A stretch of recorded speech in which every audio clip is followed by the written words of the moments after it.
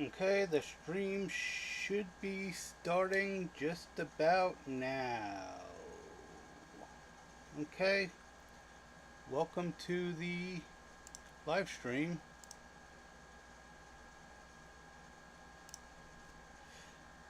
Okay, and yeah, I have to fix this.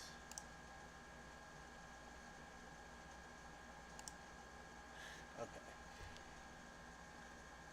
Now let's see, how loud is the air conditioner in my background? Yeah,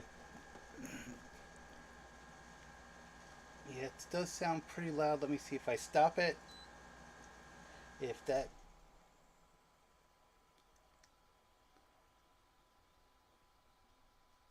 yes. So let me see. As you can see, it's like 75 degrees in my office, which isn't bad, but it's going to get hotter quicker. And do I have any advanced properties that I can fix? I can monitor it. That's not helpful. What about general properties? Okay, so it's just the microphone.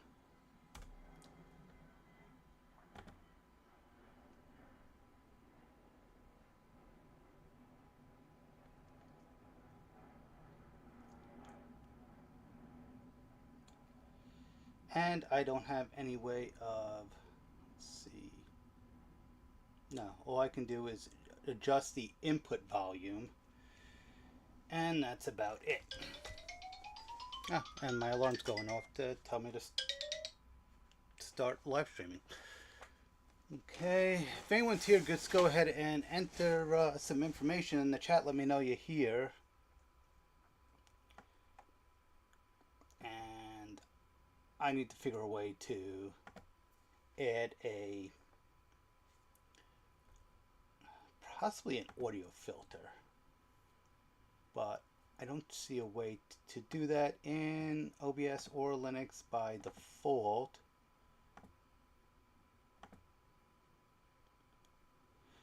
Oh, filters. Let's see. What filters can I add? Noise suppression. Let's give that a try.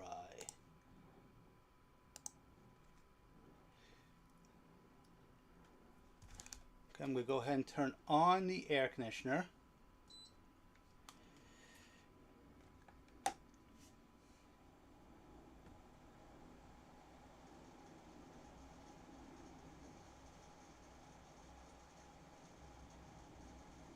Okay, you can hear it in the background.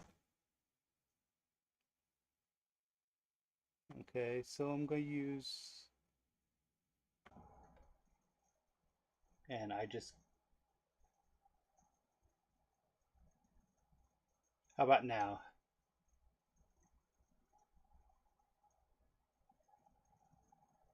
Okay, yeah, that seems like that is working. So I'm going to leave that. Okay, so what is going on with this live stream? And that is a very good question.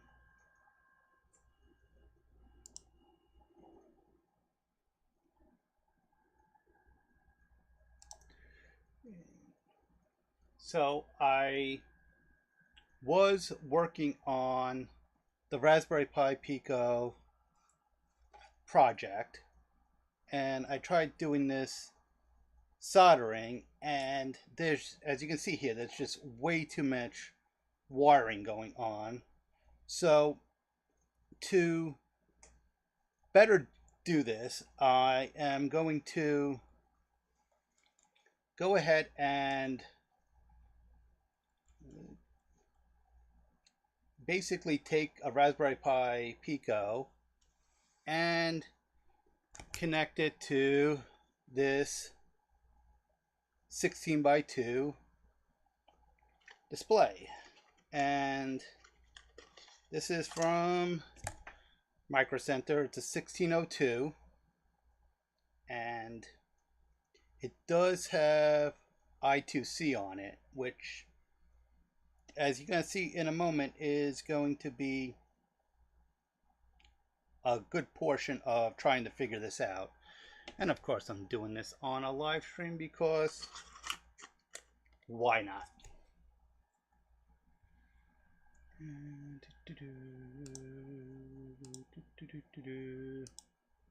Course, I got so much other things to do, but I need to check some things out. And so first things first is I am going to disconnect this from my computer. I'll turn off, and I am just going to go and not tie myself up in knots. Going to plug it in, and I have a video coming out where that bottom thread or bottom stroke of the F, or the middle stroke of the F, however you want to call it, was not working, and all of a sudden overnight it started working again. And that's part of why I want to use the 16:2 display. And no one is in the chat. Looks like there might be 3 people on. And that actually reminds me, I forgot something. Give me 1 minute.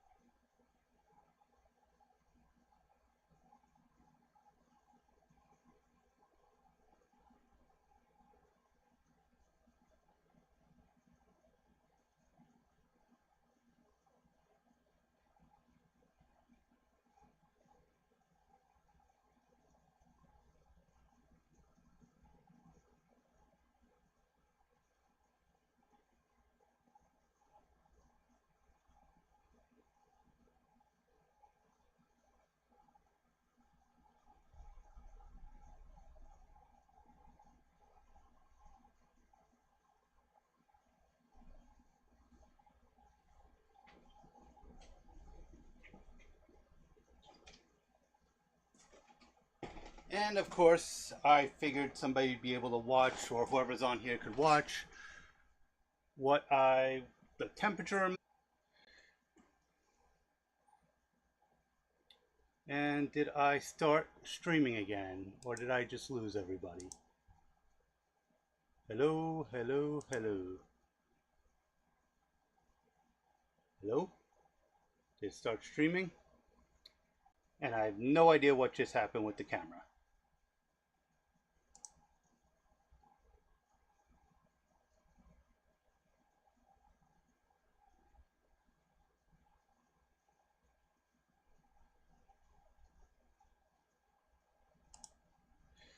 So, I have no idea why that just happened. Well, I do know I banged into the USB cable for the camera, and OBS died. Let me see if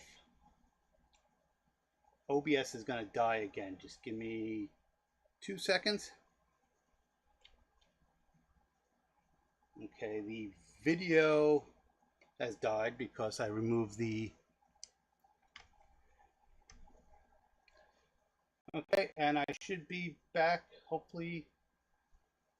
Am I back?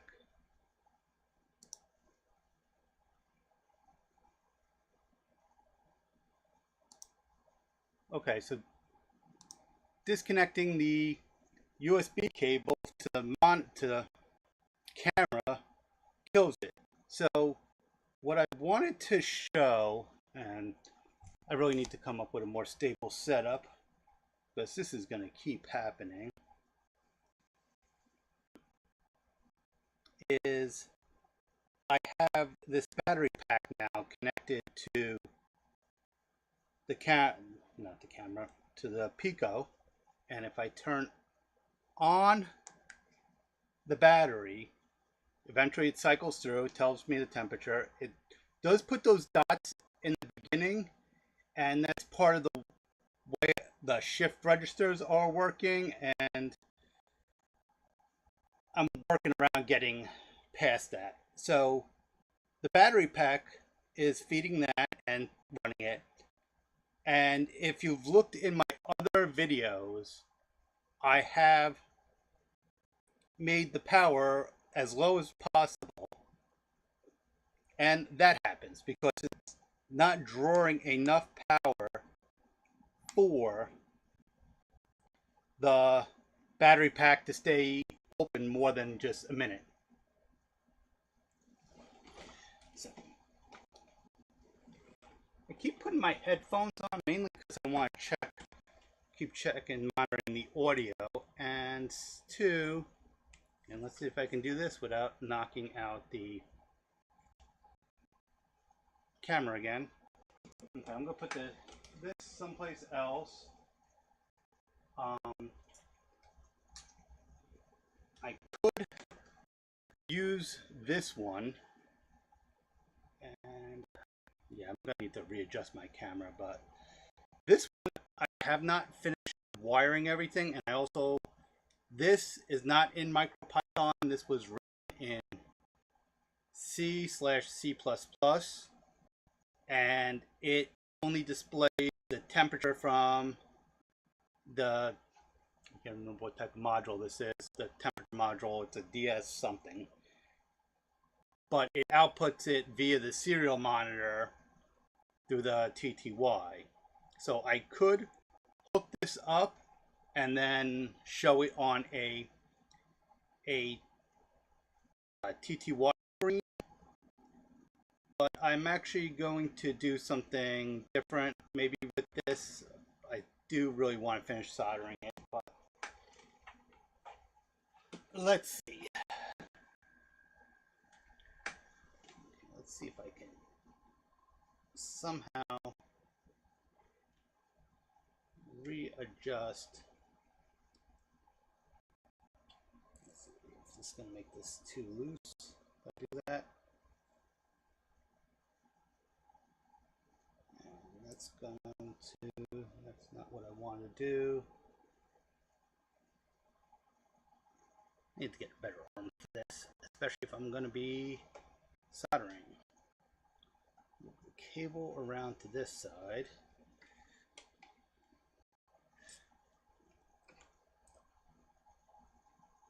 Okay, yes, I made it too loose. Oops.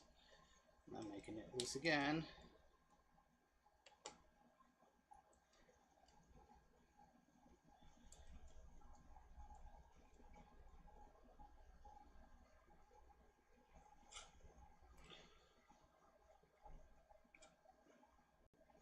Close enough. So, first things first is we have the module that we need to work on, and I need to look for drivers for it. And now it's a matter of what version of the Raspberry Pi am I going to use for this project. So I do have regular Raspberry Pis somewhere. I have this tiny 2040, and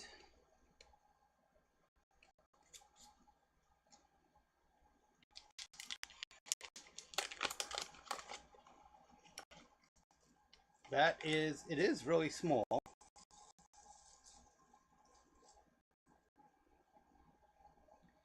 As compared to the regular Raspberry Pi Pico.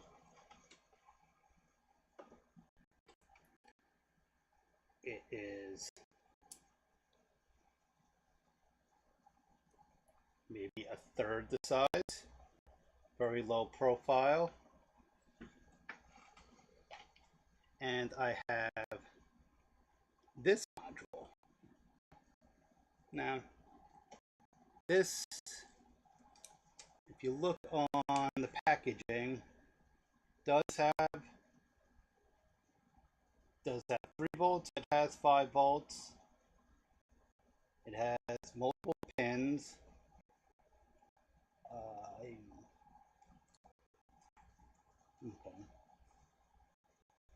Has 2 buttons, not sure what the buttons are for, and it's USB-C.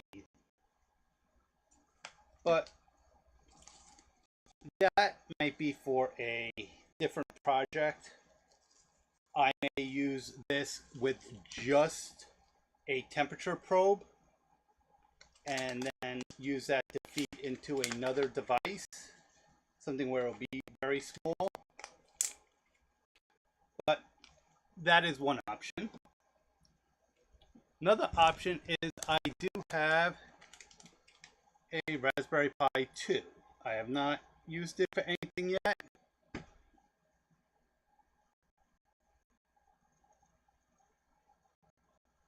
Practicire, thank you for talking about the workspace, and this is just very makeshift. I actually had to clear off this table right here is a snack table that I just use to store useless or random stuff, and I need to fix that. And the camera setup, I really need to come up with a better camera setup. So the other option, like I said, is the Raspberry Pi 2. I can't get this camera to focus. In a little bit, I'll try to work on that. This is, let's see. So that is still smaller than the module, and it's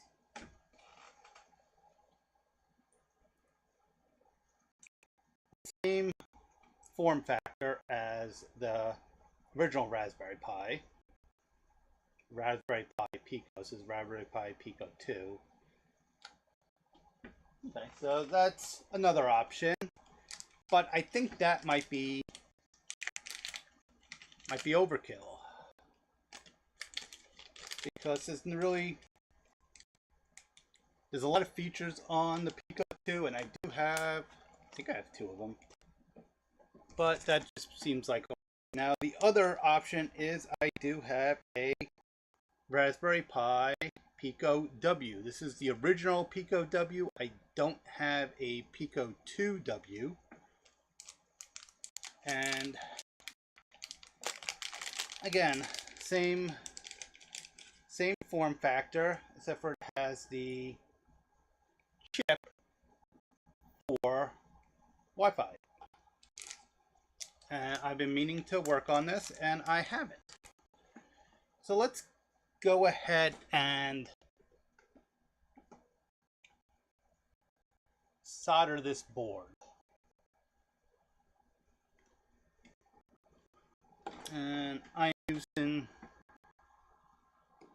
to use this board just to solder. It's one I've used for just testing random things. Now I'm going to take everything off of it, and I need to find my pins. These are ones I got wet doing something. I think I ended up spilling something and didn't realize it. So those are no good.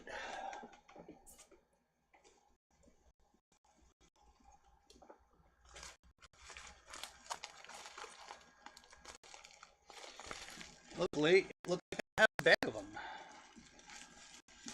And What color?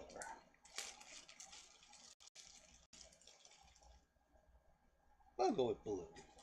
I could do 2 different colors on each side, but I won't. And that one strip should be good enough for both sides, I believe. Yeah, if I connect there, that will give me up to that point, and then okay, so I almost have to do it perfectly in half. So all the pins are there up until that pin right there. So I'll just go ahead and snap it there. They are the same. Okay.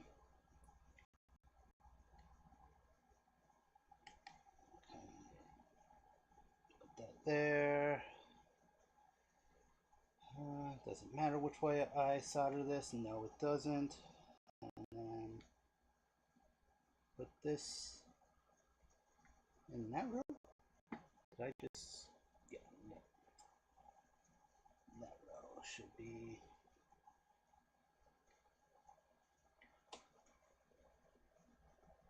Okay, so now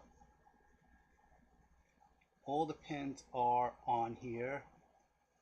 Why they are not straight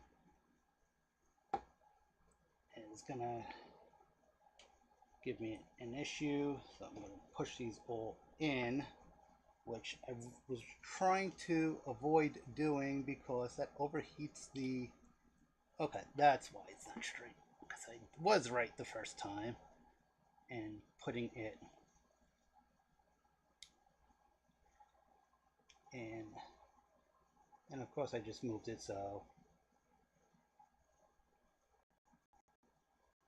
okay, and this wire I'm going to, that jumper wire I'm going to pull out. Okay. Go ahead and see. Still doesn't.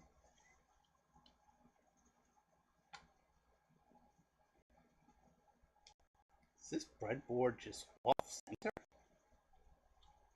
No. Okay. Go ahead and turn on my soldering iron.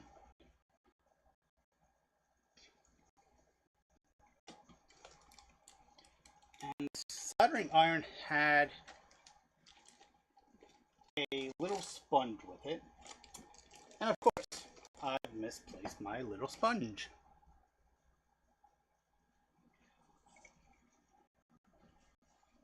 So, in the meantime, I am just going to use this paper, add some water to it,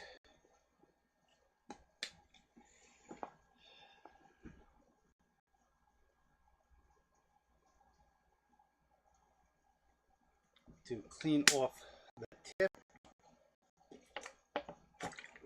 Might as well take a drink of water while I am at it. And what solder am I going to use, and what temperature should that solder be? And while I'm at it, get some soldering de-wicking, which I think I just. Okay, this just smells like it's starting to get hot, and not quite.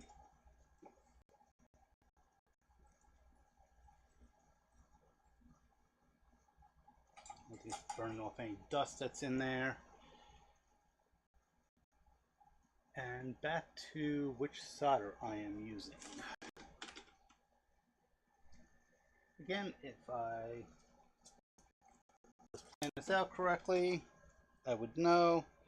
I do have this solder, and let's give that just a little check. See if the soldering iron is hot enough for this. Nope.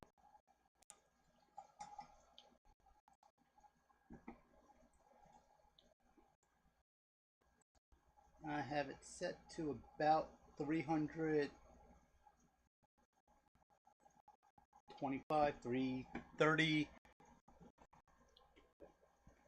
degrees Celsius.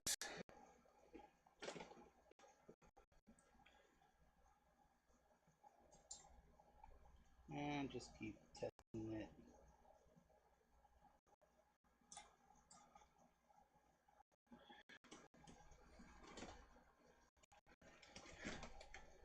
Okay, well, we'll wait for that to heat up. Let's ask. And I just dropped those other two Picos somewhere, and I am gonna find them. So that's gonna be fun.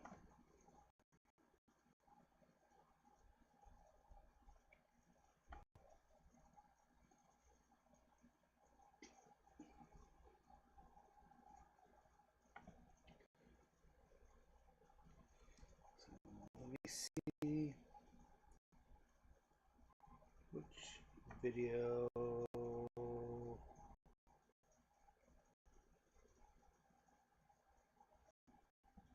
Go ahead, turn off the video capture and turn on.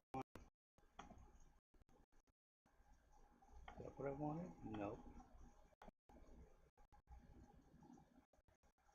What? Two?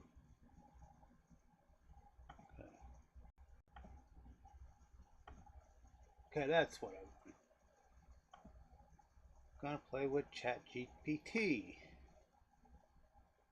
Make this full screen-ish.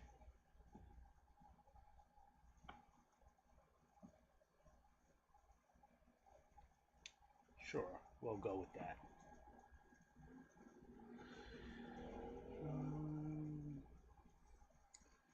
Let's see. What temperature? Nope, not smell that. Spell that right.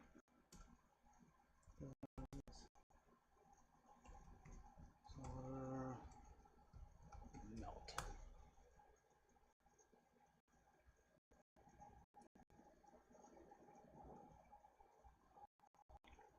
Okay, so it's saying that it should be definitely by the 300 something degrees I have this set to, it should melt.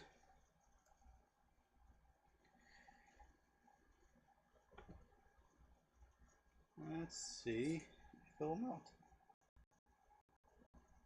It's starting to melt.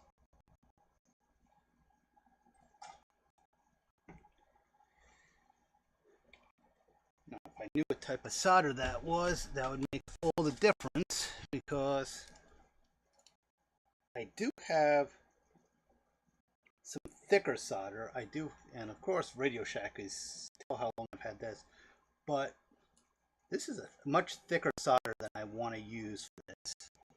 Do I have any thinner solder? No, all I seem to have is thicker solder, and this one is lead free. This one is the 6040.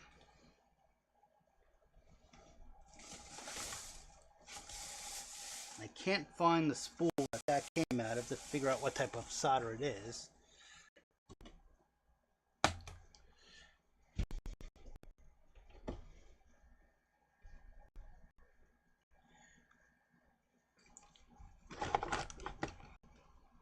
And try not to disconnect wires while I'm doing this, and just gonna see if it's any better. Okay, does seem like it is better. So let's see how badly I screw this up. I do have a flux pen. That I know I have.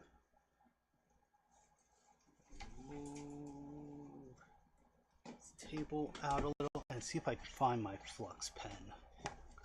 That is going to be key, I think, for this. Flux pen! I found it! Now what else did I find? Wire strippers, USB hub, and a Wi-Fi extender, which could come into play.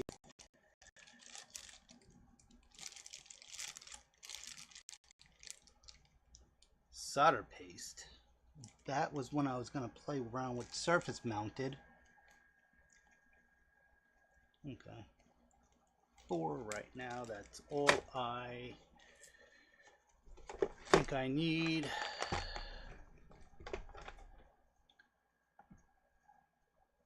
So for this, yeah.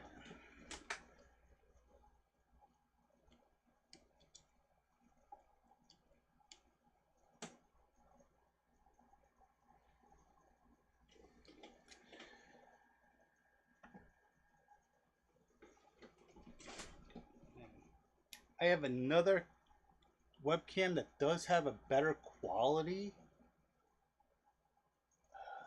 Yeah, this really is horrible.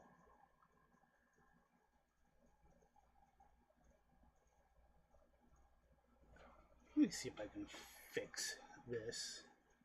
Give me a second. Okay. Frame rate. We'll leave the frame rate. Okay. Video format. Yeah, that should be fine.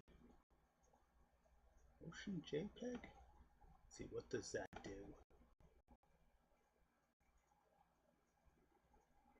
That still looks horrible.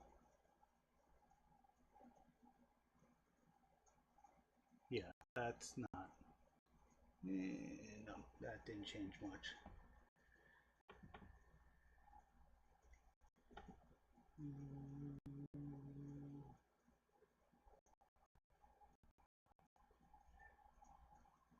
Okay, YUIV, okay, color range, default.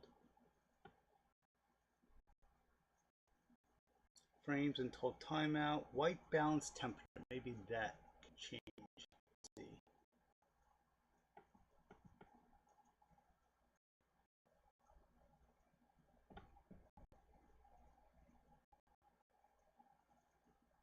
I'm not seeing any difference.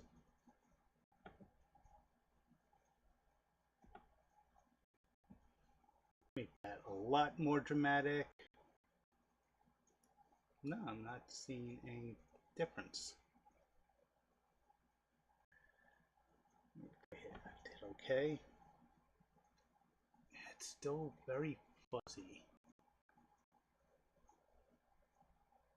If anyone has any idea, let me know. And if you actually are enjoying my chaos, go ahead and like the video.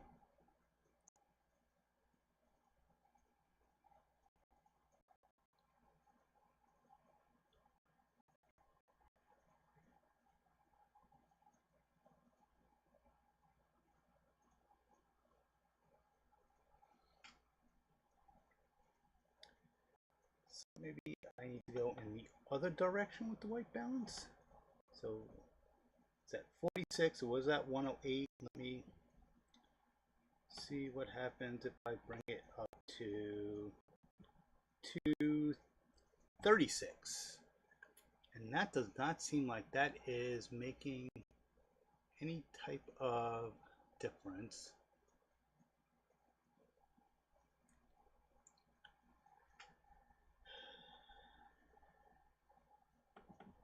I would use my other camera, except for I have to fix the mounting on it because it is all types of screwed up. Now if I go with a limited color range, let's see if that changes anything.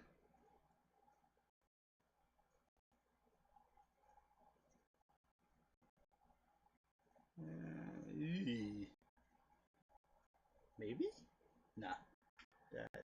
better. Go with 8 full, which is probably what it was at before.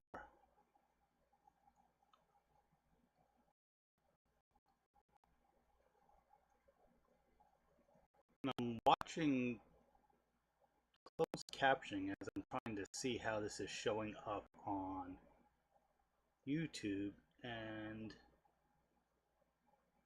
some of these captions are funny. Okay, this is going to be good enough. I think you know how soldering works.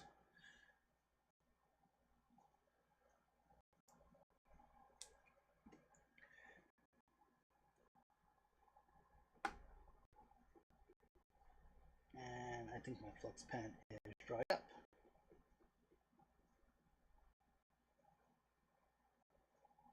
Okay, there it goes.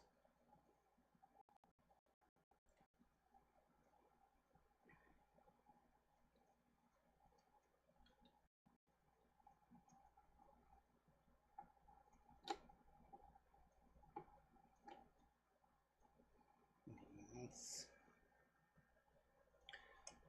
probably enough flux for now.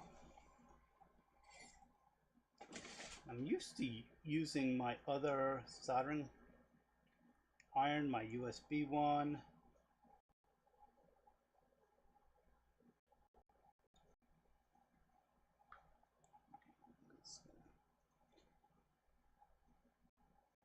Don't know how good this temperature scale on my soldering iron is. So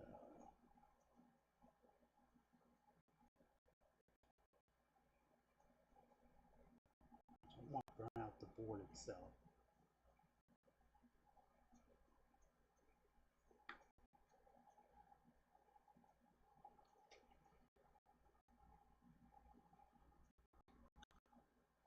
I may switch over to one of those other solders.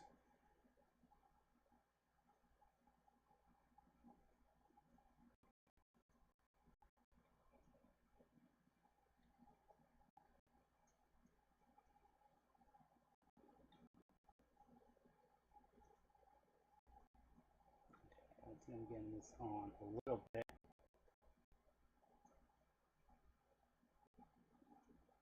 So that's okay,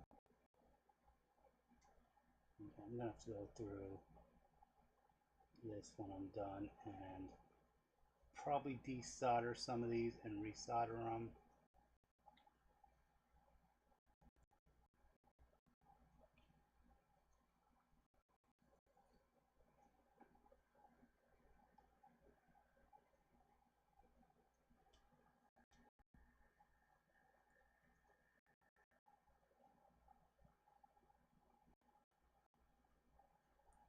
And some may say, why didn't I get the header ones? And what's the fun in that?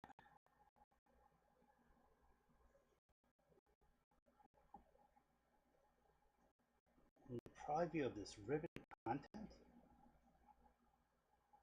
me just poking around. This is one giant solder bowl right there. I'll have to get back to that.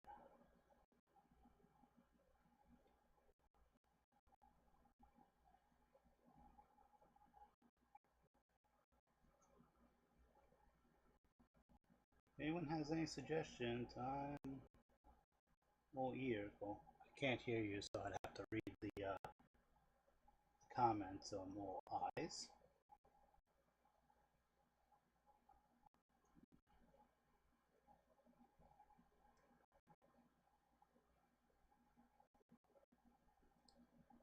And I don't even know where my multimeter is right now to check for continuity.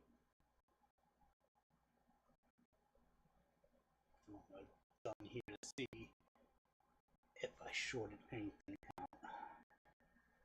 Oh, there's no power, so I can't short it out yet. But I will before I actually hook power up to this board. Oh, I'm going through most of the solder, so I may end up having to use the other solder anyway.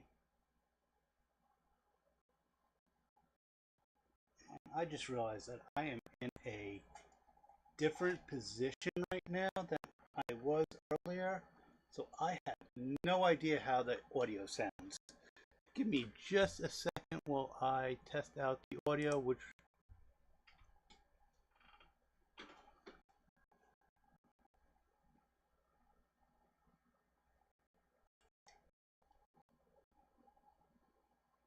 okay, I'm listening in on audio right now while I'm doing this.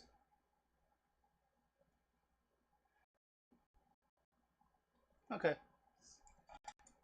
It sounds very choppy, so I don't know if that is me or if that is just the way my connection is. I'm going to check the system monitor. And I'm not using too many resources.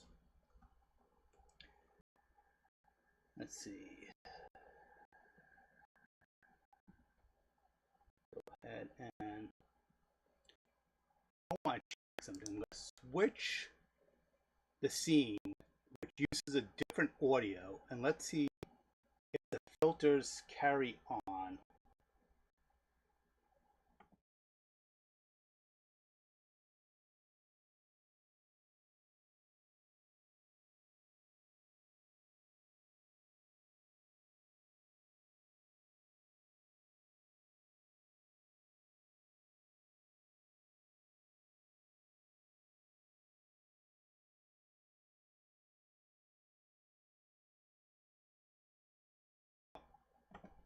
It would help if I would have actually unmuted the microphone.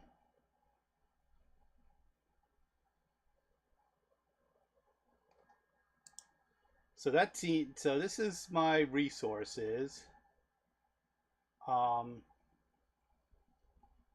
And memory, about halfway with memory, but it hasn't touched the swap yet.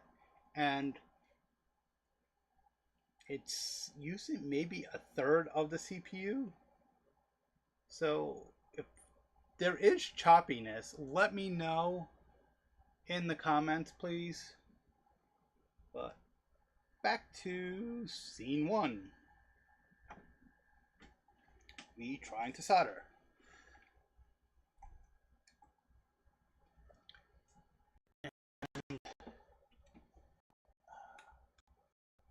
My ring light is being used for something else right now. So the lighting, I think that's part of the issue is, let's see, if I turn off this light, let's see if that makes any difference with how it looks on screen.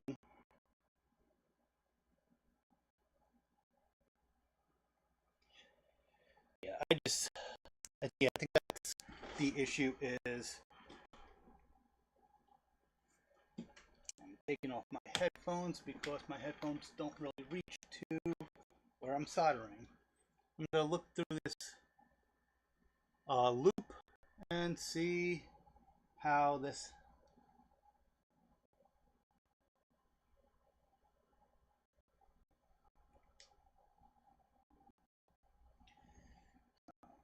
it's kind of like a jeweler's loop, and I don't think actually can you bring this all the way up.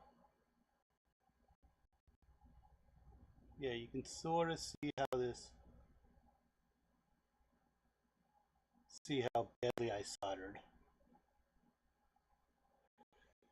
But let me take a look at this.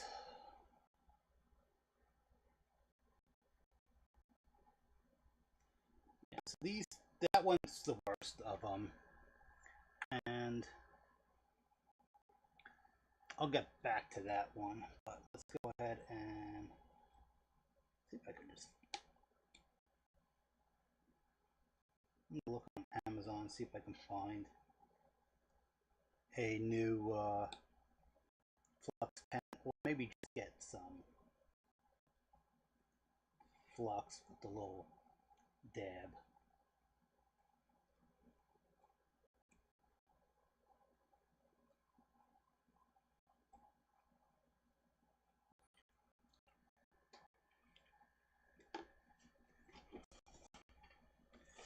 And when I'm done, I can clean it all off with some isopropyl alcohol, 70%, which is funny because otherwise I have 95% Everclear. And when I bought this from the liquor store, the guy said like 3 times, "Be careful, that's flammable." And of course, this won't focus. Let's show the flammable label. Yeah, and that I got for a set of videos that I never completed on making extracts, which I think that project has gone to hell.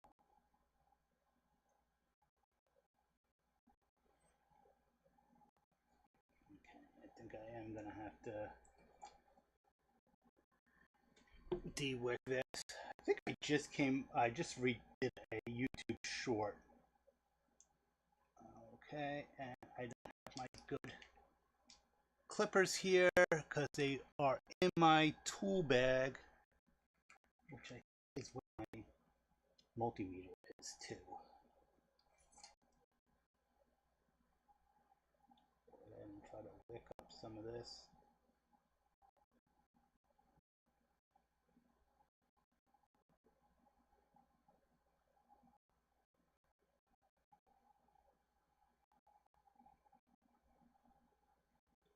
And I probably should have a vent hood because this is probably lead-based solder.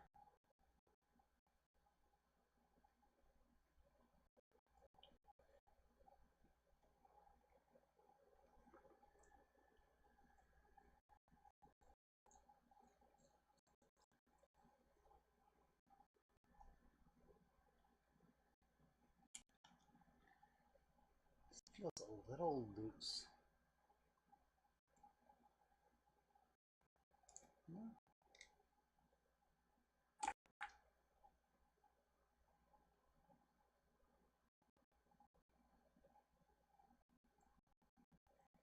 I'm going to end up making these giant bulbs of solder.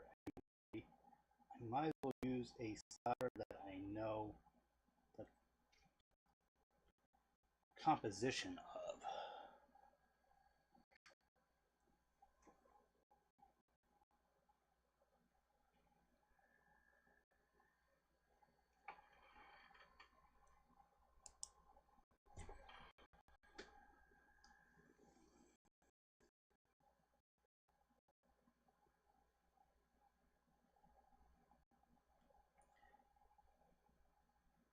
So, I'm not sure who is watching.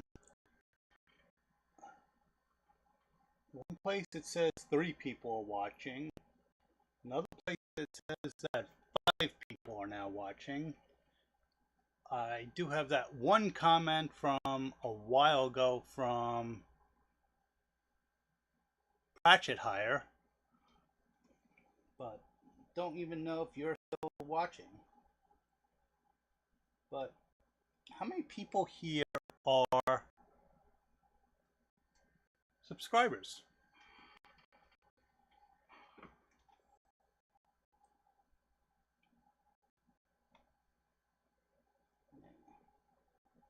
So the other thing I was originally going to do is set up a poll.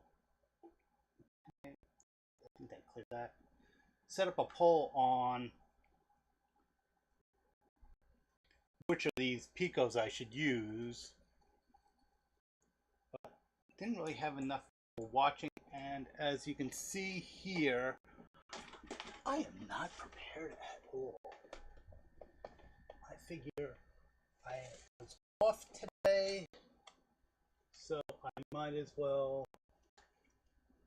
go ahead and do this.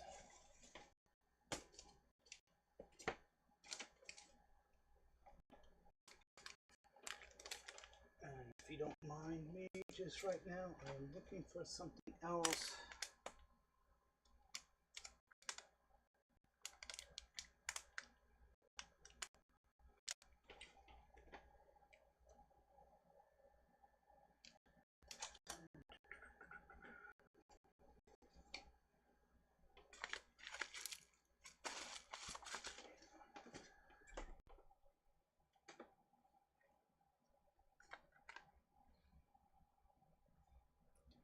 So I do have these Bluetooth wireless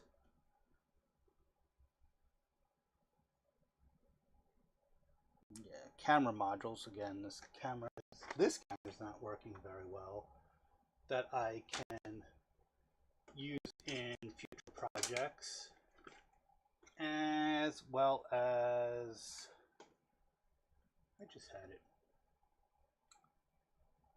just had it in my hand and moved something and I cannot find it. What did I am very confused. Yeah, I have way too many things that I need to organize. Here was another type of module. This is a humidity and temperature sensor, and this one is not I2C. I thought this one was I2C, which is fine. And part of the reason why I am not soldering at this moment, I'm just trying to clear my head so I don't make a mistake, because I've done that. And this one is, will this focus? Will it focus? Actually, let me see if I just lay it on the ground, if it will focus. Not the ground. No. So this is a RC522 RFID module.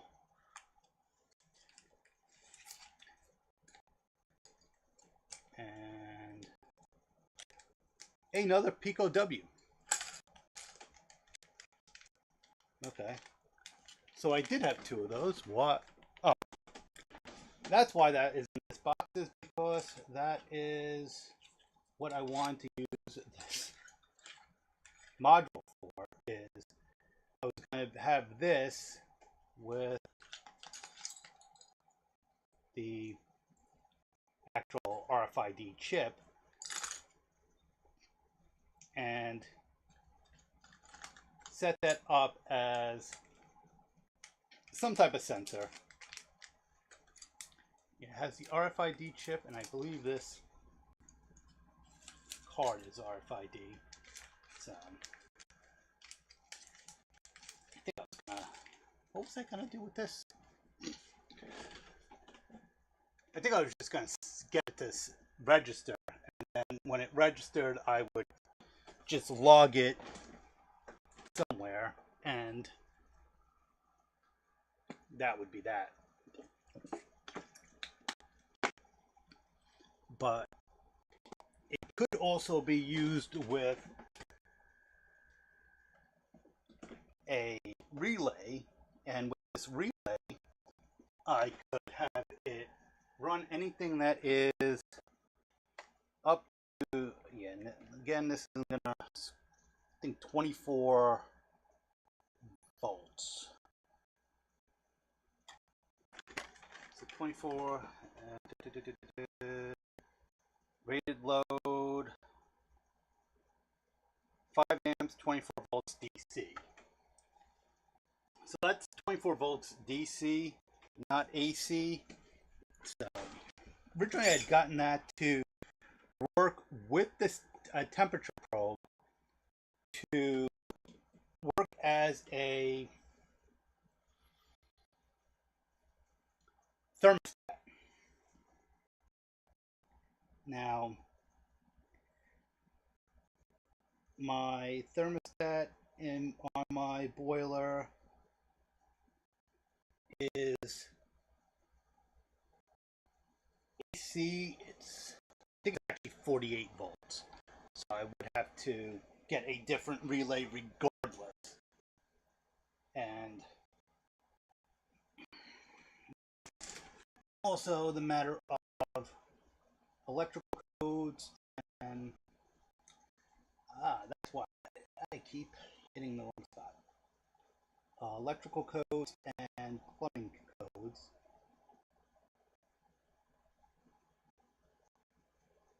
Which somewhere on one of my shelves I have this. Do I have it? Not close enough to land on my shelf. This is an older version, but this is the 2008 National Electrical Code. Every 2 years, like 2014 is the last one.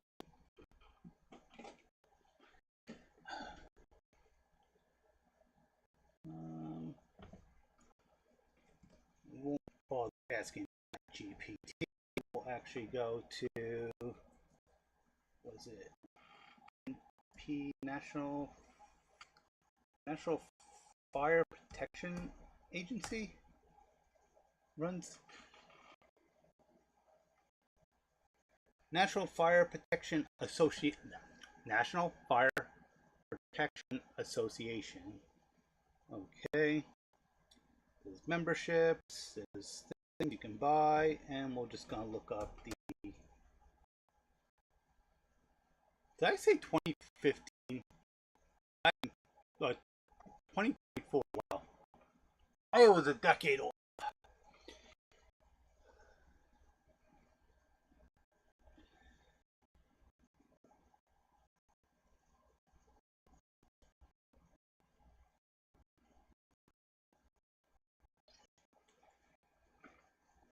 I'm assuming this is the most updated.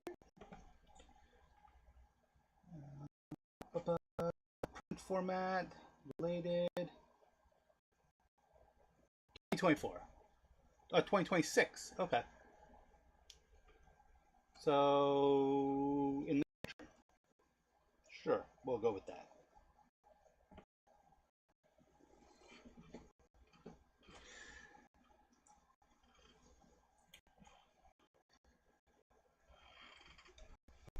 And one of the things to realize is not every jurisdiction uses the most up-to-date version of the electrical code.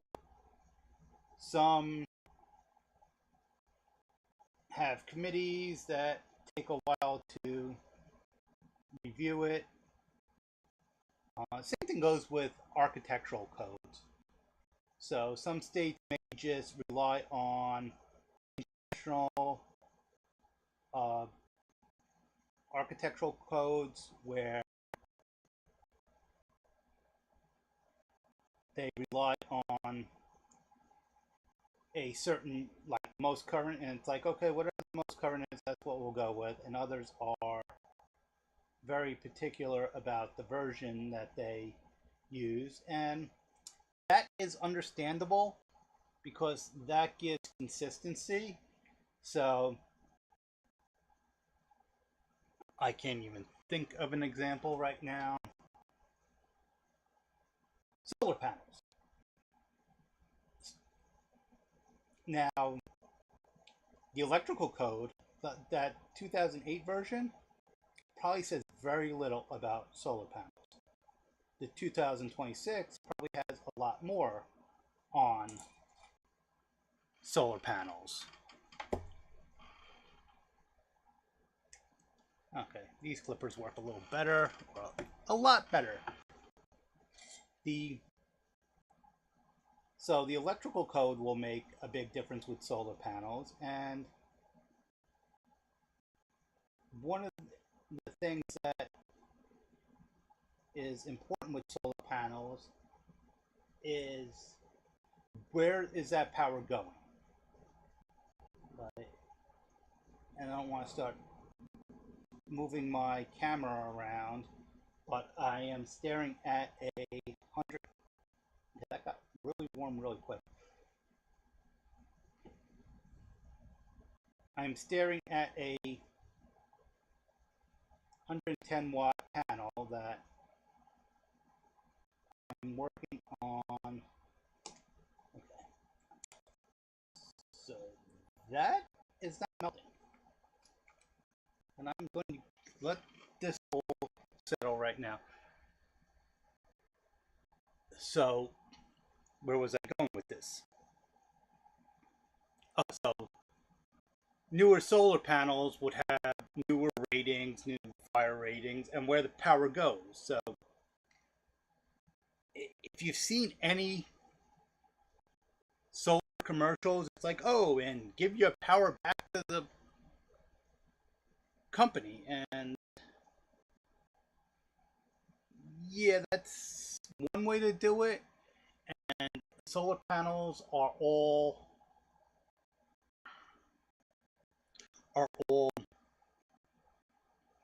or most of the solar panel installations are rentals, which with advancing in technology, it's understandable, but then it's never going to pay off. Even if you buy the panels, it's never really going to pay off if you don't find a way to do it cheaply. With the new tariffs, that could be very problematic. If anyone knows of a good US based or US manufacturing of solar panels, please let me know. If you're in the chat now, go ahead. If for some reason you're watching this after the live stream, you can add it as a comment.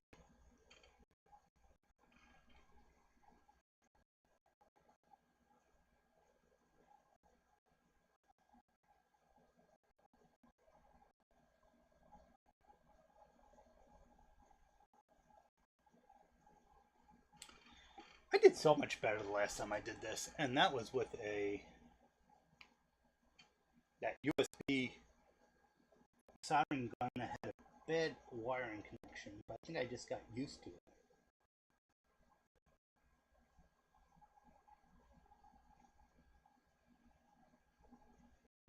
I may have been using better solder or different solder. I'm trying to remember, did I do that live stream also? That makes me wonder. Well, back up my live streams right now.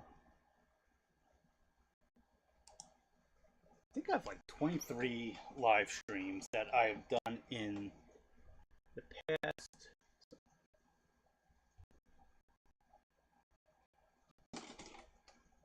Well, my says I have 124. I want to say at least 100 of those is when I was testing my FFmpeg project. And let's see, am I public or has a schedule? Apply. I have 23, counting this one watching right now.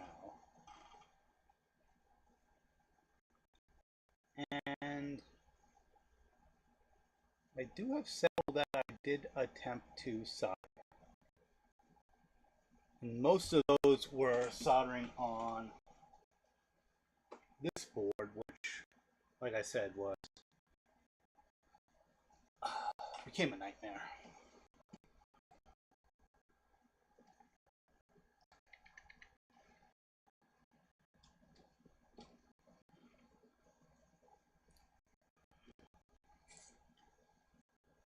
If anyone is subscribed, what video or what topic made you decide to subscribe? Of the 6 people that are in this chat,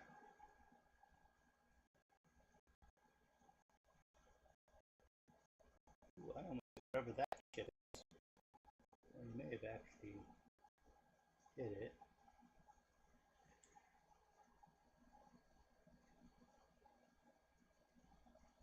Okay, 5 people in the chat. I do have an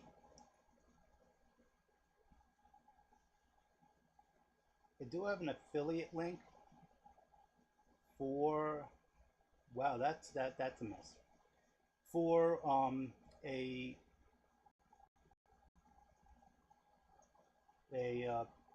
streaming platform called OneStream. It should be in the description of this video if I did that correctly.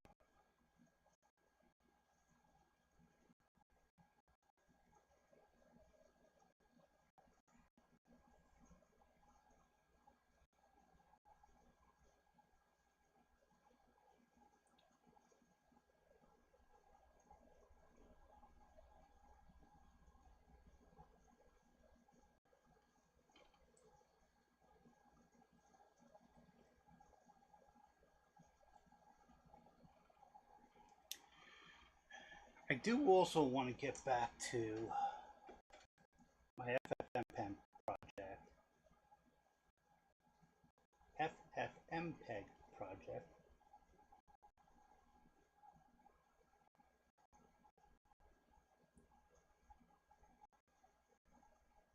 Oh, yep, that's definitely a solder bridge. Take another look at this.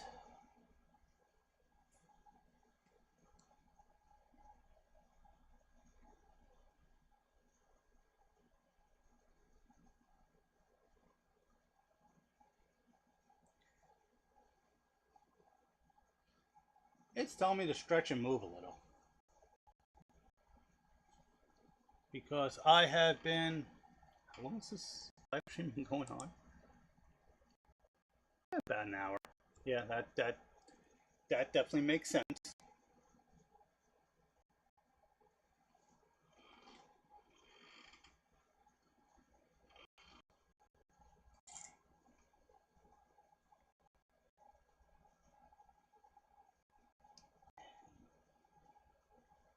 So the other thing I want to do, if I'm going to keep this set up, is change the height of this.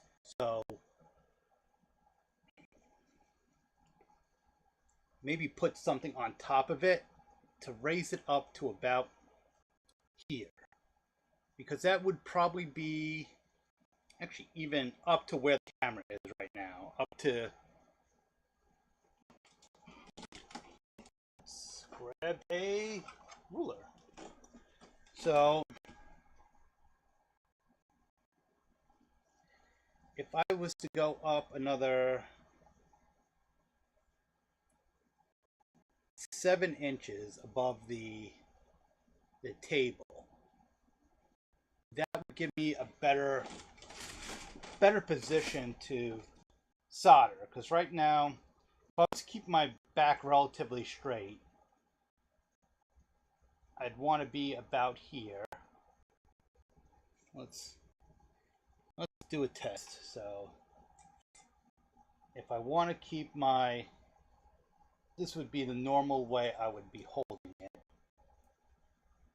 And so from where my hand is to there would be about 4 inches.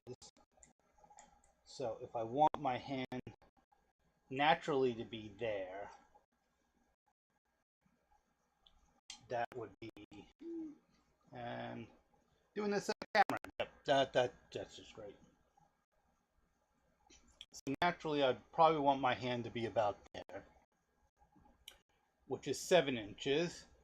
And we do math, that brings it down to 3 inches. So just bringing this up 3 inches off the ground may actually work. And I can use something like this box, which is a box that I keep random electronics in. Maybe we'll go through that box in a little bit. And don't have them. So I do something that's between 3 or 4 inches, that should help. And just give me a second. I think I just screwed something up.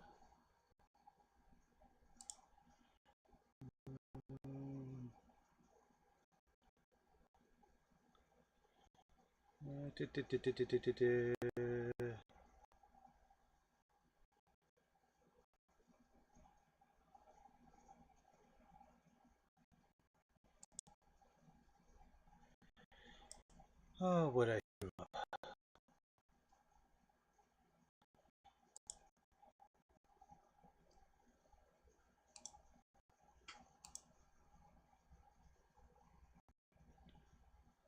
Yes, give me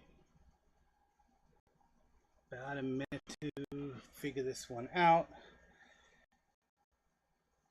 while I'm testing this. Okay, well, I'm testing this. Let's go ahead and go back into turn that off. Go back here. And let's go to ChatGPT. And let's ask ChatGPT, what is the ideal height of a table used for soldering?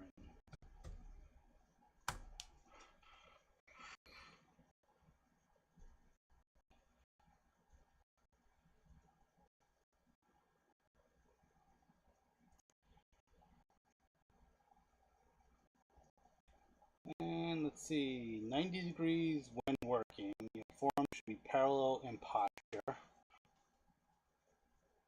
Okay, that seems to be, that seems to be okay. Okay, that's yeah, my height. For standing soldering stations, height of 30 to 40 inches works well depending on your height. The standing for stand, what? I'm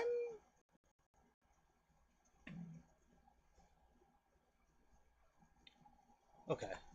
I don't think I have a regular tape measure here. I just have this ruler, and let's see.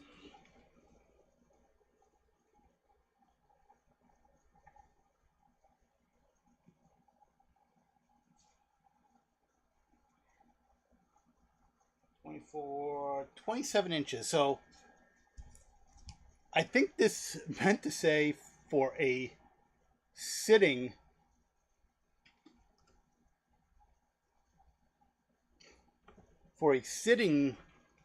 station, the 36 to 40 inches would be ideal. And based on what we just did, I would agree with that.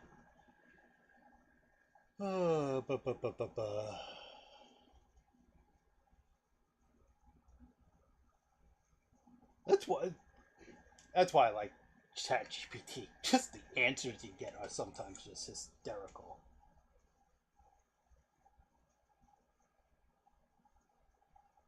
Get rid of some of the solder. I had a whole packet of these. I think I got them when Radio Shack was going out of business. And now I don't know where the rest of them are.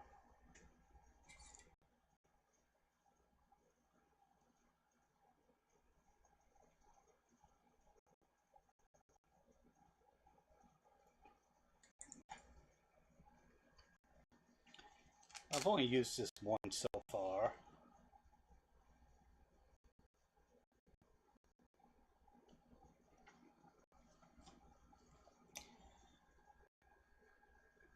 And I kind of look online. So I'd mentioned that I do have that affiliate link for the OneStream. The affiliate link or marketing I don't have is Amazon. And I probably could apply, and based on my channel, I might get approved, but I don't think I'll have enough traction or use to stay. And I haven't found any good leads on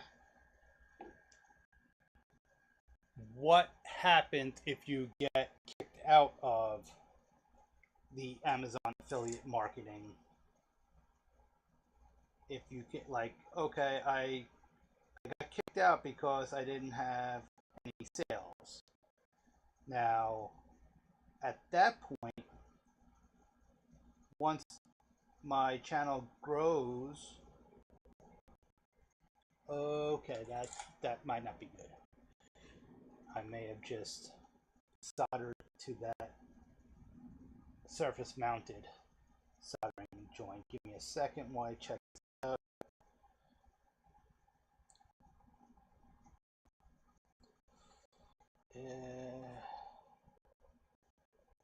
It does look like I did overheat whatever that is. And let me try to get rid of some of this solder and unscrew that up.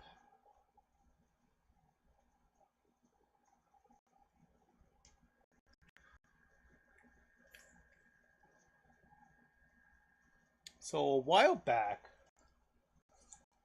I had planned to do a live stream once a month. And that was partially the motivation behind the FFmpeg project, because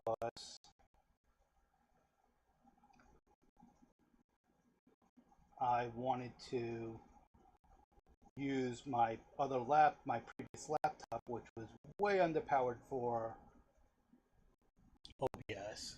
I still don't know if this laptop is really underpowered for OBS. I think after this live stream, I'll listen in to and watch the video, the replay, and see how that everything sounds, looks. So right now, the maximum I can do is 720p. And, let's see, settings in OBS for streaming.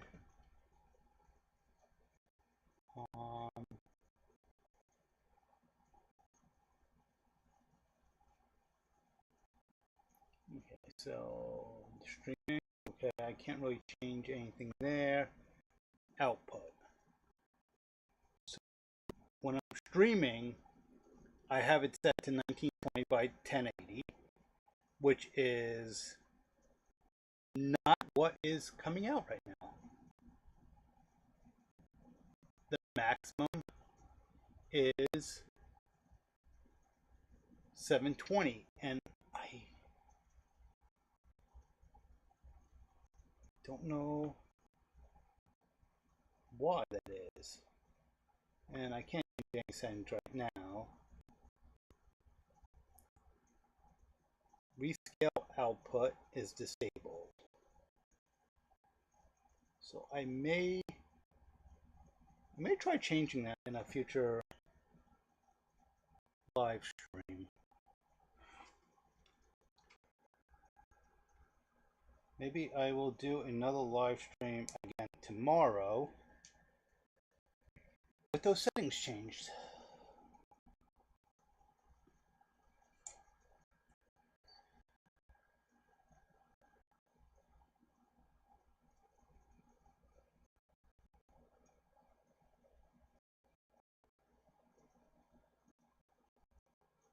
I've had halfway through this board.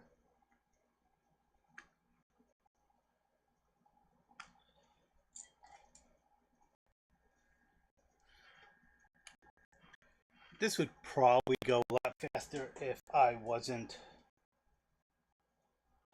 live streaming.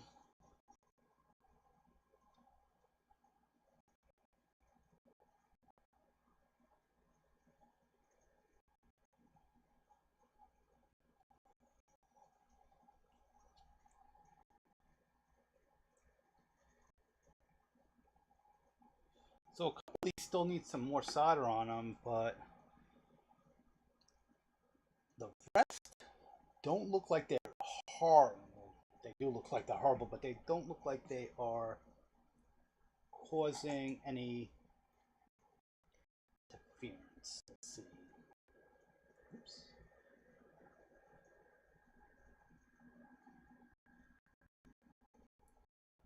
So the fourth pin is very low on solder because I think I just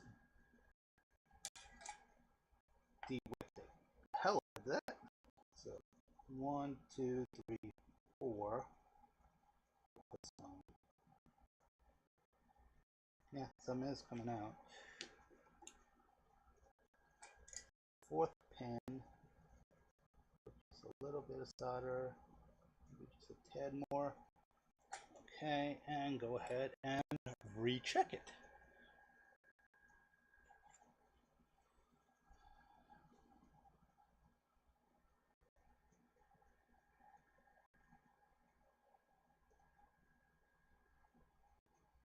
Yeah, it needs to be cleaned up a little bit. Okay, now the third one over from this side looks like it needs some solder, and again, that is one I think I ended up wicking. I don't think I'm going to actually get to the I2C 16 by 2 in this video. Well, let's see how long I actually can go before my back really starts bothering me.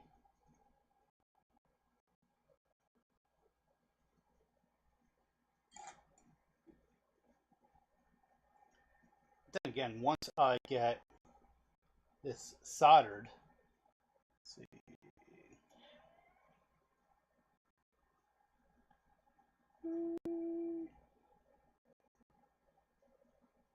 It's kind of sticky.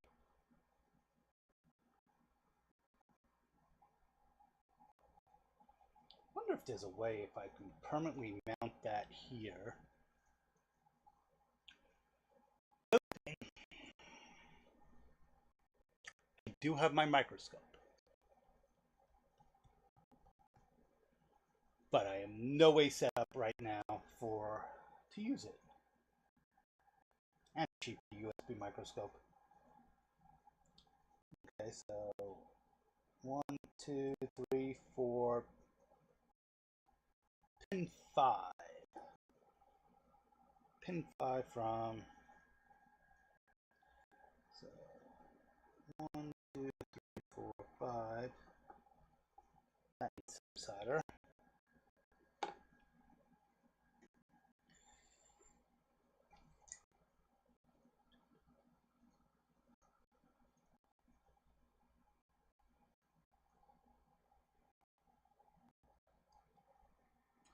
I think most of that ended up on pin 6.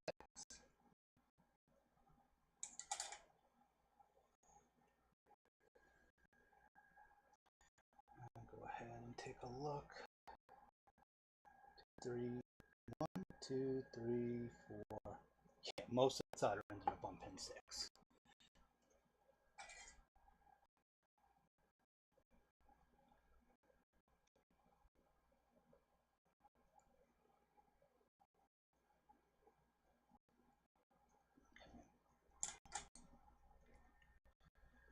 Take a look again with my loop.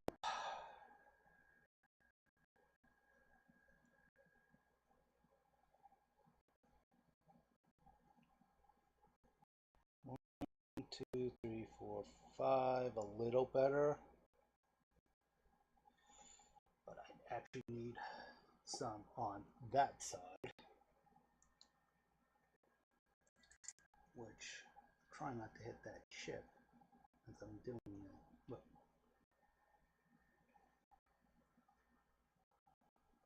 So 1, 2, 3, 4, 5. Okay, that might have been a little bit too much.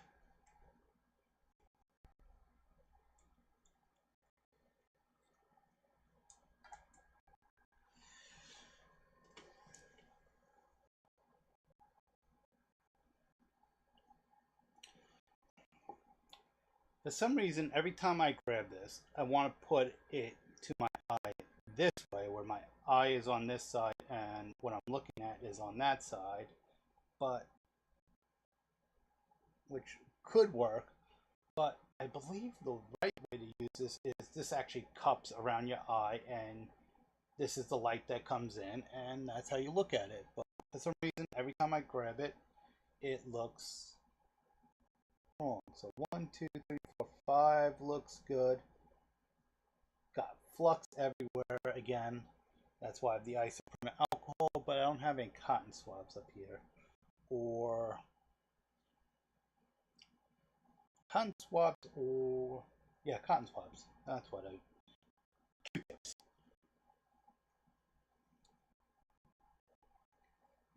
So 1, 2, 3, 4, 5, 6.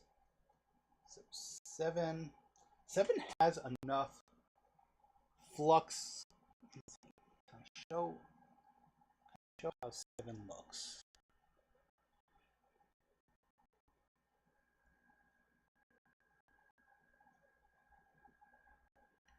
So 7 has enough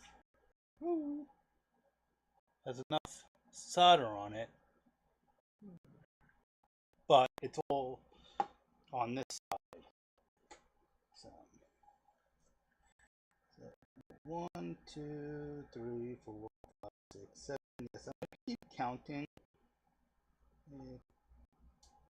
You don't like it.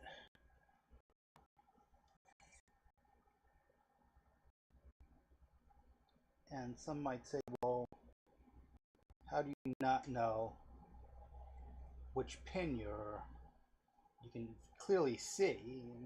No, I can't.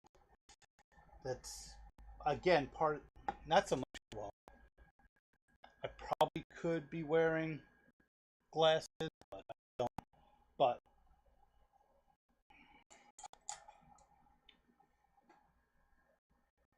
I could be a lot closer if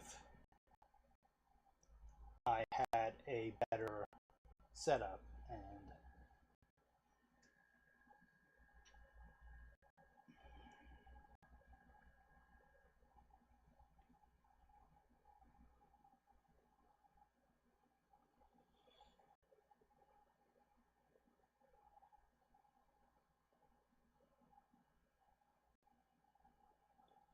okay, I'm just checking these out. 1, 2, 3, 4, 5, 6. Okay, 7 looks better, but I'm just going to give it one more shot.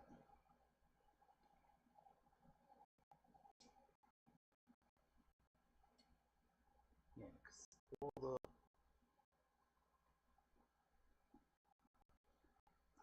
part of it is I'm trying to avoid hitting that chip to get a good solder point.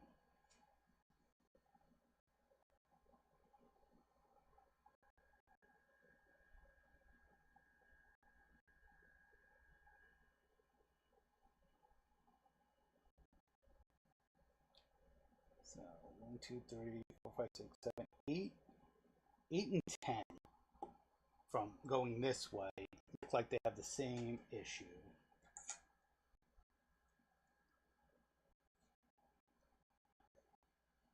So 1, 2, 3, 4, 5, 6, 7. Actually, 8 does look like it needs a little bit of solder. 1, 2, 3, 4, 5, 6, 7, 8.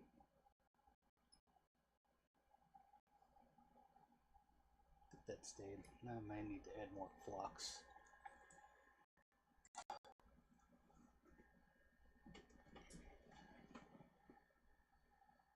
So looking back, I may have made this more complicated than it needs to be because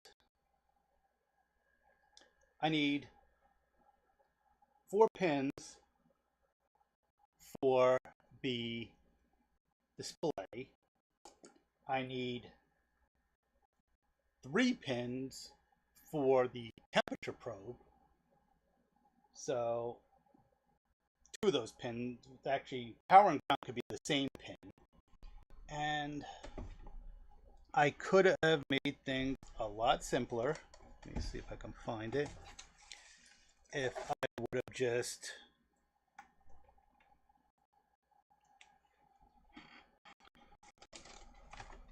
taken some pins off of here and just, now these aren't the ones I wanted. I have ones that are the reverse of this. Reverse of this, the, is that the one? This one. Okay, that's, so I have these, which, so this has these pins, so I could have soldered each of these pins to the board individually, and then on this side I could have plugged in to the board this way. Maybe these are a little too big. The other thing I need to check, which I probably should have, is if these are spaced correctly for, and they are. I keep getting spam telemarketer calls.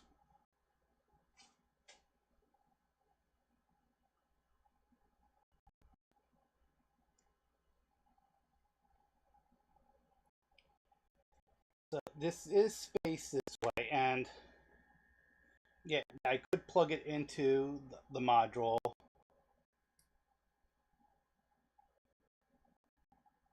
Like so.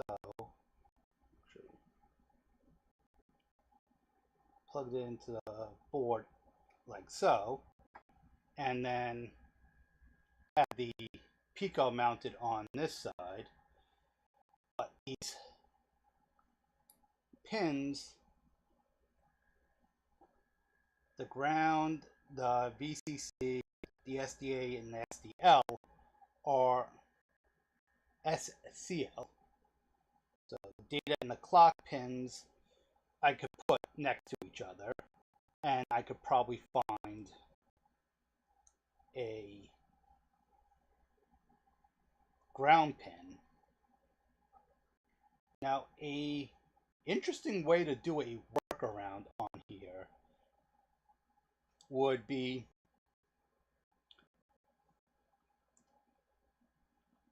to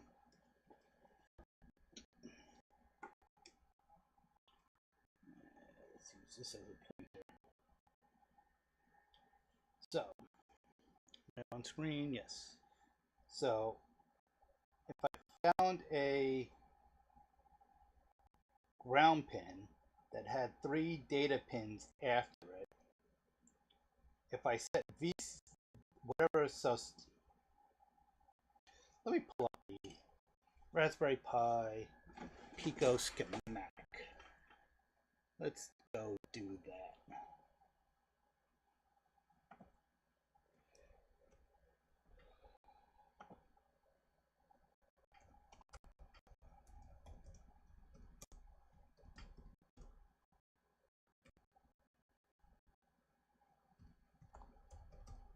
Did I spell schematic right? Let's see, how badly did I spell it? Nope, I spelled it completely wrong. And just for accuracy, Pico W schematic, and yeah, let's go with a PDF. There's the data sheet.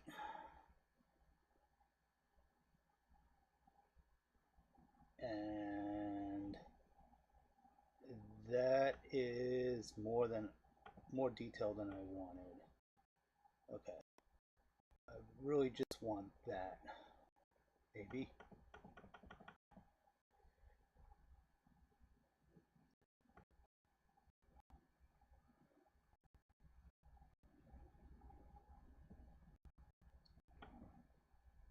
Move.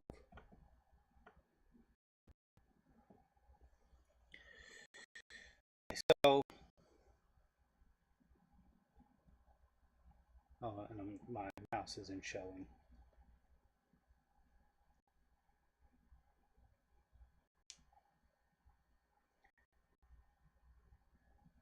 Just not showing all the way on screen. Okay. Okay, that should be better. And this is what I was talking about. So let's just say we use pin 3 as the ground. Oh, my mouse is working. Okay, the mouse is showing up. Okay, so pin 3 would be the ground. And then 5 would be SDA, and 6 would be SCO, the clock. So the data and clock. So now pin 5, what I could do is with pin 5 is have it be on all the time.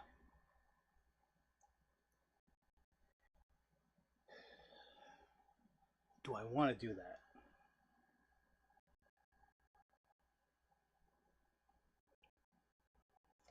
Because I believe it's VBus pin 40 is the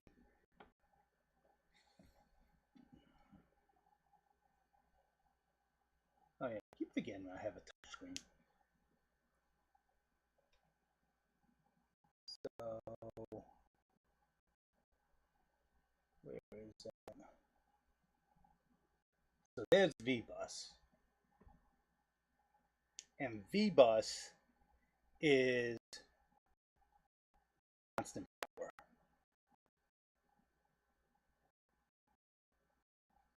Or it's constant USB power, which should be 5 volts.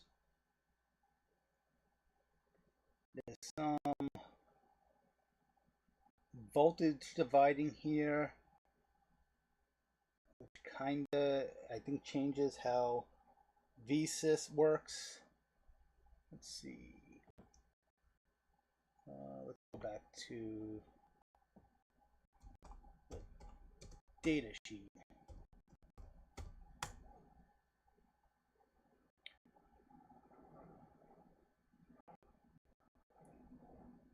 Okay, yeah, this is a 2041. I don't know if anything changed with the 2040 to the, was it 3050? 3053 or whatever the Pico 2 is. Legal disclaimer, terms of service, table of content, chapter 1 is the Pico, and let's make this a little bigger. Board 2.4 gigahertz, which again we'll work on later. 23 GPIO.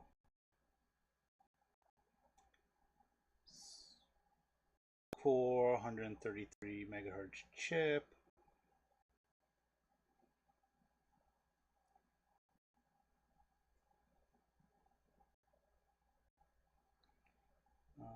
Voltage is Raspberry Pi IO is 3.3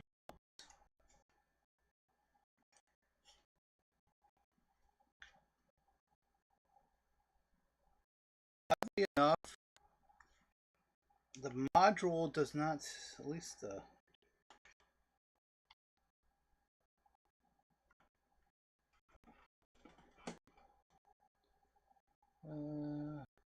module does not say what it is on the book, on the box. It just says that it's I2C.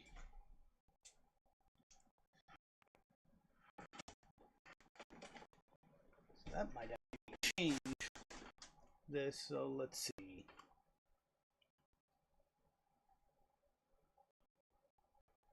I'm going to look this up by the UPC, so 6-18967-4027-7. Let's see what it finds. Not that. And this is where, let's see if, let me make sure I type that right. So 6-18996-74027-7. Okay. Let's see what Google says. And I'm going to probably get something from Gemini. No, I'm going to get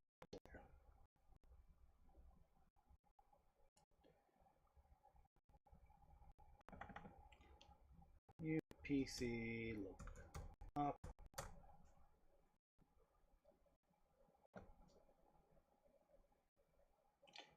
Am I a human? Am I a human? Verifying. It's verifying. Wow. Okay, I'm losing it. Stuck here. Send feedback.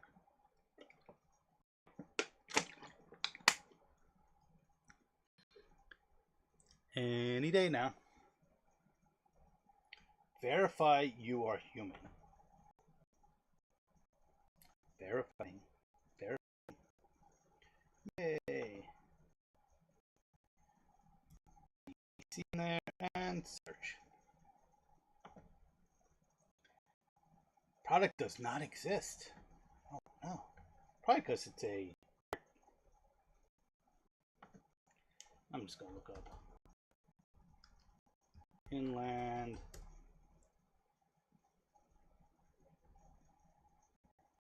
(1602) I2C. No, not MicroPython. I'll get to why I was searching that up.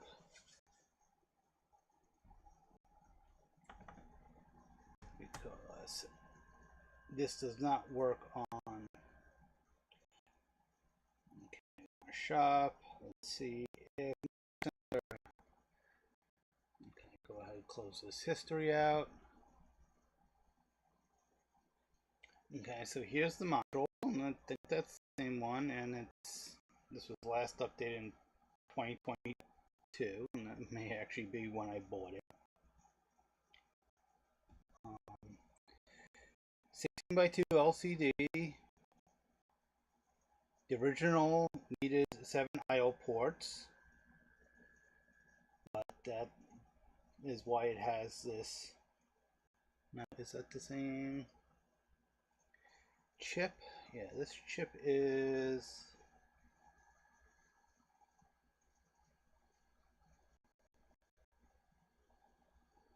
This chip have a name.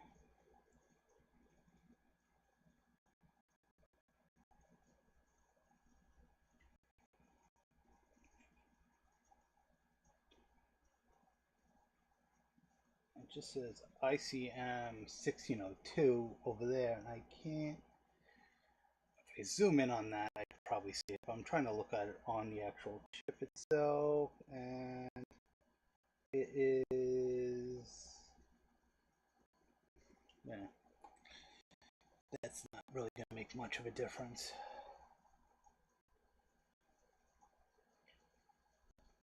So that's the IC2 address.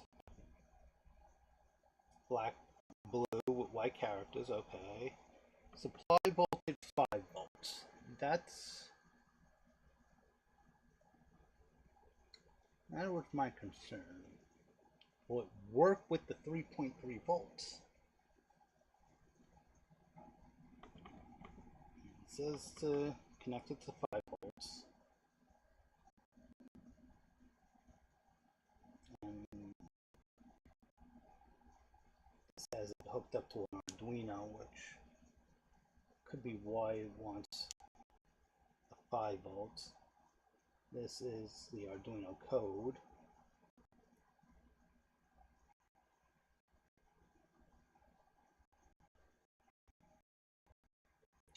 So, let's see, what was that? The ICM 1602. Let's see if we can find that.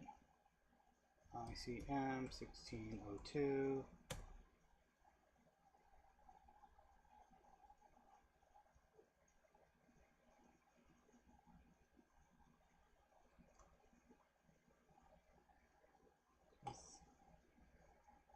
LCM, not ICM. Yep, that's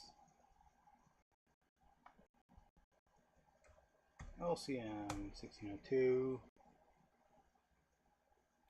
And this is module in-depth tutorial datasheet. That's what I wanted.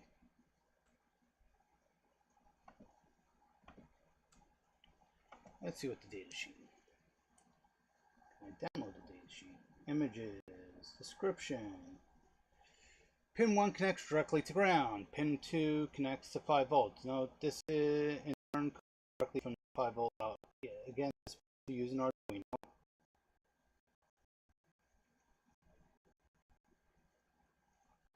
Pin 3 connects to the multi. Okay, so this is for the datasheet for the actual module. Okay, that I've found before.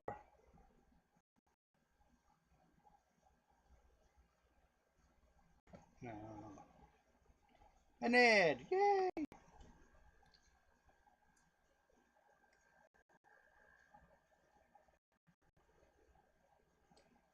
Description not in English.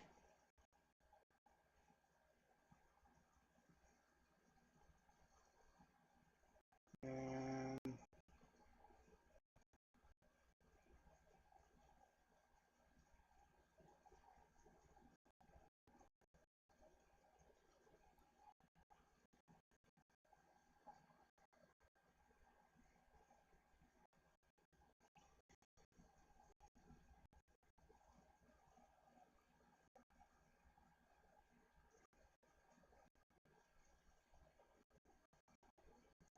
okay, power supply for the backlight. Okay. So now if I did not have the IC2, I would need a ground, VDD instead of VCC. I can't remember what the difference is. Power supply for the LCD drive. So those should be the same. The register select, the read write, the enable, and now the power supply for the backlight. And that could be, that would be a resistor, and that would be a potentiometer. And that's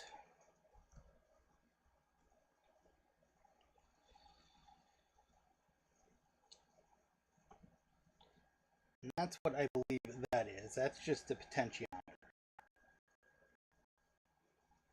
So it wires in a potentiometer already for the backlight. Now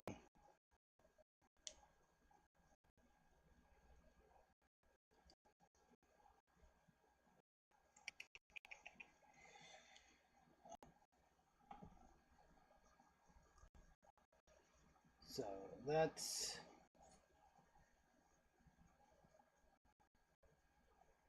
Okay, so the LCM 1602 is the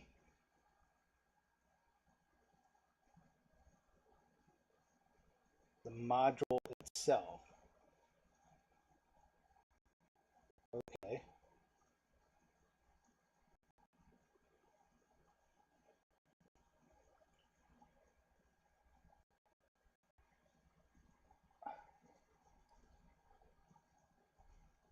What I'm wondering right now is why right here the VCC and ground pins on this side are jumpered.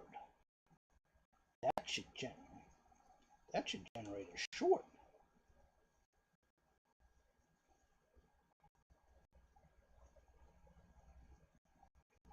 Okay. Enough on that. Back to soldering.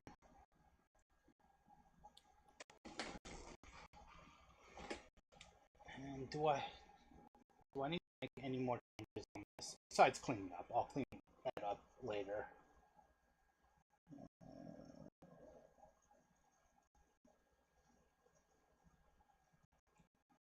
Possibly a couple solder bridges. 1, 2, 3, 4, 5, 6, 7, 8, 9. Oh yeah, pin 10.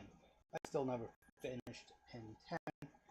And do I need to add solder, or is it just? Yeah, I'm gonna need to add a little more solder. So first I will add more flux.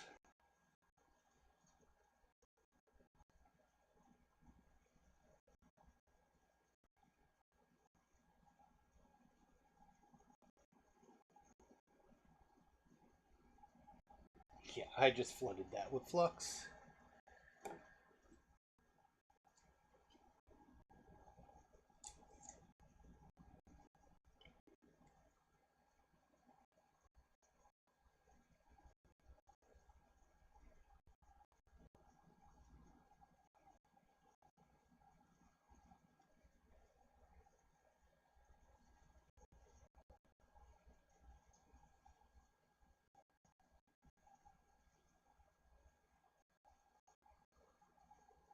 That should be good.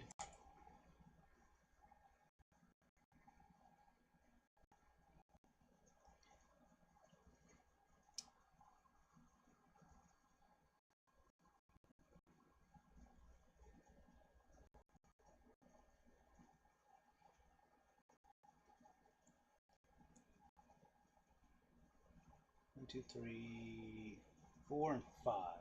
So pin 4 and 5 on that side look like they may be very close to touching.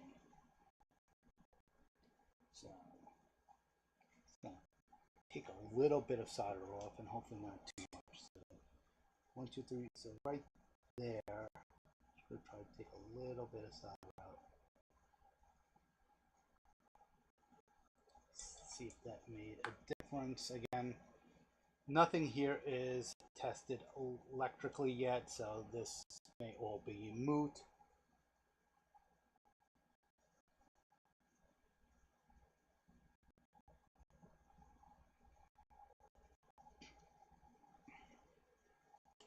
Are all a little high. Oh, I see what's happening. Okay. Let me demonstrate with this pin what is happening, and this has happened before.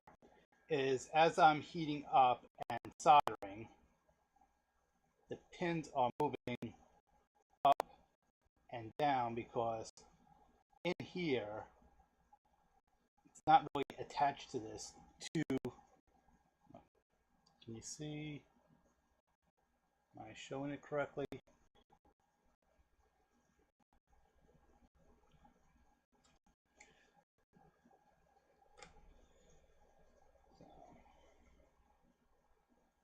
Try to keep my hand out of it. So as I'm soldering, so the little nub here, as I'm soldering, I'm pressing down with the soldering iron, and it's now not in line with the other ones. So once I pull this out, that's going to be obvious. So That's why these are not all even. And I'm going to go with so be it.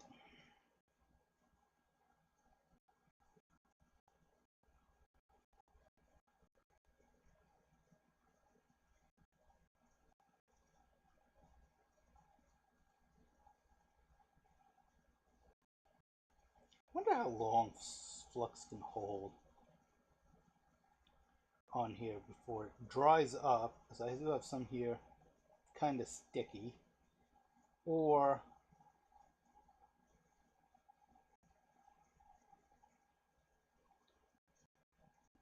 it just becomes ineffective. Oh, I just realized. Okay, maybe it might be when I'm using the flux, because I am pressing down on the pins, and then once I do this enough, once it gets hotter, these pin headers are not very. Once they heat up, they get very loose. So I may have to limit how much more flux I put on this. But then again, for the most part, the damage is done on that other side. So let's see.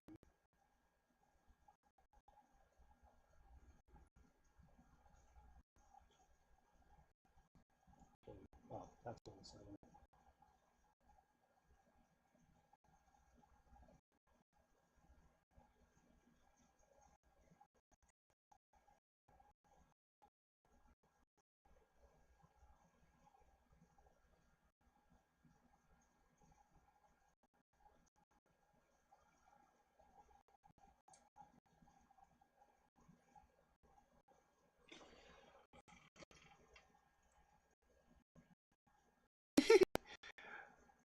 Rondo Film, yeah, you missed where I talked about this camera and that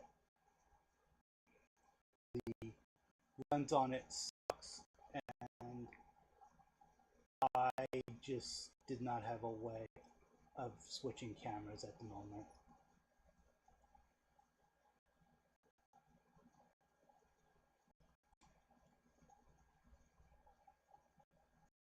But the bad camera hides how badly I'm soldering, so it all works out.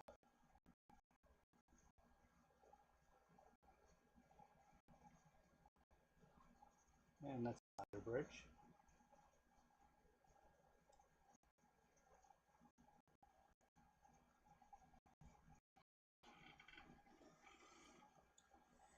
Maybe in a few minutes I'll switch up the camera, see if my other camera works any better.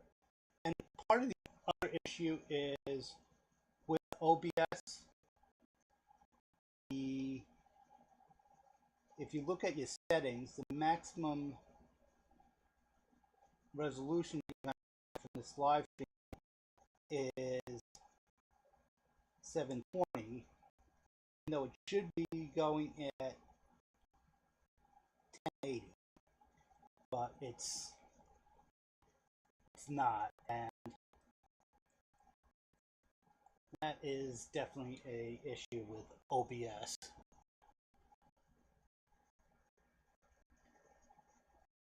And that is something else I will play with this camera.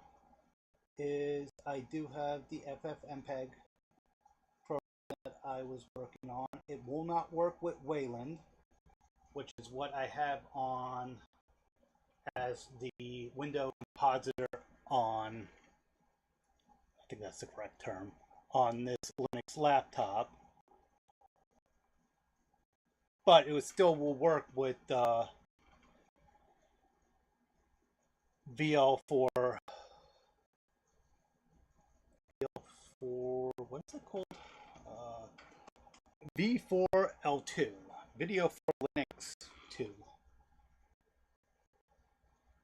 That still works fine, or last I checked, it still works fine. So, it is possible for me to switch if I had plan this ahead of time, so I would have to put the new streaming key into the program and clear it out.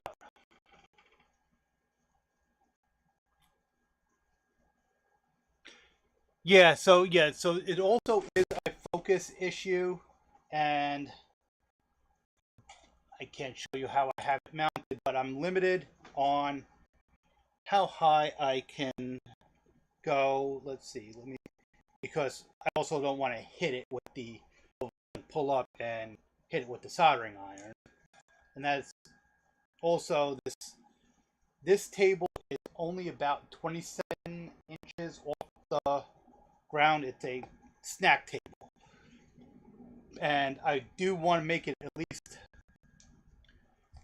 least 3 to 4 inches higher, so I have a better working surface, and that would also focus on help fix that. So let's see, if I bring this up, it's still not focusing. Hold on, let me disconnect the camera, and that's the temperature module that I will eventually be using. Try to figure out what is going on. I think part of it is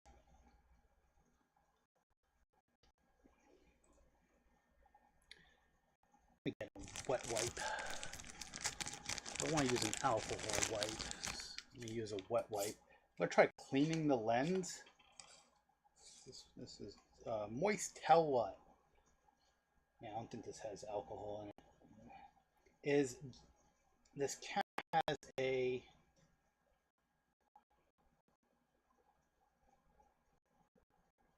has a plastic lens on it, a plastic cover that it's not glass, so I think it's distorted.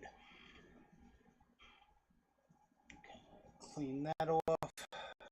Now let's grab a paper towel and dry it off. See if that makes any difference.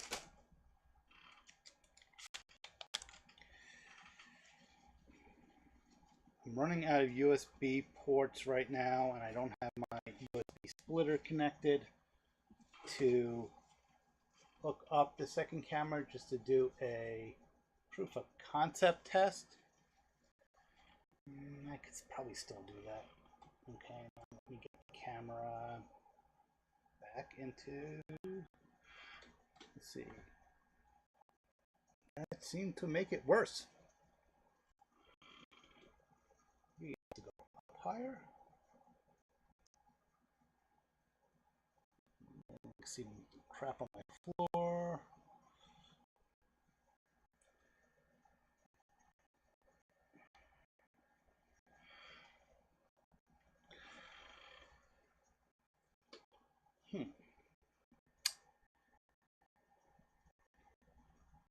Let's see.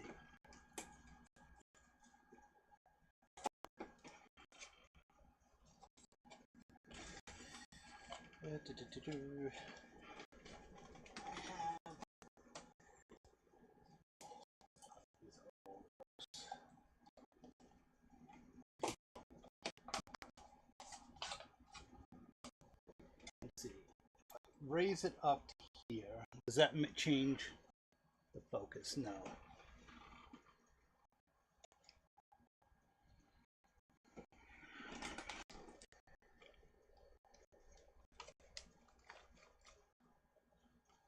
And my other camera is up to, it's up to my other computer, which is tied around in knots. So follow that wire again.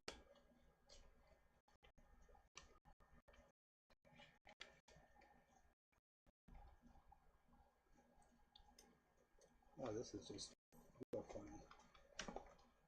Hopefully that was the right. Nope, that does not feel like the right wire. I just found something else off the computer. Probably the mouse.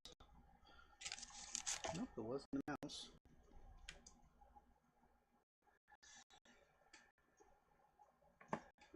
Follow the wire and see where it leads.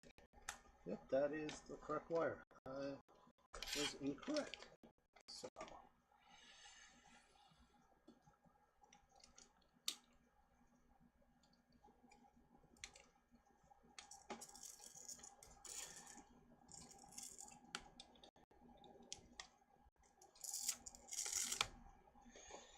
So this is the other camera I have, but this hinge here has given way, and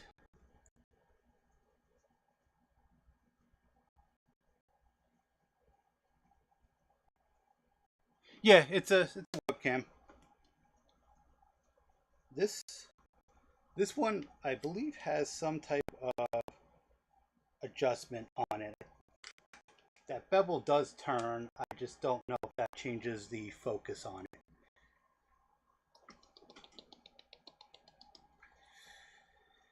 So I'm going to, this may kill the stream for a minute, and I'll be right back if it does, because last time I did this, it killed.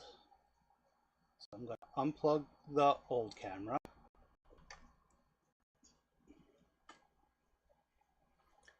I am going to plug in the new camera.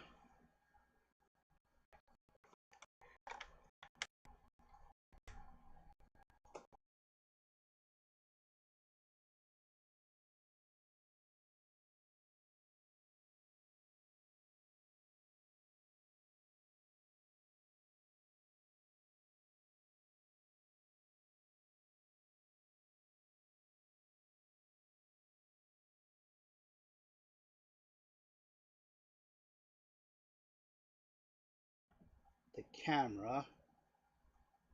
So now it is the other webcam. Okay, and let's see. Will this one focus any? But I don't have it mounted. Yeah, it actually does. Let's see. At the same height the other one was. Yeah, that does seem a lot better. So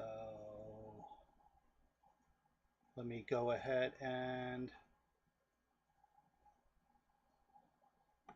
turn that off. And go ahead and remount this. So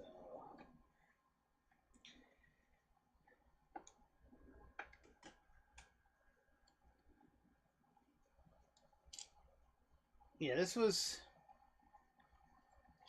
let's say, cheapy webcam that I had used.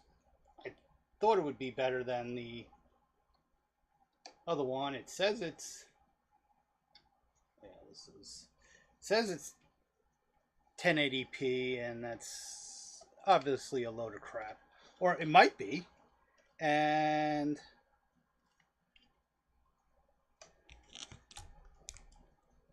just that it has that horrible lens cover on it.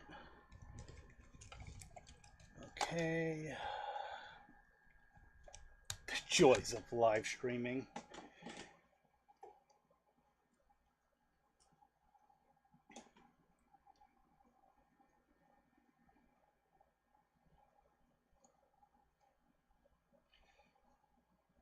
And it isn't as bad as trying to do a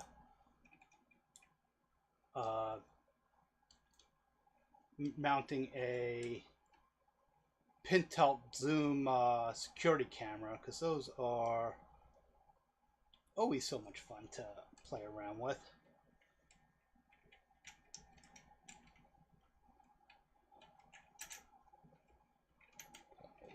That seems very loose.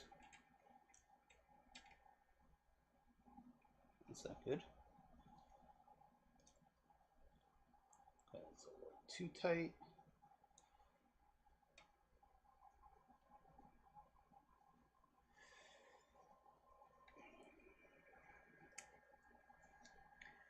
So the issue with this one, like I said, is that that hinge is very bad. So at some point, it's probably going to just fall. So let me put this back at the height that it was. Turn back on the video camera. Okay, let's try to gently move this.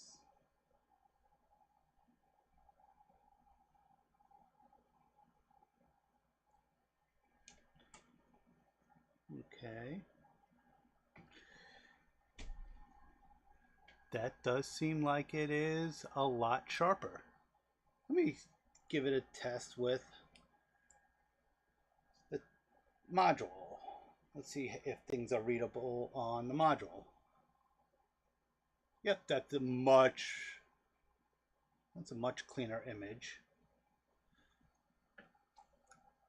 And the box, let's see if I can read the box.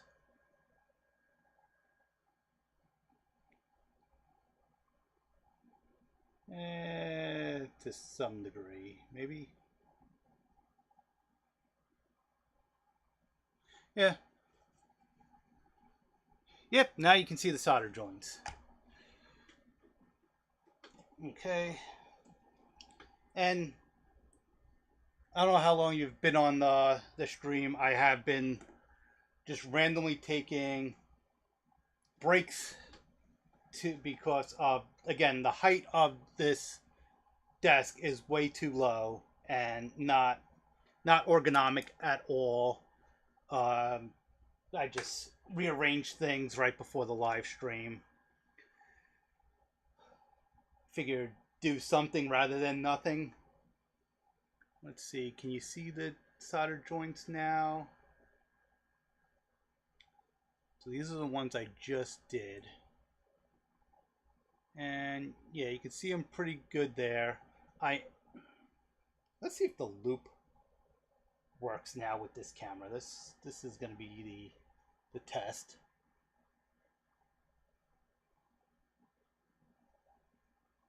Yeah, so you can see with the loop, you can see I definitely need to clean some of these up. And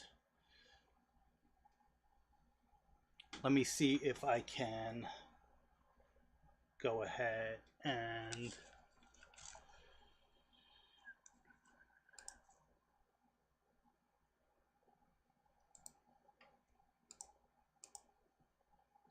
test something. Why isn't this mouse working? Okay, so I'm gonna go ahead and take a look at the solder joints with the loop. Get the light right. Okay.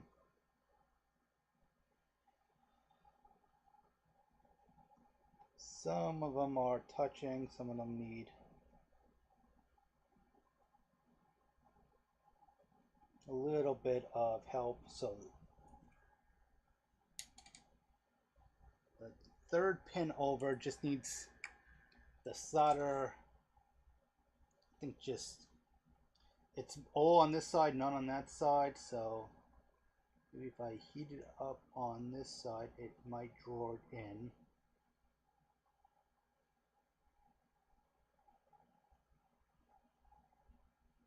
I might need to add a little bit more solder, but let me take another closer look before.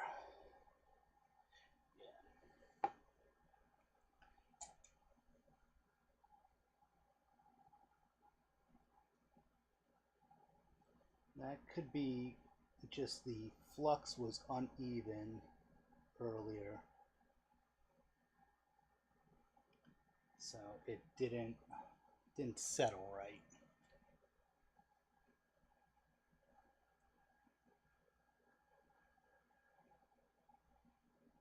It all seems to be pooling on that side, even if I'm putting the solder on the other side.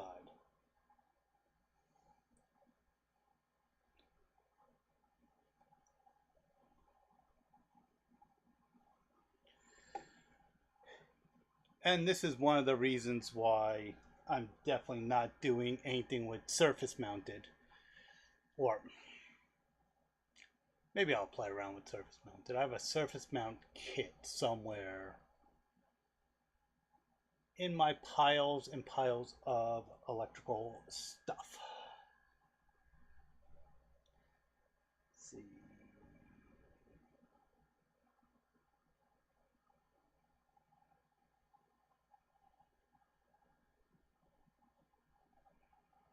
When I look at the pins this way, from this angle, they all look okay. Now if I look from the top, let's see how they look.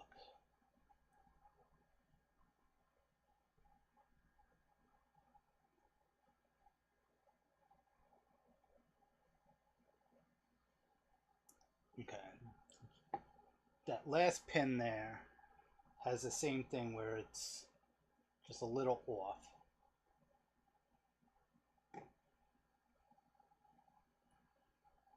Now, I'm wondering with doing the soldering how much damage I did to the breadboard. Because this almost looks like the perfect size for this if I mount the display sideways like that. If I did do that, I would want it all the way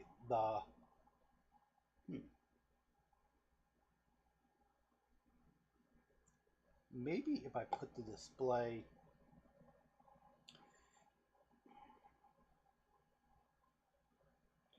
because what I would like to do, and I don't think it would cause any interference with the Wi-Fi chip, is to mount it like that. But that's on a breadboard. On a perf board, it would make a lot make it a lot different. And I'm not going to do a perf board today, but I do have some more of these smaller breadboards, so I could just use a newer one and not do the perf board, which is in a pile somewhere underneath LEDs, probably underneath IC chips.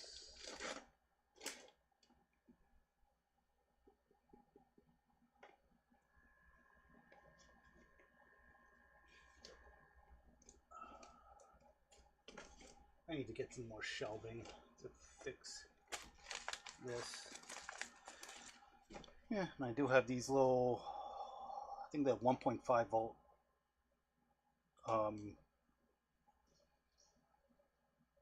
solar panels. And I was going to make a project out of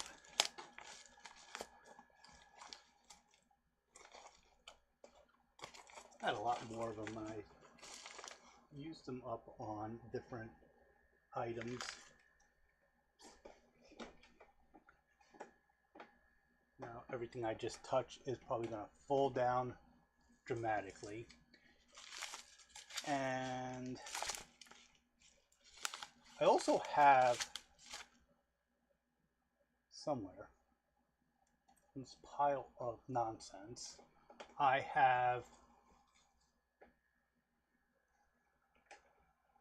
boards that I can solder with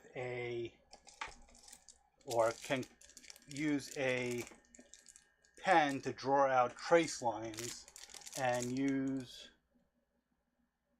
a chemical called, oh, it's basically print circuit encounter. And I should probably catch up on my chat.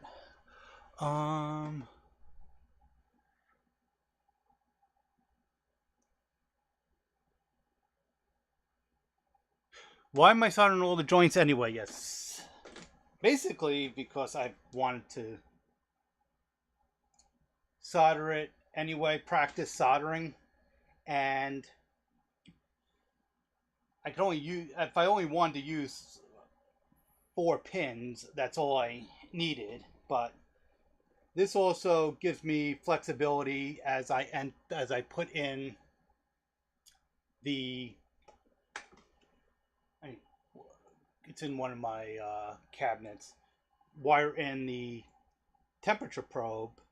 I have it both this style, and I also have ones that have a longer cable to them, which, yeah, more stuff on my shelves that if I start touching will collapse.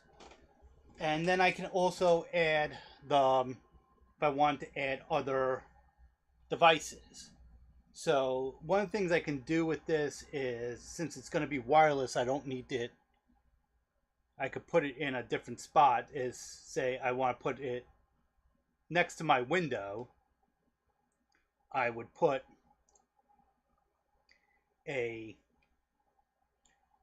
one of the probes here, and then maybe put another probe here with the longer wire, and feed that outside so that I can get inside temperature and outside temperature.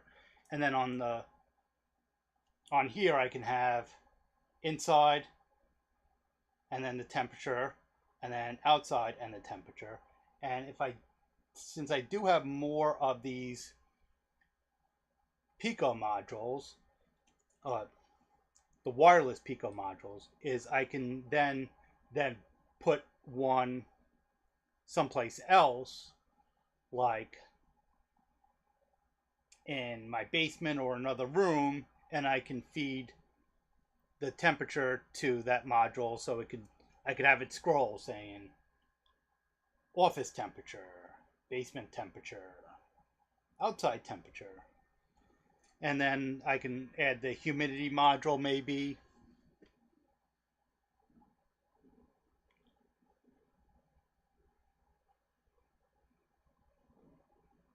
Yeah, that's why I'm not going to use this board. Once I'm done soldering and cleaning it up, I'm going to use one of the other boards I have and solder it to, or not solder it, connect it to the board just for testing. But I would want to, once I have a stable design, I would want to do like I was doing here with the 8-segment displays, is to wire wrap it, except for my wire wrapping is horrible, and the wiring to each of these shift registers was a pain, and then each of these shift registers would have to go to a pin here, and was just more than my skills would allow. And I'm going to turn this upside down because it's getting a weird glare. And do I want to try to clean this up anymore?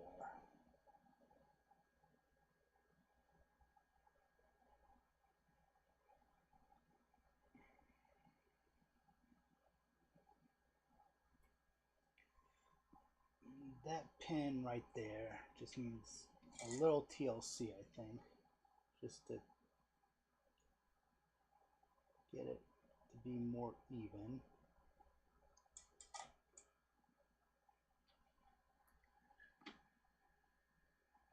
So the DHT11, yes, I just had that a moment ago. Somewhere over the rainbow. Yes, so this is a DHT11 module. And yeah, this is one of the other items I plan on using. This one is, I don't know if this one uses the one wire the same as the temperature probe, so I'd have to look up the data sheet on this. Yeah, I probably could get it for $2. As you can see here, I spent more than $2 on it. what suppliers do you use? Do you use any online suppliers? Typically, I'll get my stuff from Micro Center if I'm buying it in person or Amazon. And one of the main reasons I do that is I just hate having 8 million accounts. It just like, oh, this supplier, that supplier. Okay, yeah. Getting if I'm buying stuff from someplace on a regular basis, I will create accounts, but my inbox is so full as it is that it just becomes unmanageable. And I really don't have any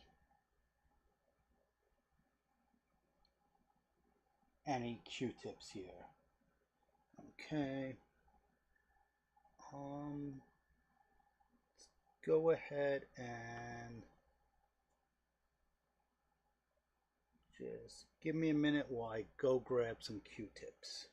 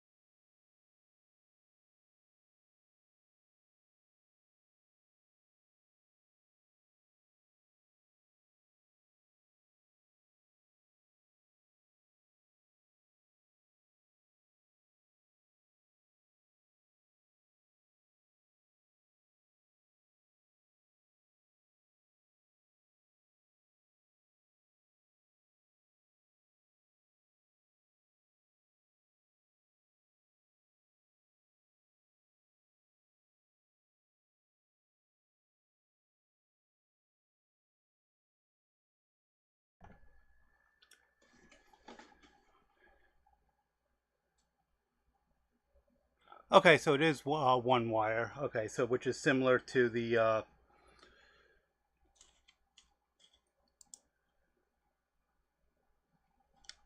one I was using, which, let me see if I could find what, it's like a DS12 something.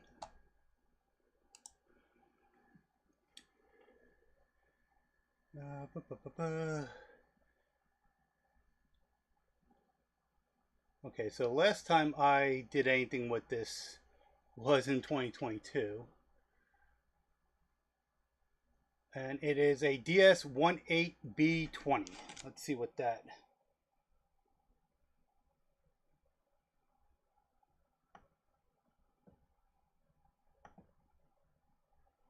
So it was a DS. Was it 18B20? Is that what I said? DS18B20.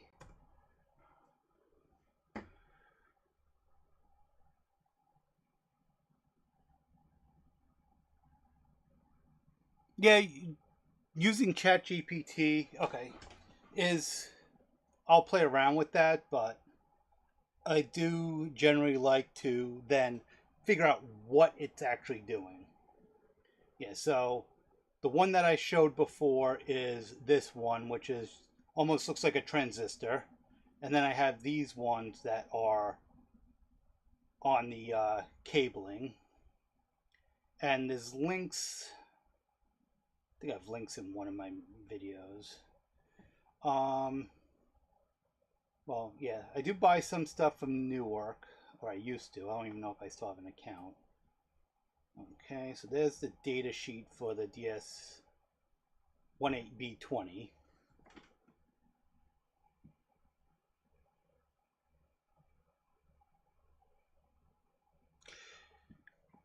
Yeah, so I think I did try one of the touch screens. I don't know what I did with it. I did have a touch screen for the Raspberry Pi, one of my Raspberry Pis, but I can't remember. Okay, yeah, so this is how it connects. And then I don't think the data sheet actually, yeah, it has, it's amazing that it has an EEPROM, has an EEPROM on the chip. So, yeah, because if you go through and you look at the timing diagrams, it will actually tell you how the one wire works. Luckily for both us, on the Raspberry Pi Pico software development kit, both in MicroPython and in C++, there is libraries. And there's also libraries for this module. I was trying to find one so I can just do direct access to it. Yes. Because, again, I'd like to play around, and I could either buy one without the I2C chip on it. I could remove the header for the I2C,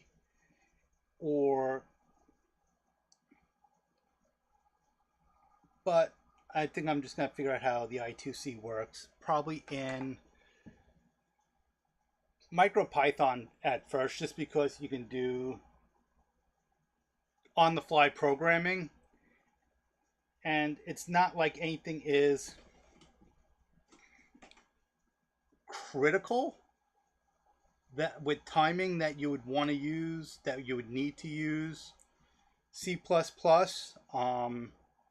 And as I did in my last live stream, which I still need to fix some of the, do a video showing what I did, is I fixed the code to add a try catch block into the code for when it tries to read the sensor, but it can't. In the past, it was crashing, but now it's not. And so let me just take one before I clean this up. I checked this side. So let me check both sides real quick.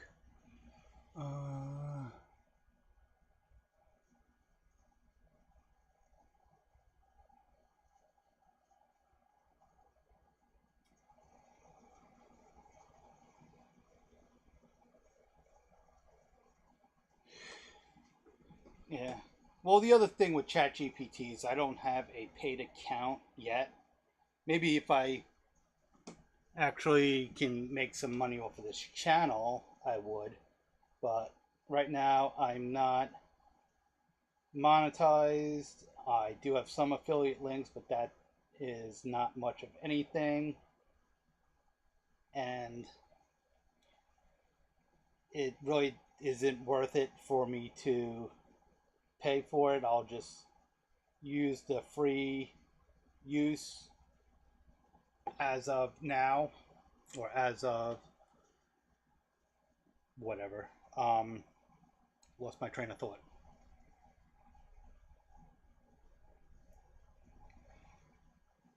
Grot or Groot, or I have not used that.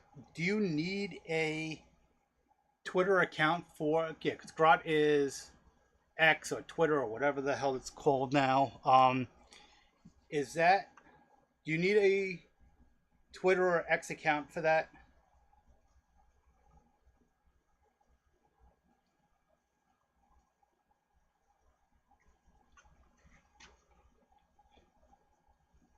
Okay. If I can use a Gmail account, that will work out fine. I just have this, and it has nothing to do with current. I've just never liked Twitter. If you look at my blog, I even back in, I think it was like 2011, 2012, I refused to create an account for a new media account, a new media class that I was taking. I'm like, I'd rather take points off my grade than create a Twitter account.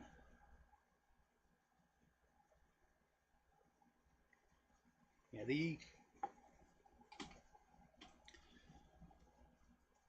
yeah. The other thing is with the paid account for ChatGPT is I would want to play around with the API and actually interfacing the API for ChatGPT with the API for Gmail, not Gmail, YouTube, because with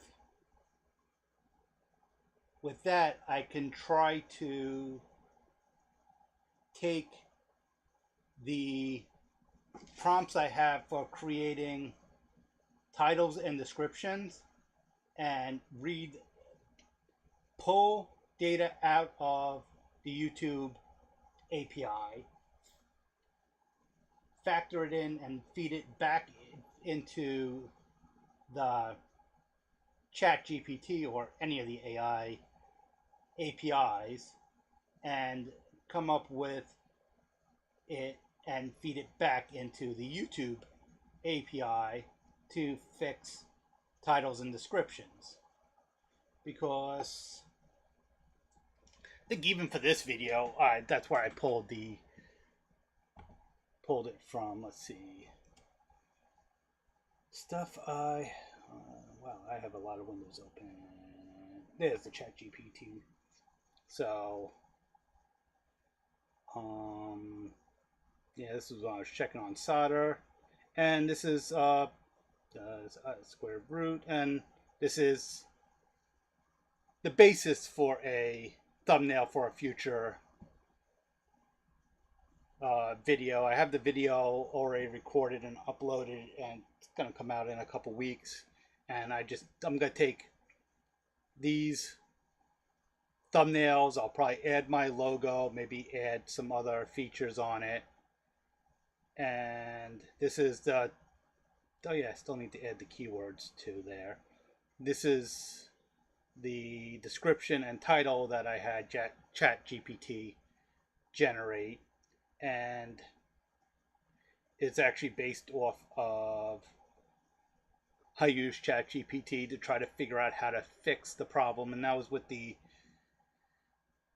think it was an update to Linux that the TTY ICM now required root privileges.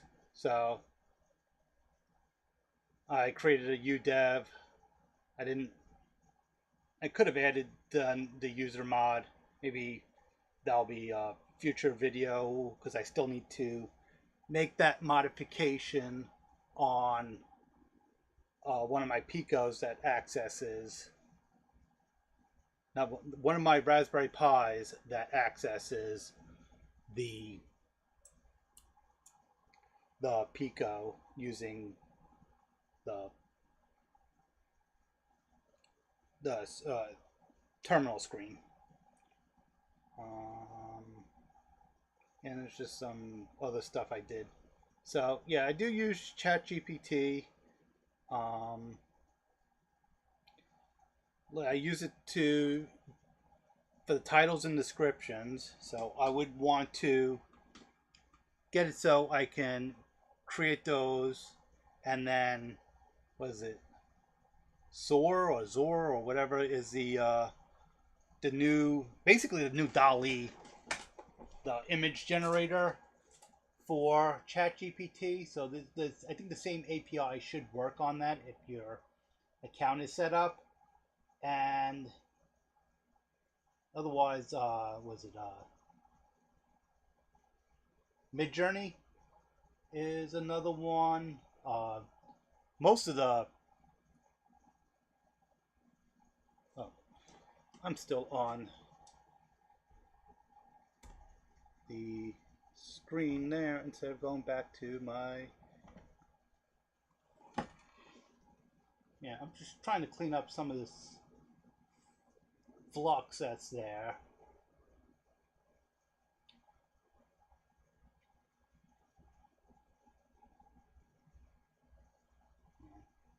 The other weird thing is that you see people doing this and then they just flood it with, like, they'll wash it with just regular water. And water and electronics just, I think it's more of a psychological thing. I know that once it dries, it's not going to change anything. And most components on modern electronics are fairly corrosive resistant to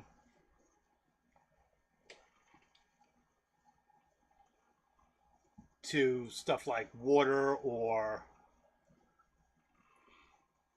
even alcohol can be corrosive, but they're designed that way. It's not like there's any steel parts or iron parts, or even copper corrodes pretty quickly.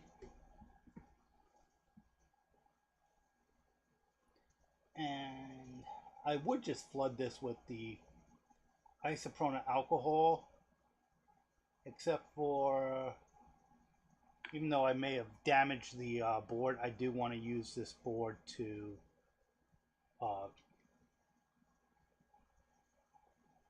test the continuity of the pins, which I'd have to find my...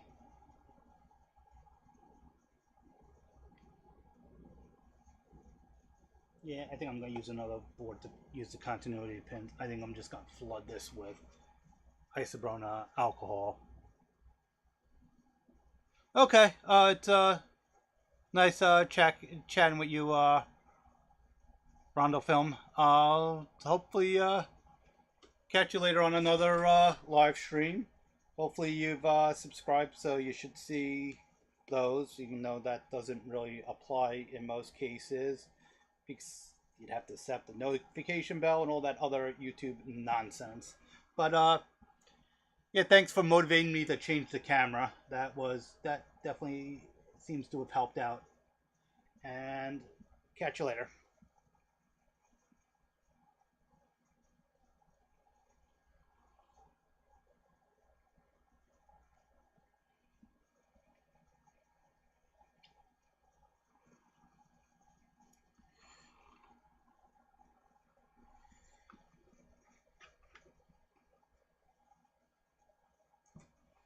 Anyone else in the chat? Just curious. Yeah, some people just aren't logged in, don't have a YouTube account, so they can't chat. Or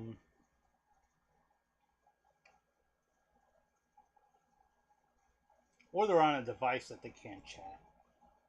If I am watching a live stream on most of my tablets, they don't let you chat if you're using it with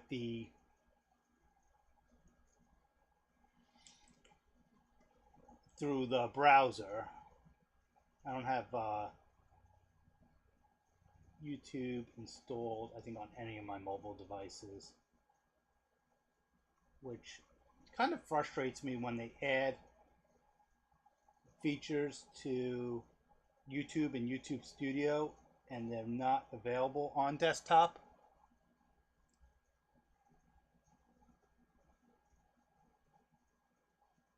And the other thing is that live streams apparently are also popular on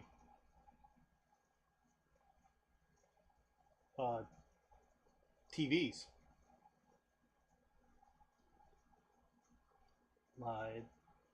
Every so often I'll throw YouTube on the TV, and watch some videos. I can't tell if I just overburnt everything, so that's why this is all seems to have a lot more flux in that side, or if I just kept fluxing this side and now it just was overfluxed. And the other thing is I need to make sure I check to make sure I don't have little pieces of cotton left here when I am done, because even though it is low voltage, it could possibly cause a fire.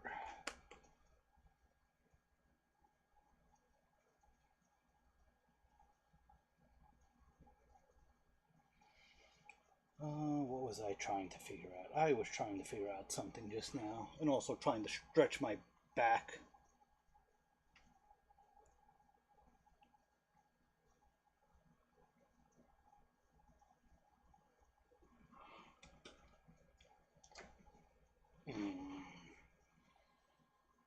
And let me go take a look at this and see how this looks.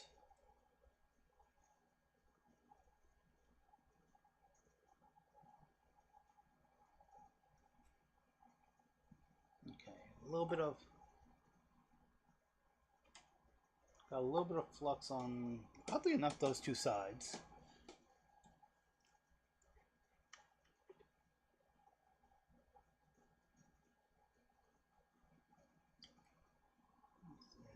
A little bit of this on those two.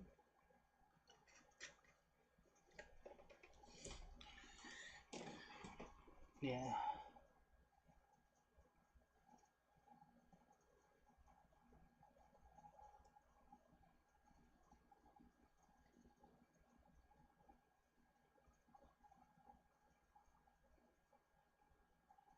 I have a no lint cloth somewhere that I wanted to go through and clean up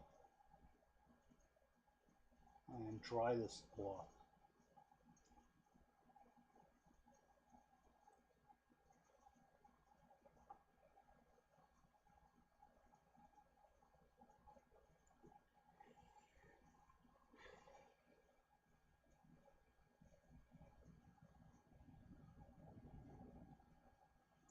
Okay, this.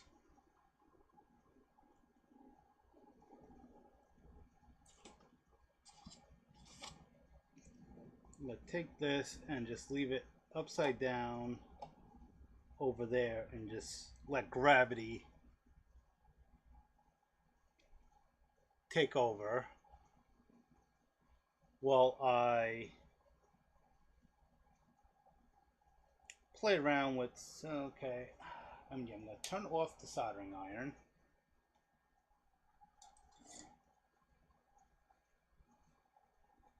Make sure the tip is clean. And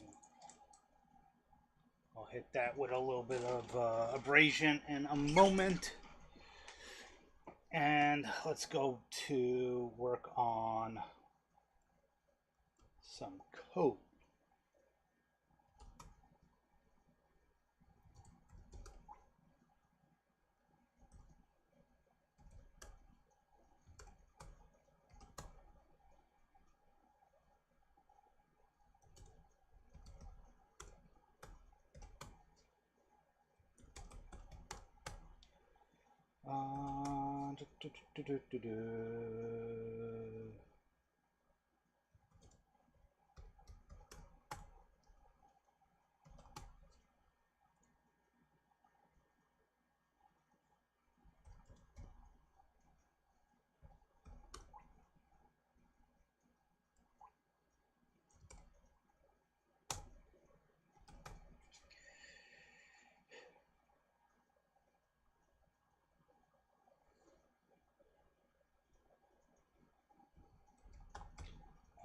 Find that. I really need to fix the way I have.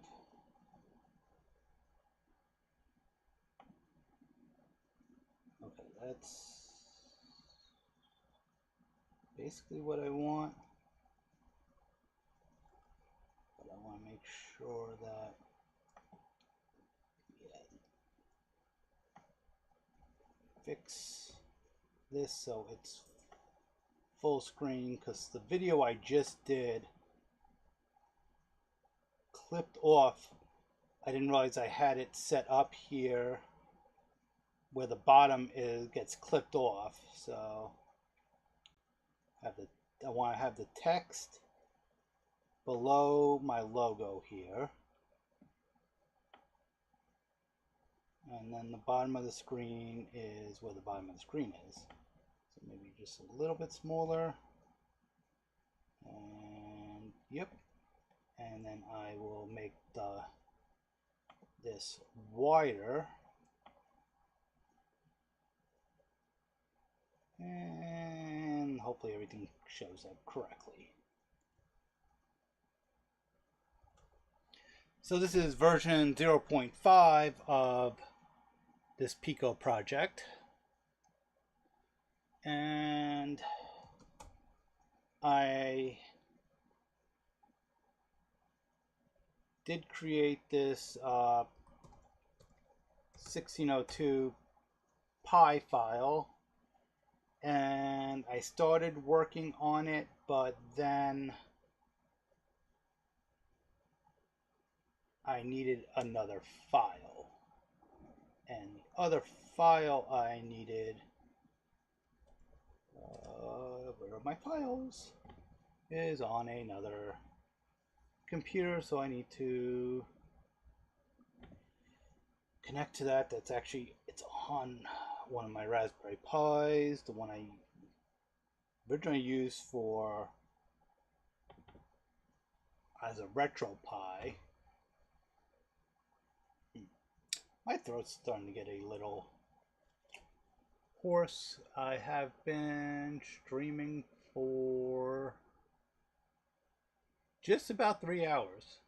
So there's that.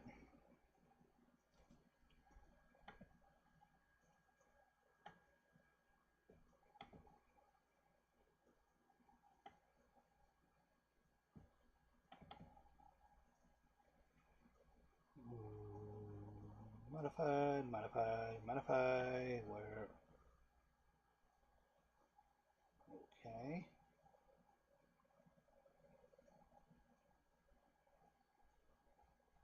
I thought that's where I put the file. Where did I put the file? It's called LCD 1602. Let me check. And you're not seeing any of this on screen because I have no idea what else I have in that directory, and I don't want to.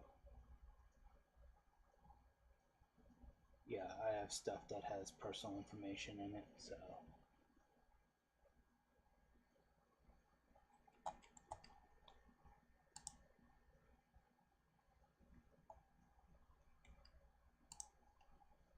Did I throw it in a subdirectory maybe?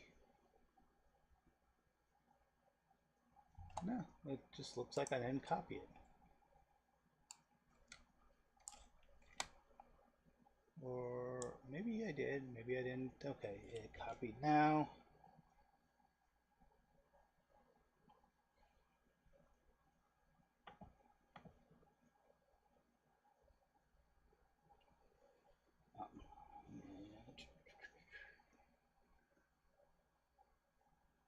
Oh, that's why. Maybe name. The date should be August 12th. And it's not here.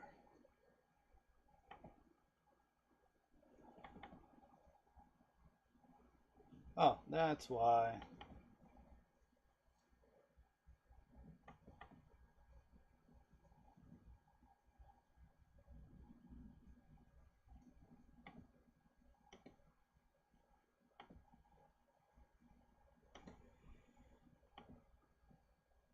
Okay, no one new in chat. Okay.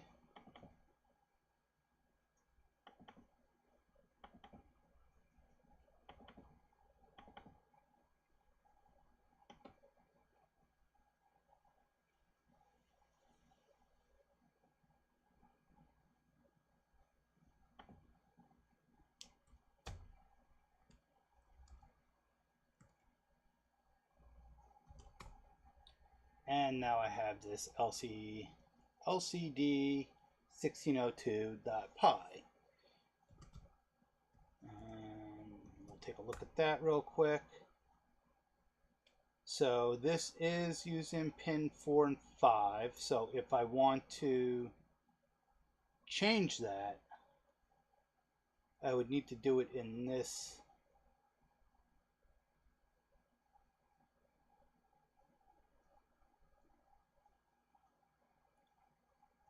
file. What did I, let's see, what did I originally plan on using?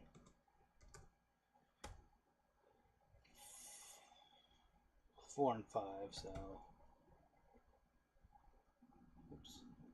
I am not using C, I am using MicroPython, so I should comment this out correctly. So bus A,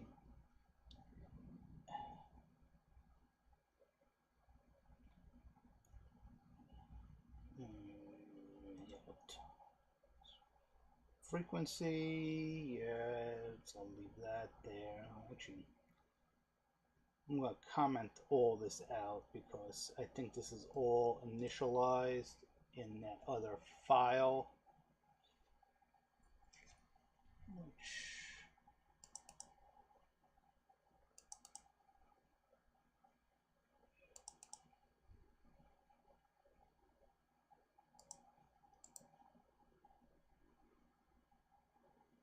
What just happened? Did this really load that in Xcode? That is not what I wanted. Yeah. Well, that will work.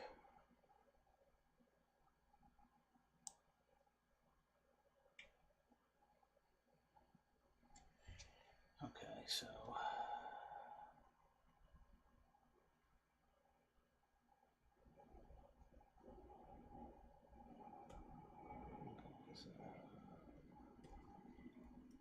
we'll start with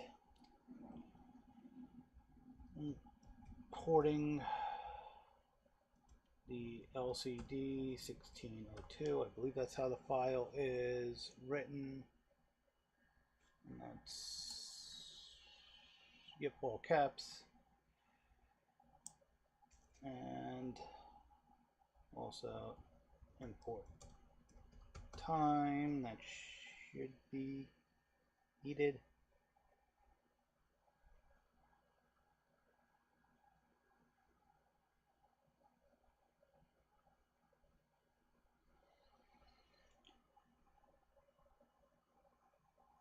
And then, okay, so go down here, and then LCD 1602 dot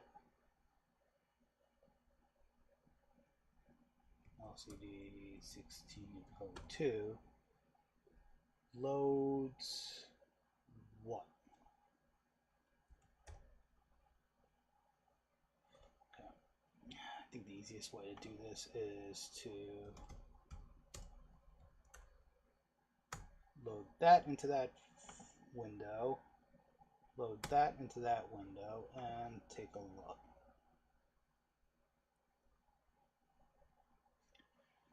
So again, need to make sure I set these pins correctly. And so this loads the LCD 1602 underscore I2C using I2C from machine. Also imports pin and it imports pin and I2C instead of just importing the whole thing, the whole library, I guess. So it loads in 0, and it does SDA equals instead of just saying which pin it is, but okay, that just seems a little weird. And the frequency. But now, what are the parameters for this I2C or this LCD 1602 function.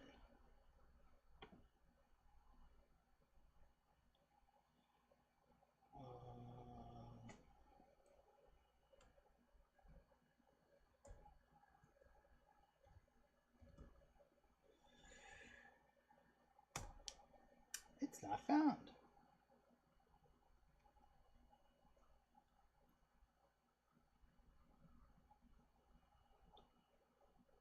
Okay, so, okay.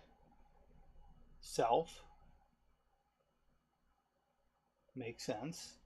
Number of columns, numbers of rows. Okay. That. Okay. So we want 16 columns and 2 rows. Okay, I guess this, if it works with multiple devices. And we are going to make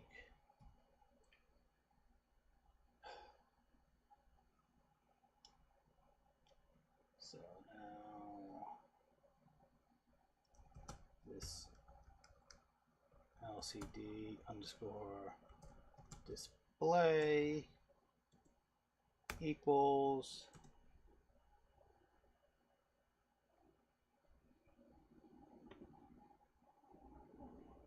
I just realized this file does not give any copyright or license or anything. Let me take a look in the rest of the. Give me a second while I check the rest of the files. Cause that'd be a little weird that it doesn't have. Let's see. In our Arduino directory, it has a CPP file. Let's see if that has any. Nope, no. See page 4/48 of the instructions. Okay. Where? Because I don't even remember where I downloaded this file, to be honest with you. Downloaded it from somewhere. Just the header file. Nope. Header file doesn't have any licensing information in it either.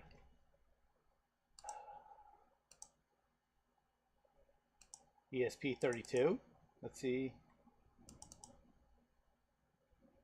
Nope, those look like they have the same type of file. It's just specific to Jetson Nano. That uses regular Python, and I would like to give credit to whoever created this library. That's unfortunate.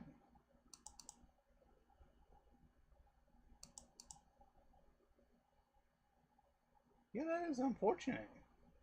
Wave share. Maybe that's where I got it from. Let's go ahead and check that out. See if maybe that's where I got the file from.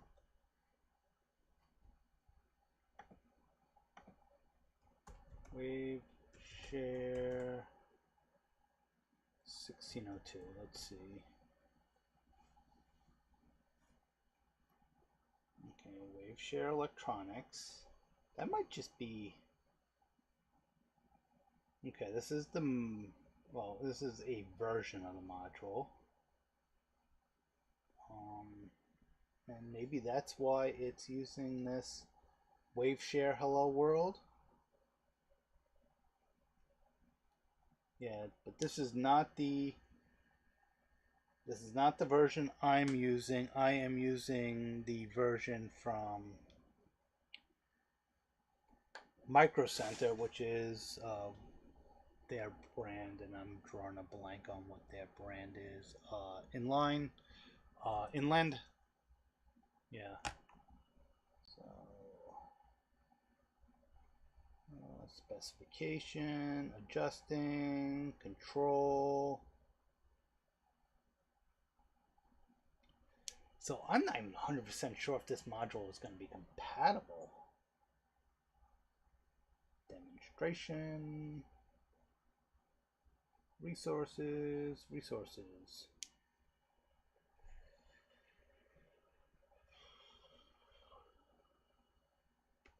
You know. So let's see. Maybe if I add.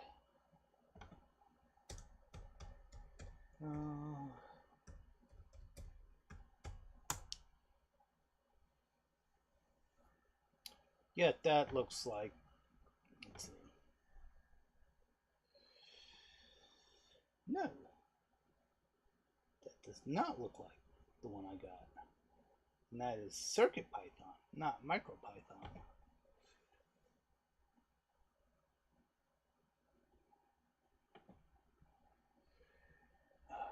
I think like I said, I downloaded this on another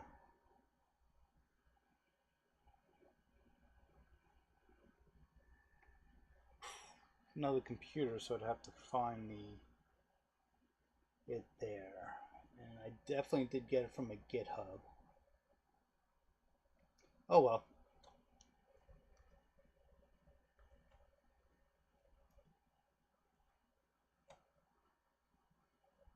Oh well, so sad.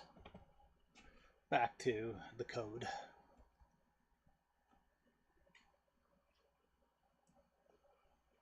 So, was it set C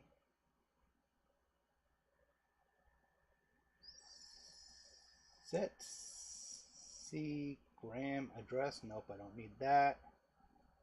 Let's see, set C, set cursor. Okay, again, it's row and column. Okay, so let's actually run the clear first. So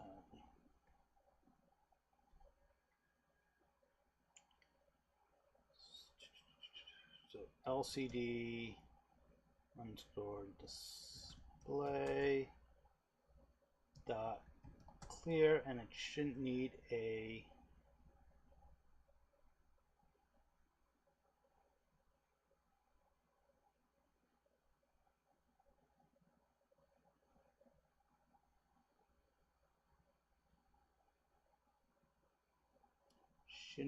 anything. And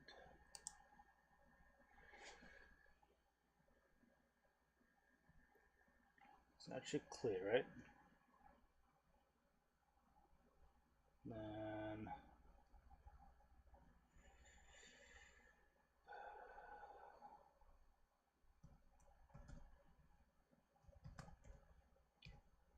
want to set the cursor. Did I spell that right? And we're going to set that to 0, 0, comma 0.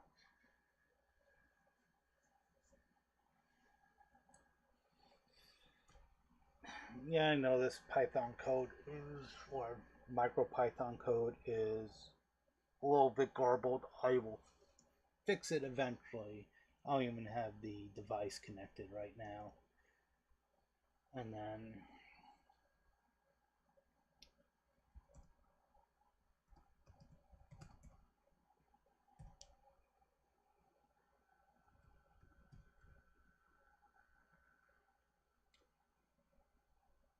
let's just print out. Double check that. So we have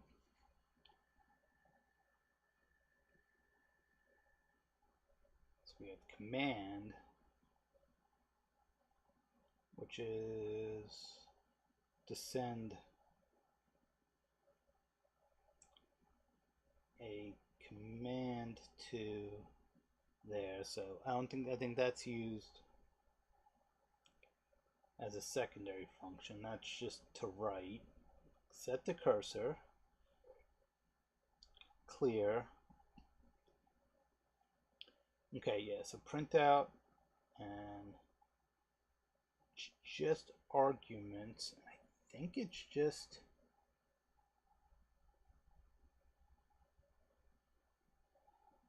it's UFT 8, right?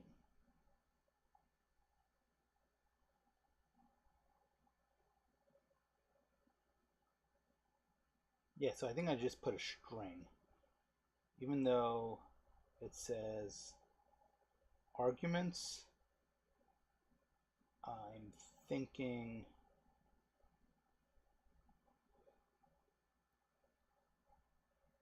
yeah, it's just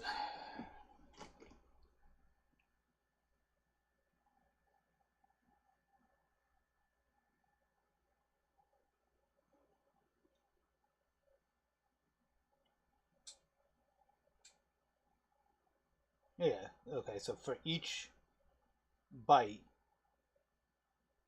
in byte array,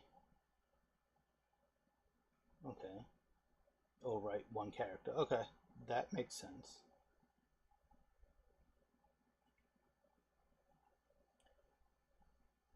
Display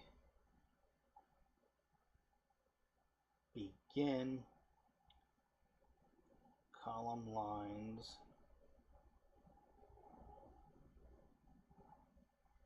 Okay. Send function set command sequence. Delay microseconds. Wait for 4.1 microseconds. Shouldn't that be 4.5 if you have 4500?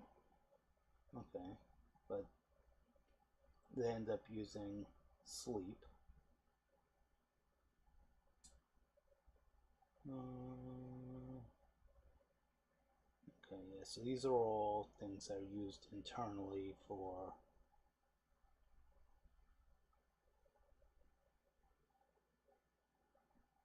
it's actually not a big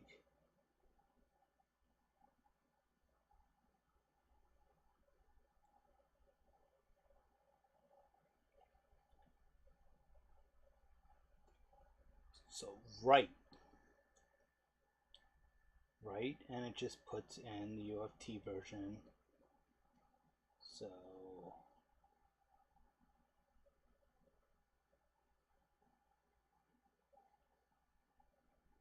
okay, so it just writes the memory address. Okay, so in the future I can break this down and but I might as well just keep the data that I have. So excuse me, I should make another cup of coffee.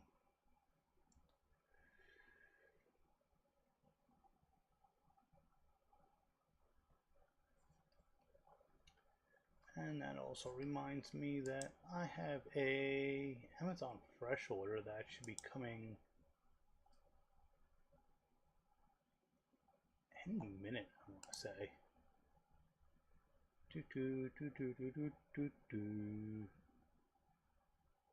Oh, it was delivered 5 minutes ago.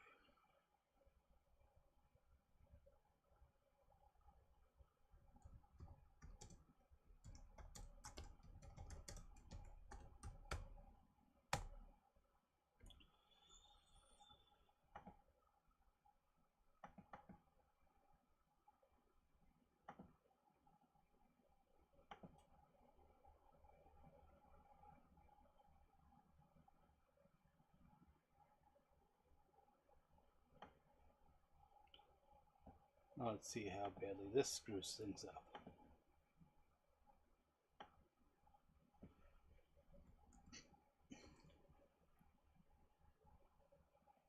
Not too bad. People should get, let's see, and the other sizes should go back. So I can actually probably make this even bigger.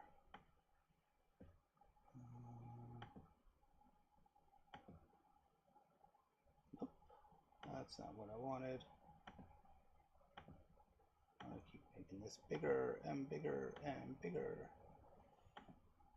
and bigger. And if I looked,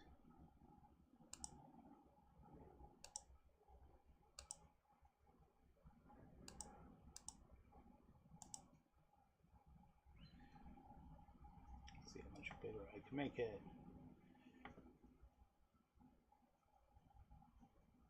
Bigger. And this is just silliness at this point.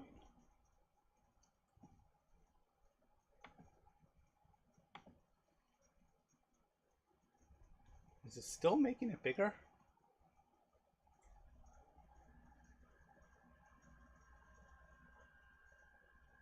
Yeah, I think it is still making it bigger. Just seems to be a delay in YouTube Studio. Yeah, that's big enough. Ooh. Actually,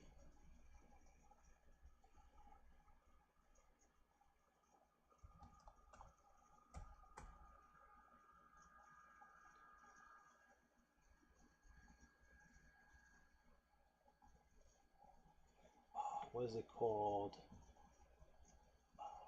Something cat. Marcat?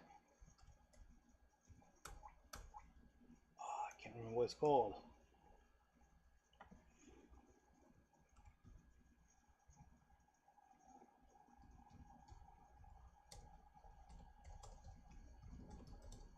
I think I have it installed on this computer. Because I think I did some silliness with that. Lolcat.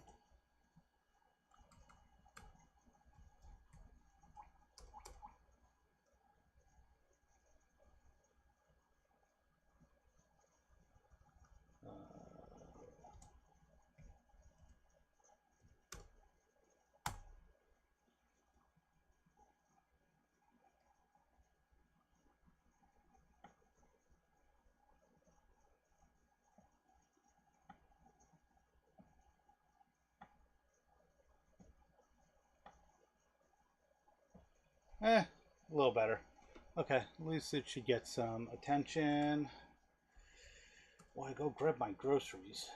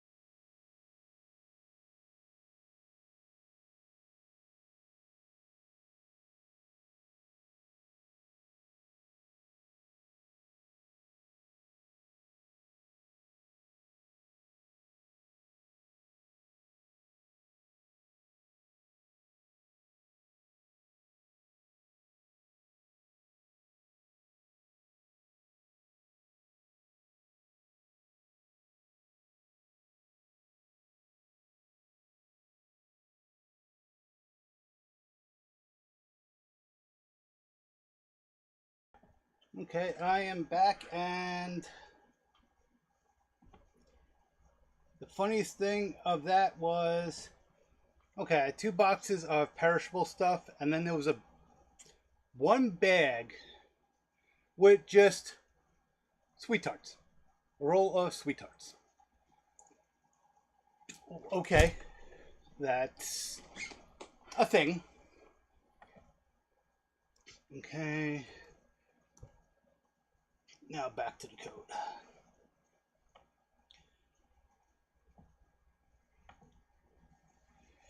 And so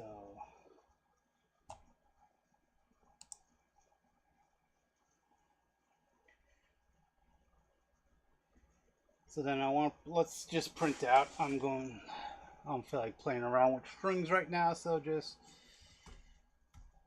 rows and tests.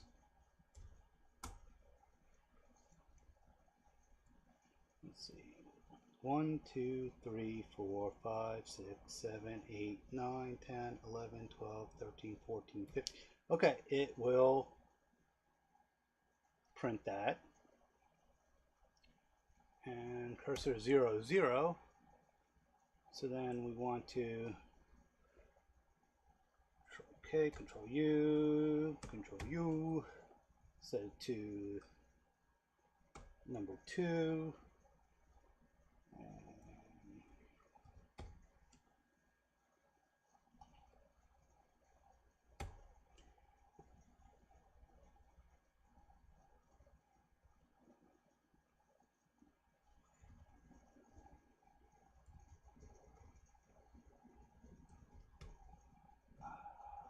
I don't think this is going to fit.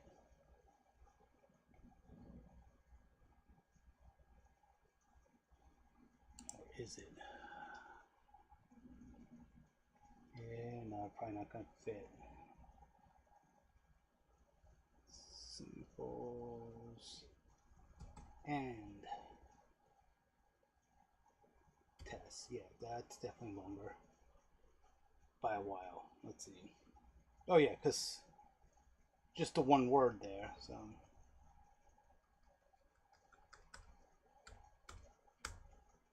let's see. 1, 2, 3, 4.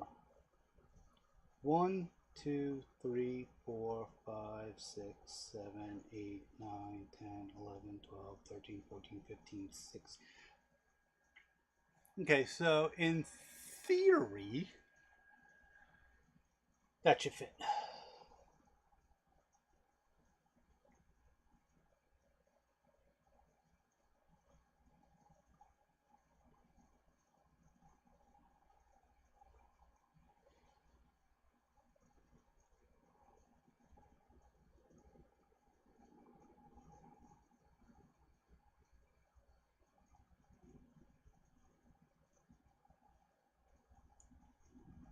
We can put this in a while I'm not in C. Well, true. And tab, tab, tab, tab, tab.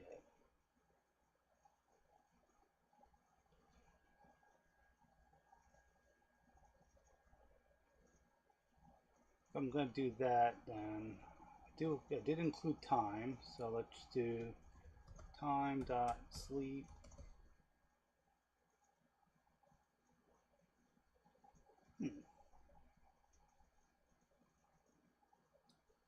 One second. I think sleep is seconds. I can't remember.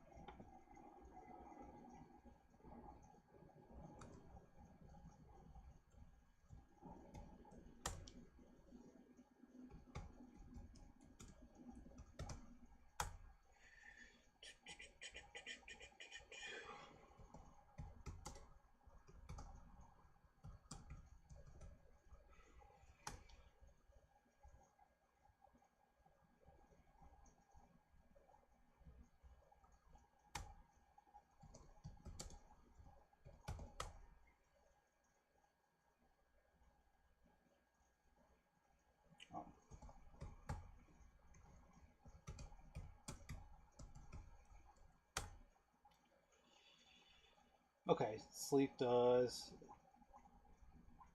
seconds. Okay.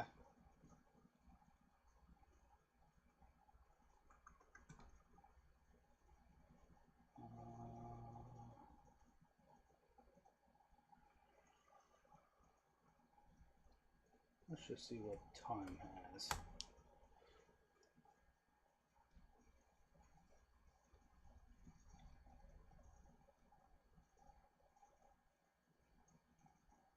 Uh, do, do, do, do, do, do.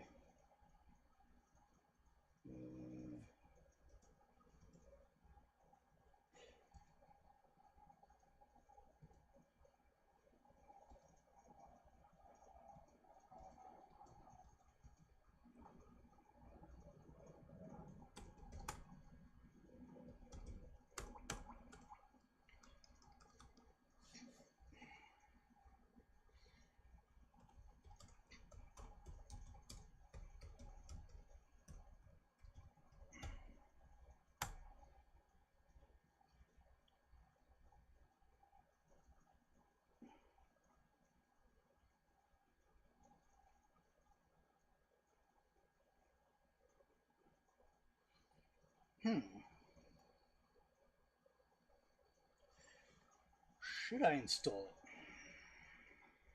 it? I don't know.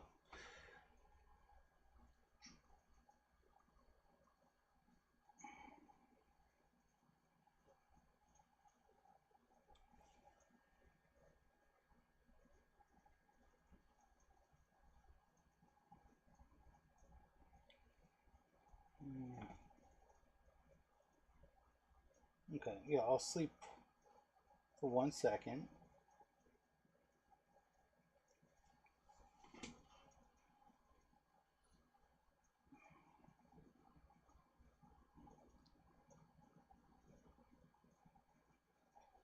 Now I could redefine some functions here. Just kind of thinking this out.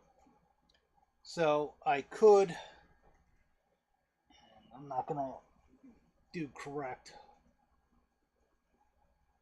Python code right now, but I could define a print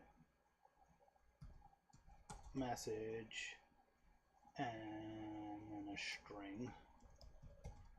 Just doing pseudocode right now. And then in that I could say, so string, and I can have the row,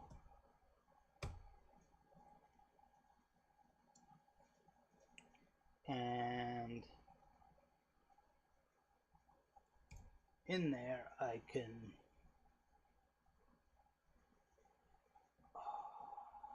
what's it, thinking string that.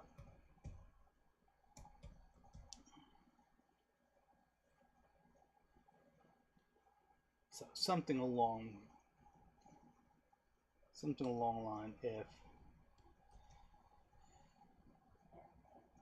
I can't remember how if blocks work, but basically if that is greater than 16, and then just an error.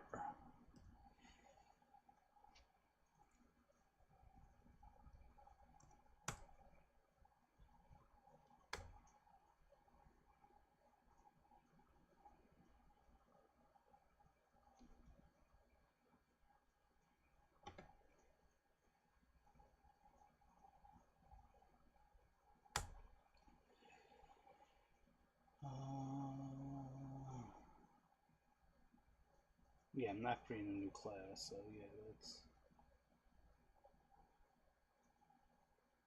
okay. Colon, that's how I do it. Do I need to put in? Okay, so it does go in.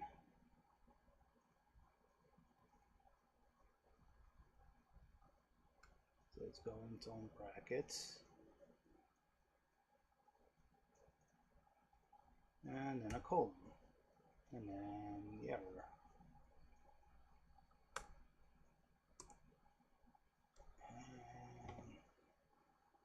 And then it's an else block. Does it have else if?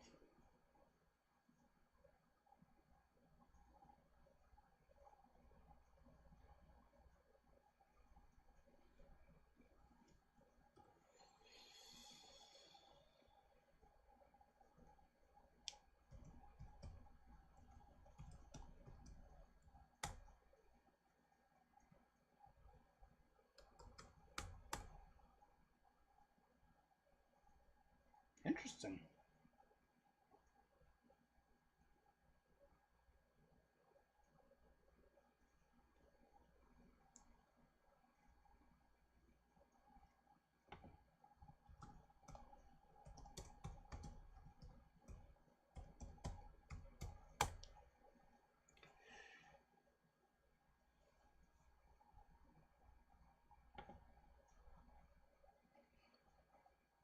Is it? Yeah, I think that's.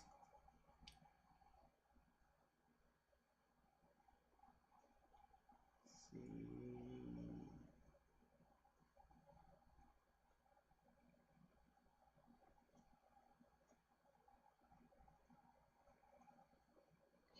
So it's elif, okay. Elif.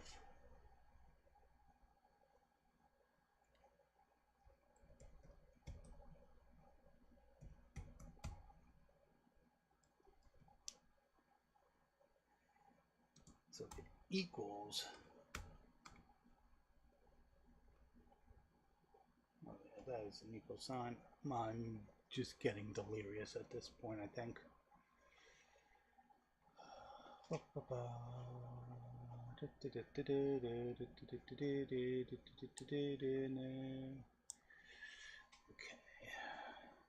Yeah, I've been going at this for almost 4 hours at this point.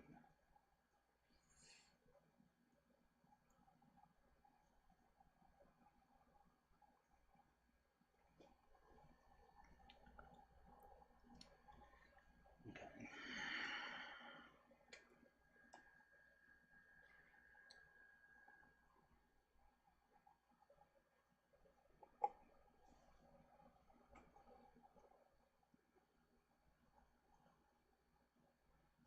So if that equals 16,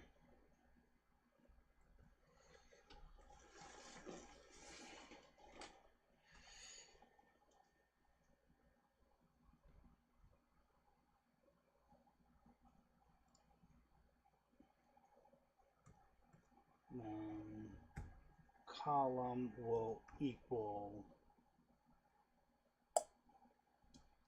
0 because it will take up the whole screen. Else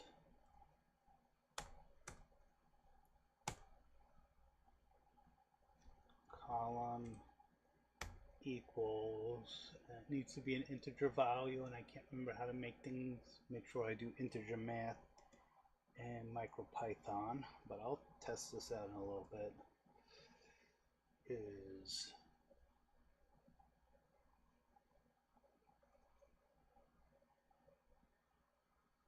16 minus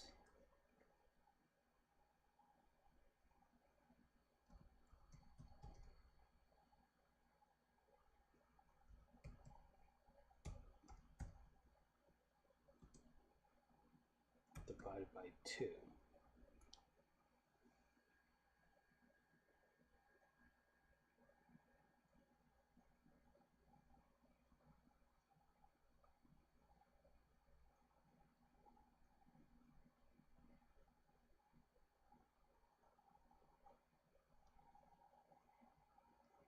So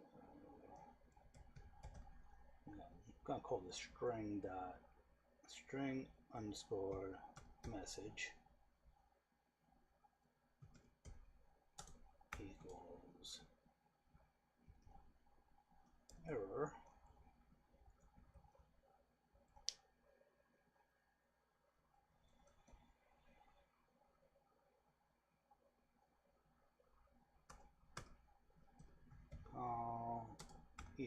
equals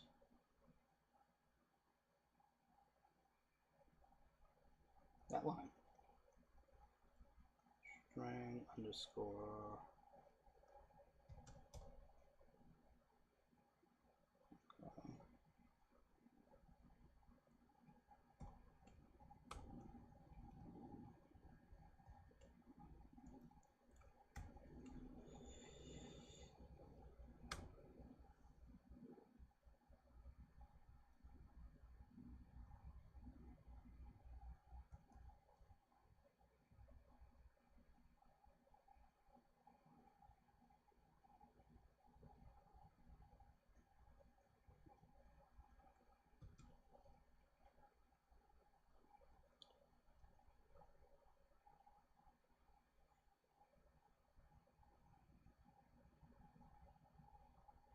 So if the string length is greater than 16, then there's an error. Otherwise, it's just going to set the column to 0. If it's less than, then it's going to try to center it with this. And I may have to play around with the math there. Okay, and then it should just be as simple as LCD underscore display. I may have to feed that in as a, I don't remember how functions work, how they, if things are isolated. Oh, so display dot set cursor to row col. Okay.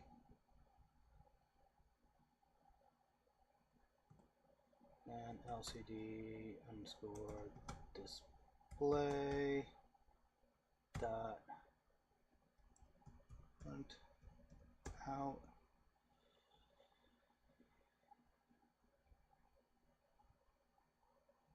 str for message.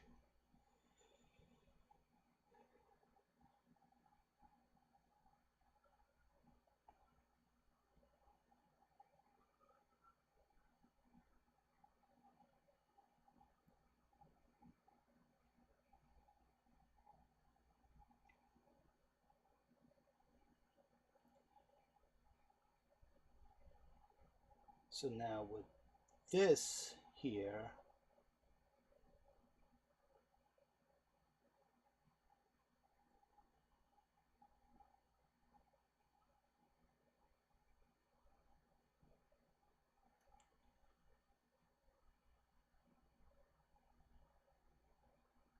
I should just be able to do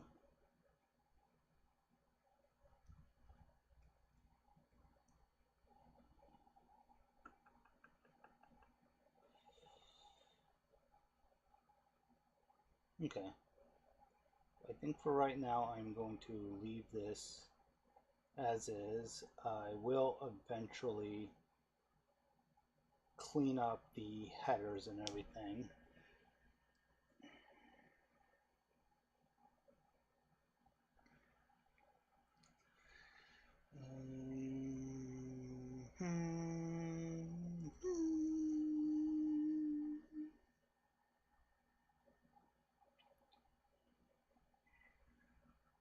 Turn that off, turn that off, turn that on. Okay.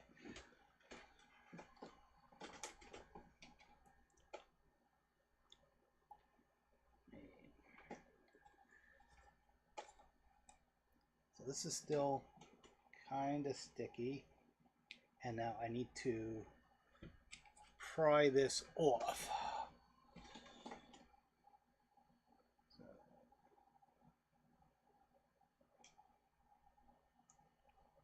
Without damaging it, and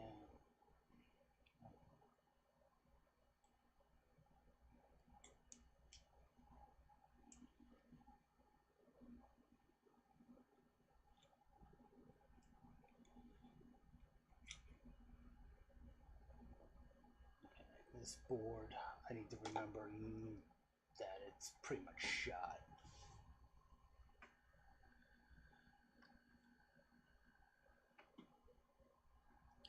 And paper towels, paper towels, paper towels. Where did I put my paper towels? Okay.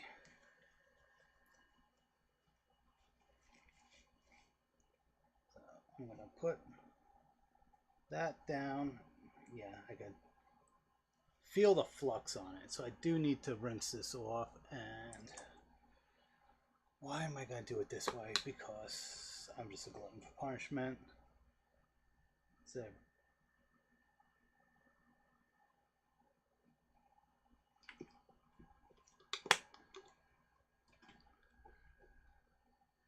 should really just bring it to the sink and just rinse it off.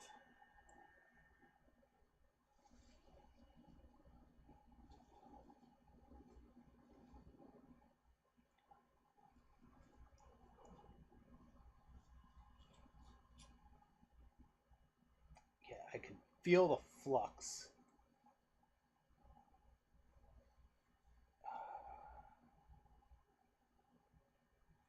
Yeah, I think that's what I'm going to do. I am going to go ahead and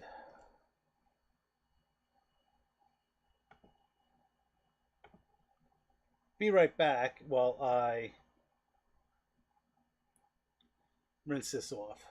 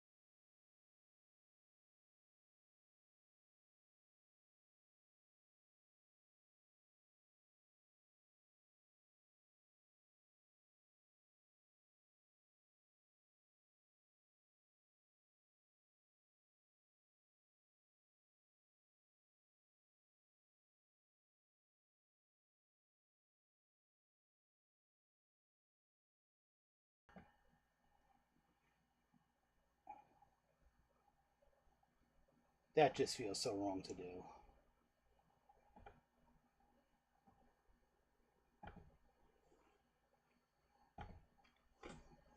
Yeah, that just felt so wrong. I'm not even sure if I got it all.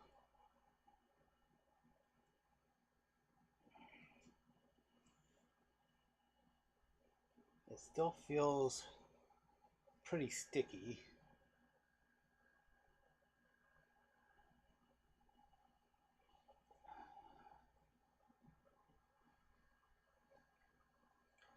I think I'm going to flush it with isopropyl alcohol again and completely flood it.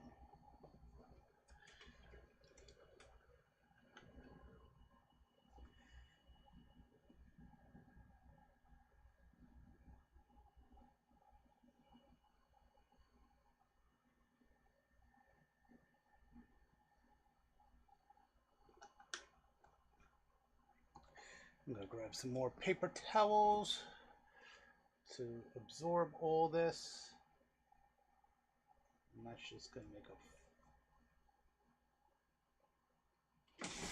a mess.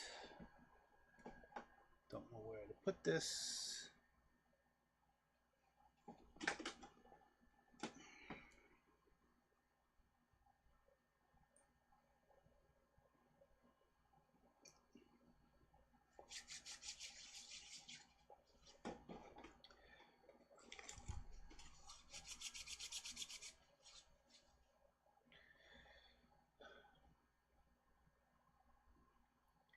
Okay, let's do a little bit of cleanup on my desk.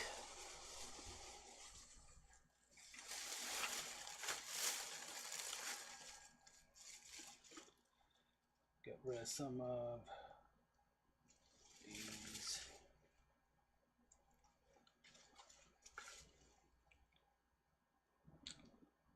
Worry about that later. Worry about that later.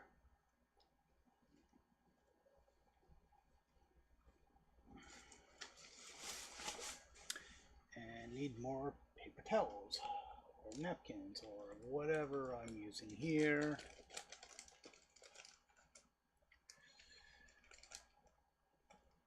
If anyone in chat wants a synopsis of what I've been doing here, let me know.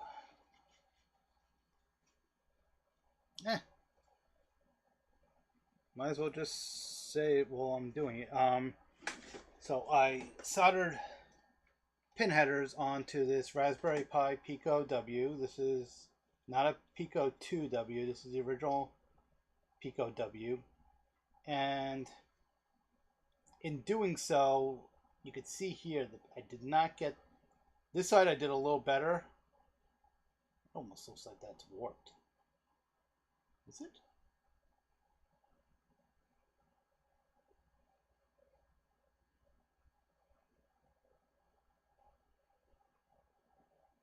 Yeah, it'd be good if I put this on screen.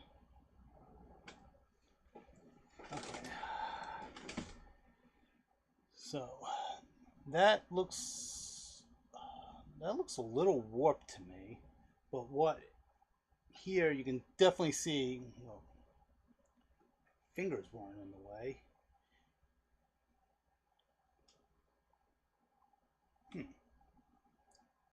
see if I can. Okay, that might help. But look,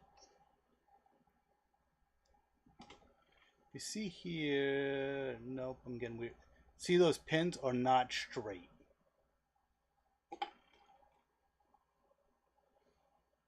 Okay. So I went through and I flushed this again with isopropyl alcohol. I cleaned up all that, but now I think I need to wipe it down again with water. So I may have to run this under the sink once again. But I'm just going to let that, it's still a little sticky. Almost want to like submerge this in isopropyl alcohol, but I am going to resist that urge.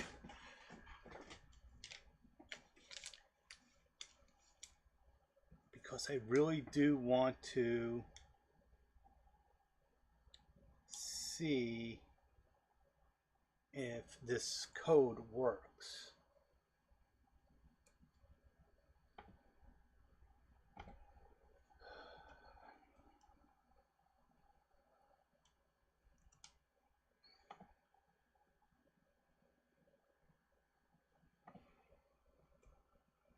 Let's go back to the, oops, where am I going?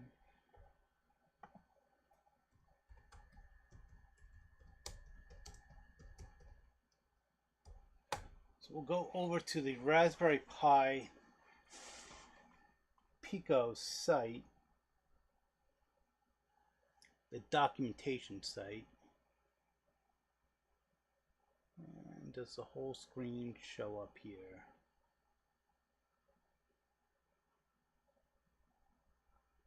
Why does this look like this is getting cut off? No. Let's see. Maybe.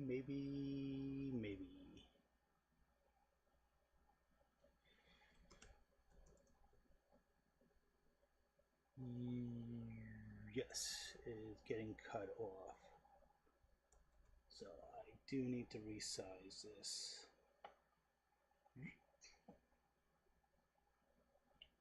And that was not what I wanted to resize.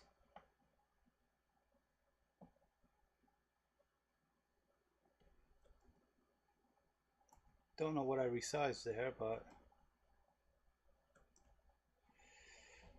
okay, so the original microcontroller is the Pico, Pico H, Pico W, Pico WH, and then you had the Pico and the Pico 2W. I'm pretty sure they made a 2WH and a 2H. But the H does not change anything except for the header. And now I made an H. So the Pico 2 has all of this. Was it? The 2350 is the pinout, so Pico 2W, Pico 1 family, yay! That's what I got. So this is what I had here, the 2, and I added pins and essentially made it that. If I put the pins on correctly, that's the pinout. And these are the pin layouts, the design, parts.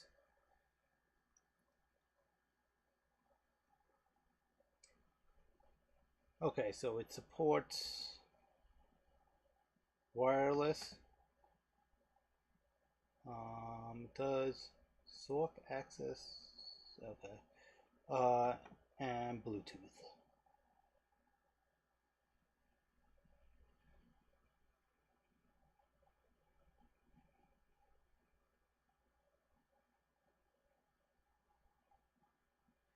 Okay, some licensing issues, documentation, data sheets, get to that.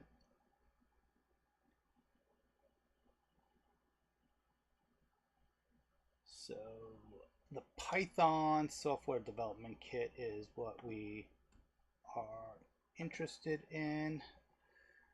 And okay, so that's not the file.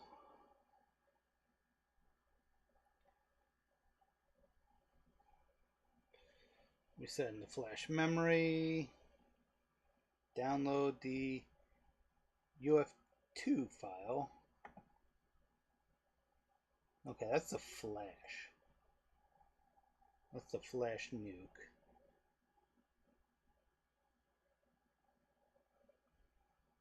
Pico tool.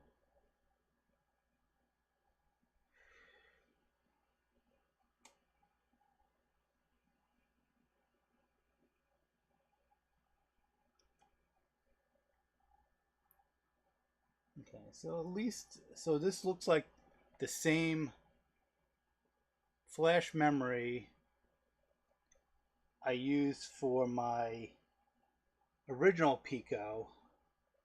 Should work on this one. There is no special for that.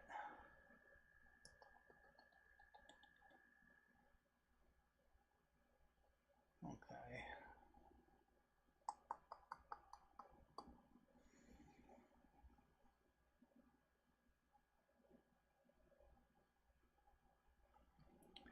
I still need to figure out how to hook up the LCD module.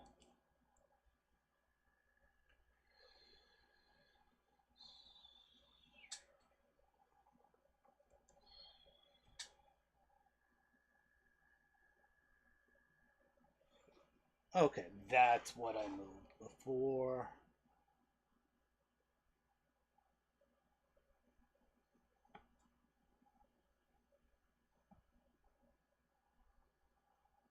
Click there.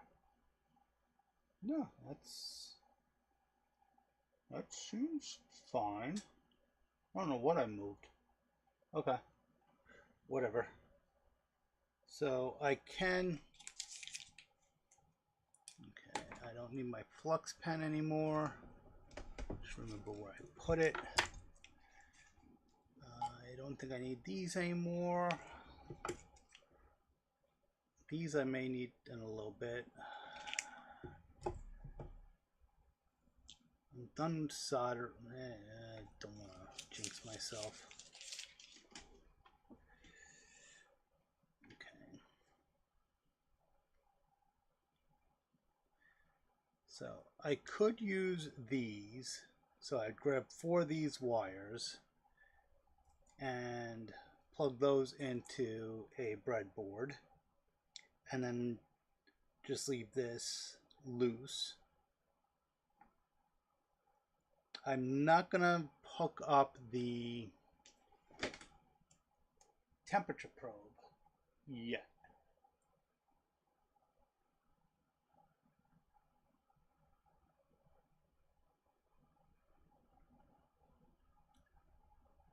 But that does, that's what I moved. That does remind me, whoa, that is tiny. What just happened?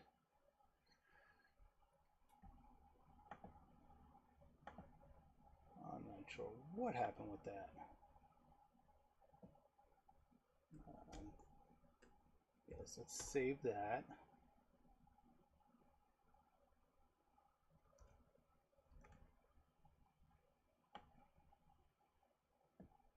Make this fit on the screen better. Okay, so that's why that doesn't.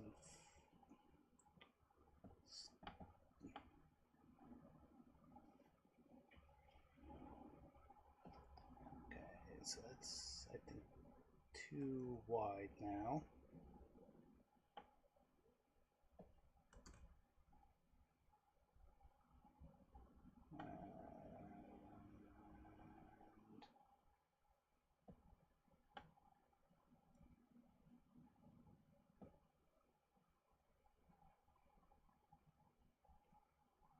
Yeah, close enough.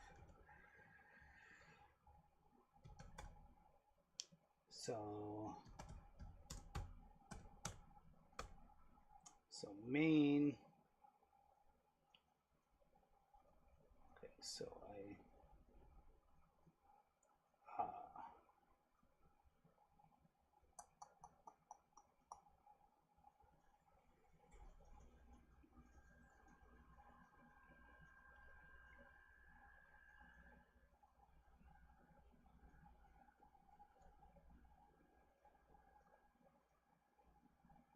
okay, so no, I'm not going to do that. I'm not going to do that. I'm not going to sleep for 3 seconds either.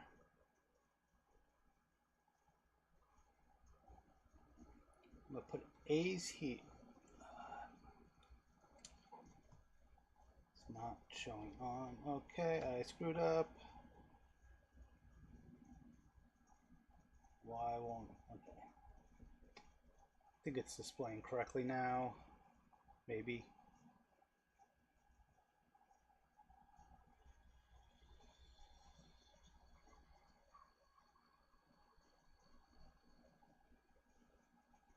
Is it?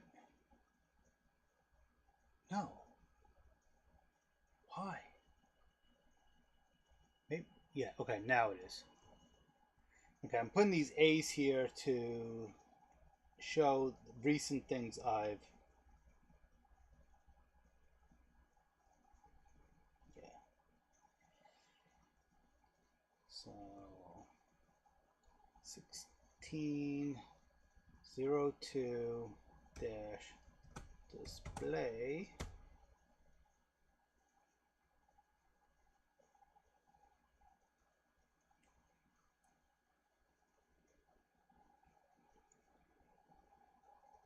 Dot.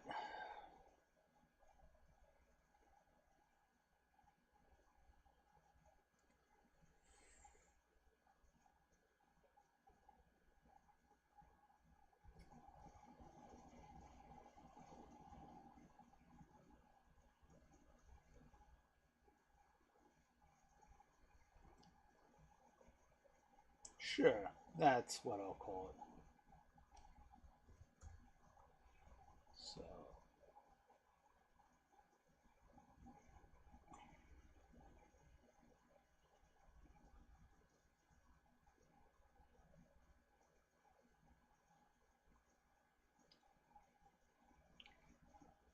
okay, so this it's going to be a true loop inside a true loop. Or I could just do def message.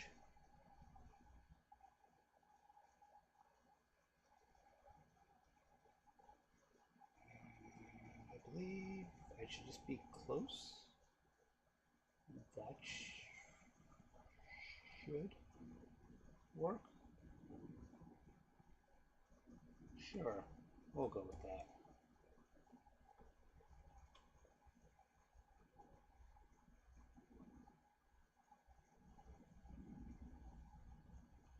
In theory, that's all I should need.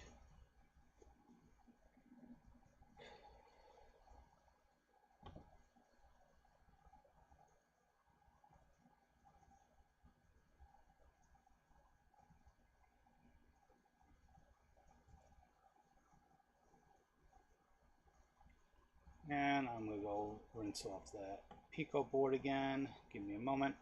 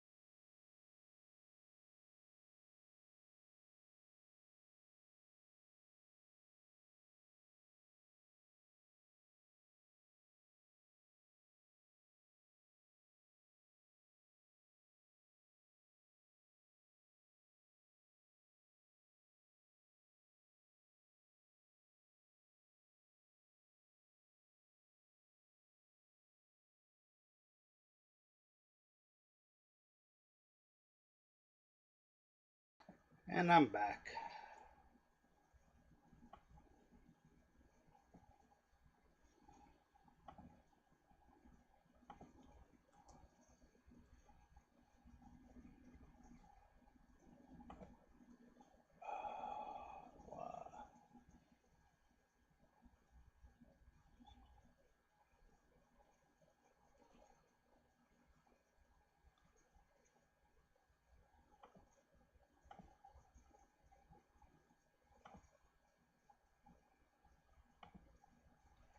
And the terminal is all screwed up again because reasons.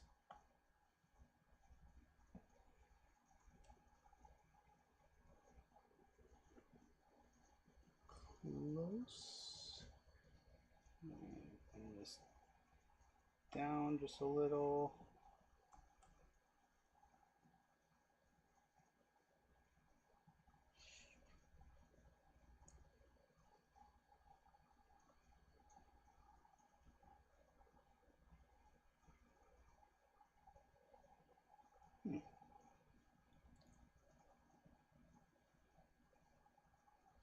Okay, maybe down just a little more.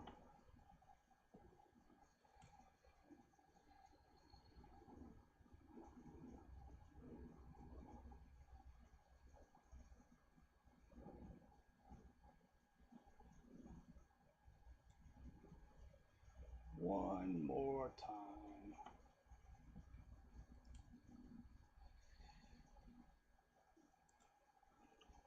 Clear.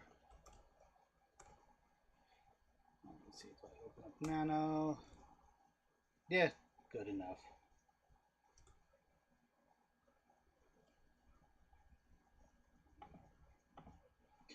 Okay, in the meantime, I rinsed off this board. You could give it maybe a few minutes to dry off. And once that did not feel good. Oh, I thought I moved one of the pins. I hit the boot select button. That worried me. I thought I broke one of the solder joints on this.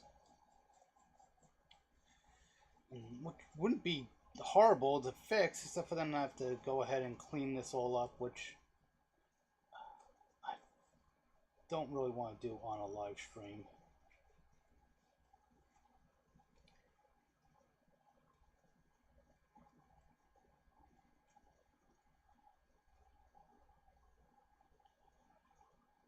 I'll go ahead and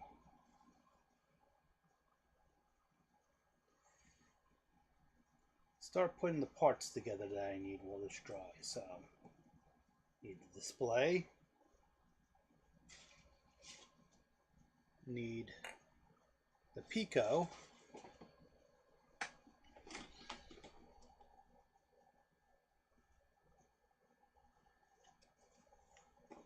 I'm going to use a small breadboard just because I have them and might as well use them.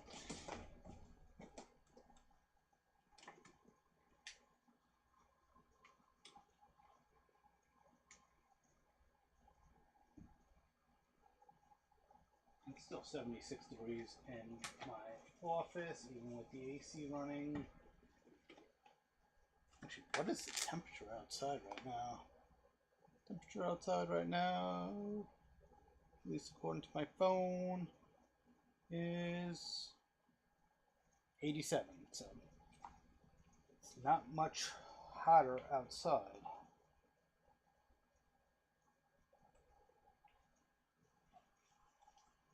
Okay.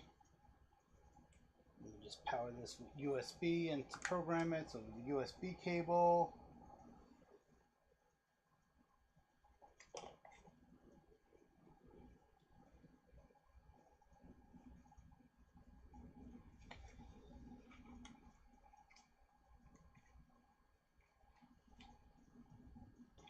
And that should be all I should need.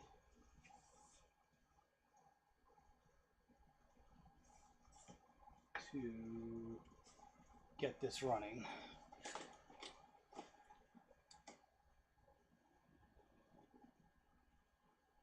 The camera back just a little. Yeah, this mount I have is a little more elastic than I would like. Okay. Don't need that board.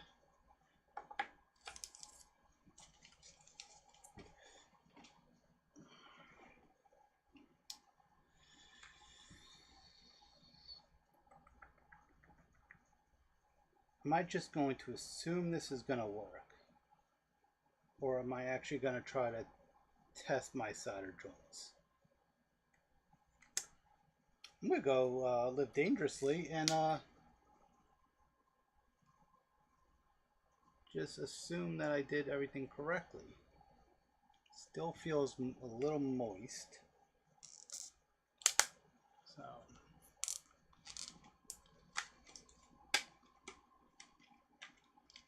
new-ish breadboard. Probably it's a no-name brand, so I'm not going to be overly concerned.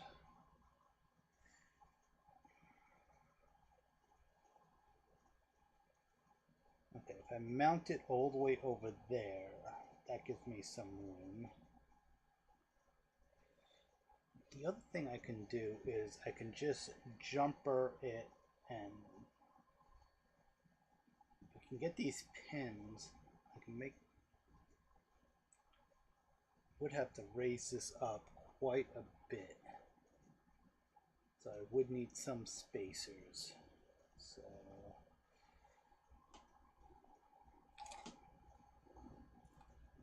let's see.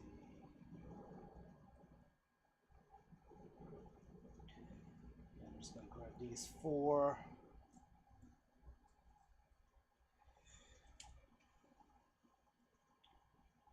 And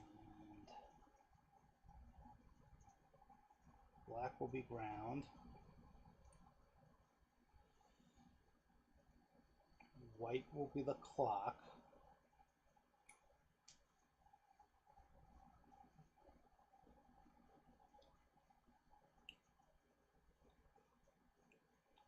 Let's get all these facing the same way. So all with the little window up. that didn't feel like that went in good. Okay. Not, so gray is going to be data? Sure. I'll make gray data.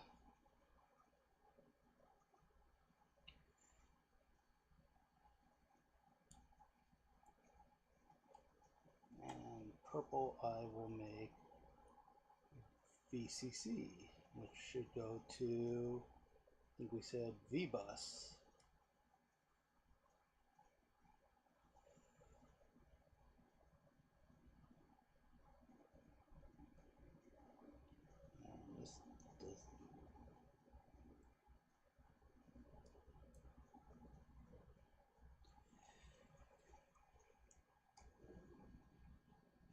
Okay, I'm not pressing that down. Okay, let me get it centered. Ish. Okay, I'm not going to press that down just yet. But in the meantime, let's go ahead and pull up the schematic.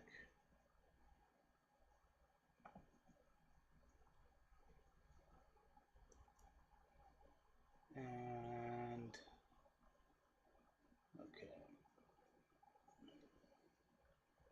So VBus is, which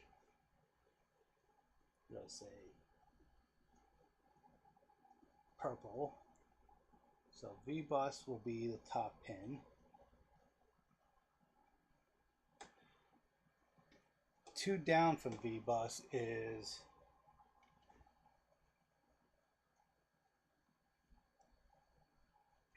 okay, let me get this working. Okay, video capture on. Let's nope. Okay, that's what I want to resize.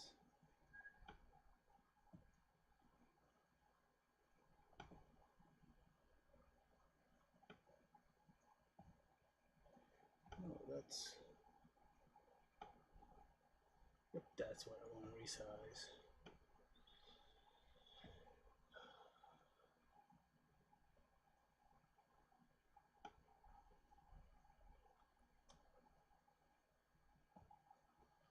Yeah, that's basically will show what I'm working on. That's actually a good layout. So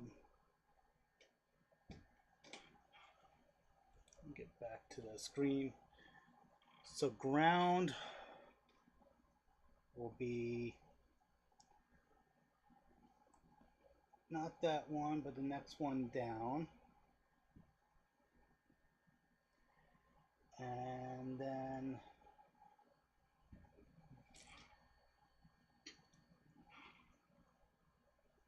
what pins did we say? Because this is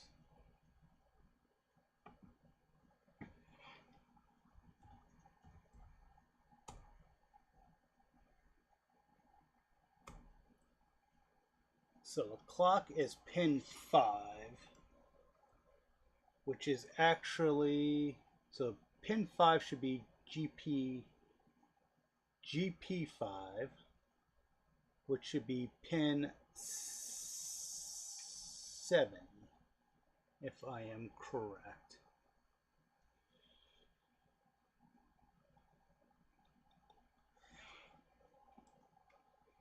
So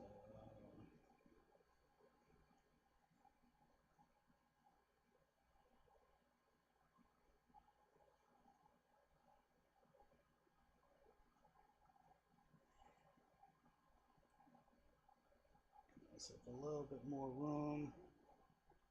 So pin 7.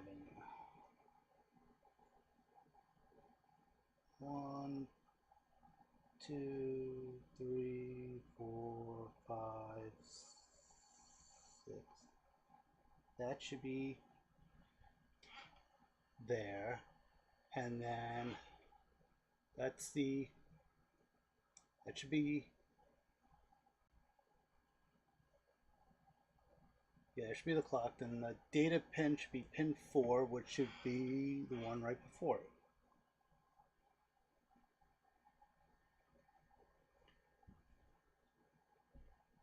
And that should be it for running this on there.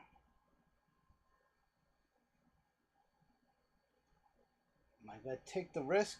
I'm going to take the risk. So go ahead and push this. Okay, that didn't go in as well as I had hoped.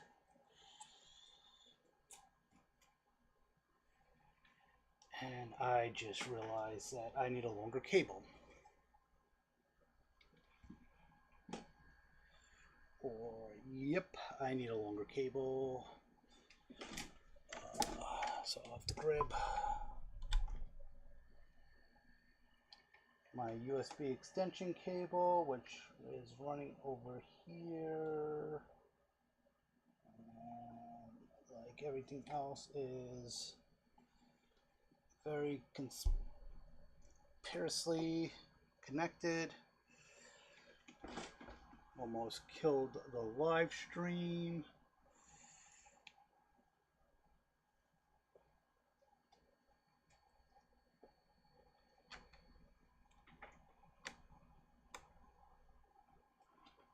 And that's not a USB port, that is a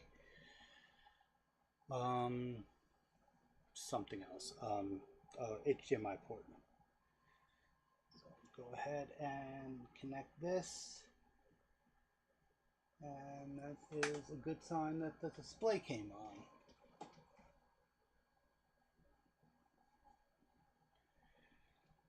Okay.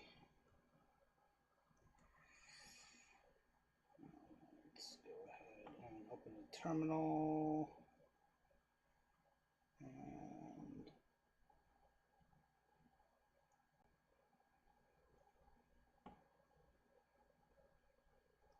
And this, okay, I'm just going to turn that off for right now until I can get everything. So close that. Close that. Hopefully.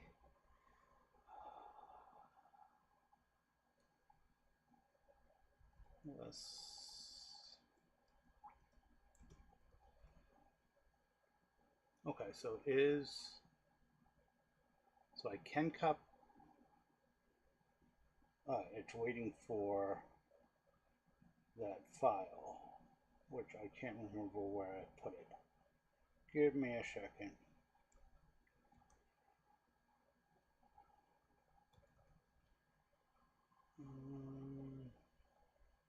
Did I leave it in downloads? Flash nuke. Okay, that's there. Pico. So this was the file from the 9th. So let's see if I can find the new.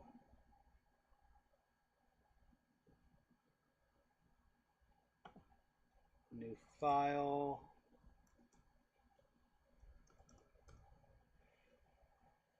Did I load the GitHub?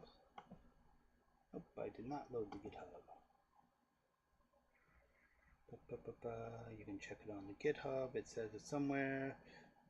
Pico 2, maybe? Is that the GitHub I wanted?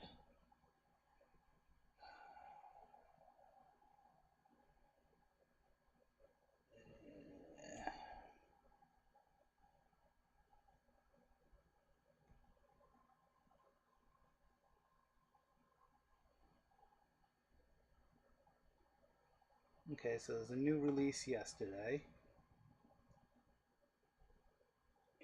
And support for, okay.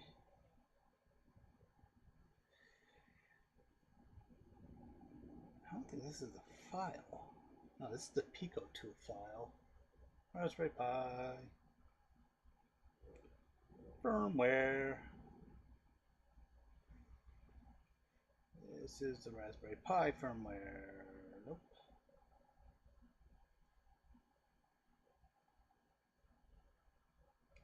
Pico, so for development kit, maybe. No, this looks like this is all C. Where is that file? It's the Pico.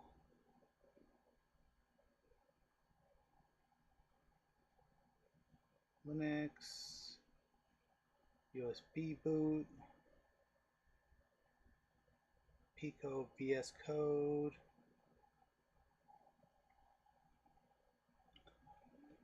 Let's just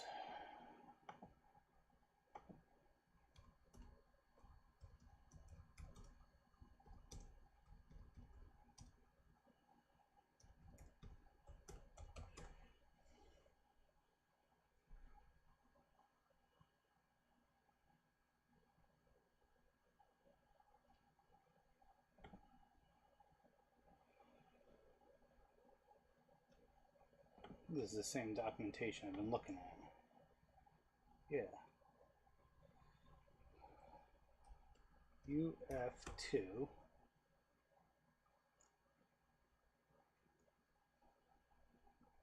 Not that file, not that file.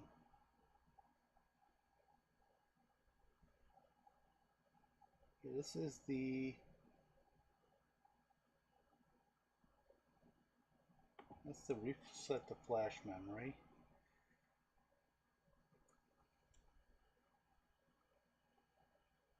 Flash.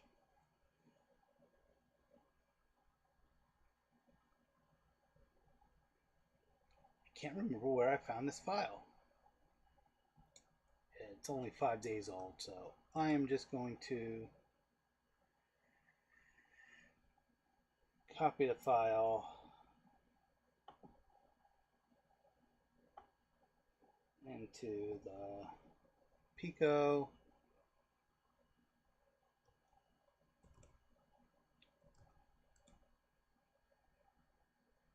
And it automatically rebooted, and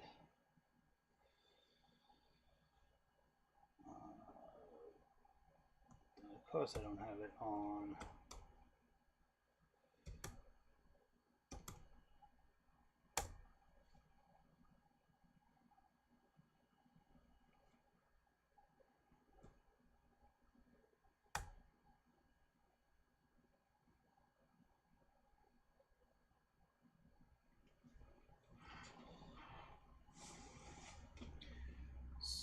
So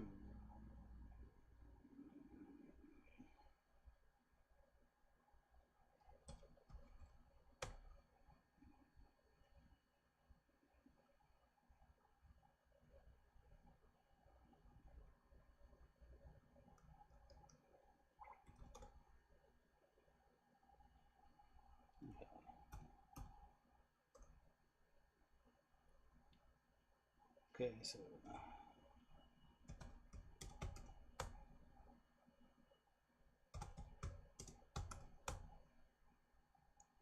I'm not going to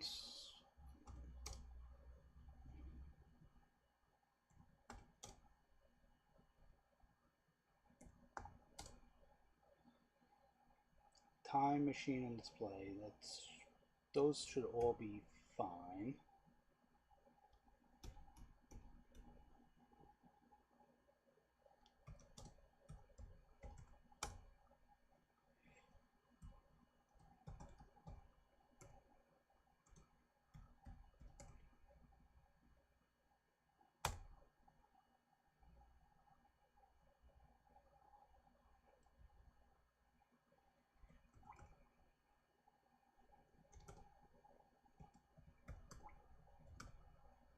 So that's that file, and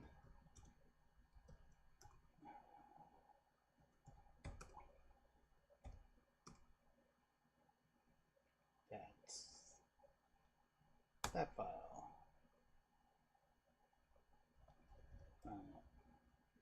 Exit.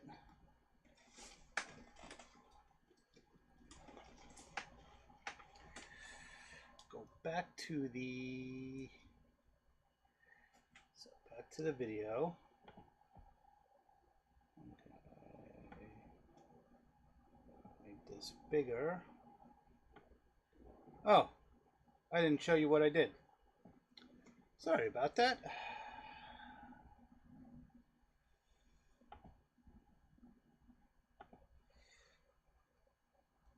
That's why I should really be paying attention. So I had copied the firmware into there. I edited main.py, and what I had changed was I had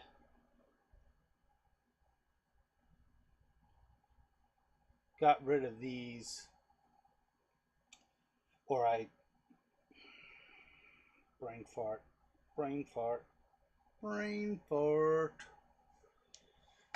is I commented those out, so it should just be those 3 libraries that I'm loading, and then I copied over those 3 files into the Pico. So now that I did that,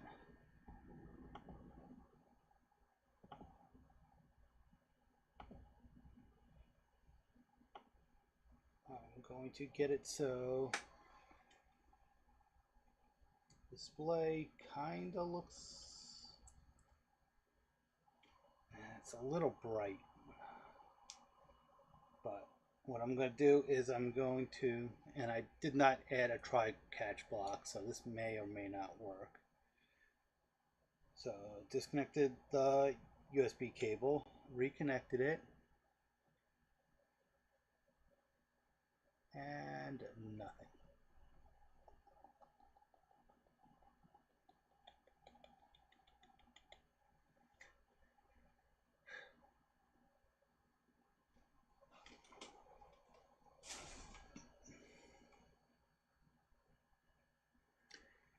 And this is where we have fun with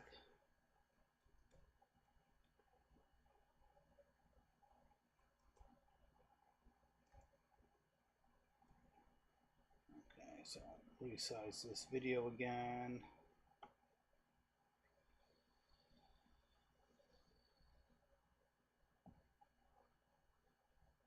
Hopefully that doesn't cut off too much of this. And let's go to R shell.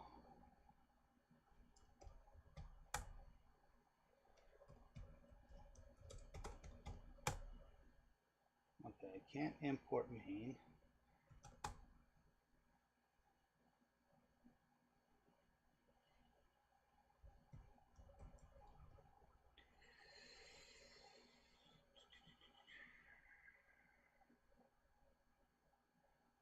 So import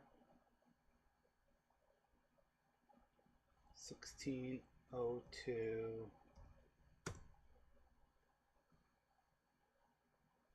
display. Did I have a capital D? Did it already import it? It retrieved it. 1602-display. And lowercase d. Invalid syntax.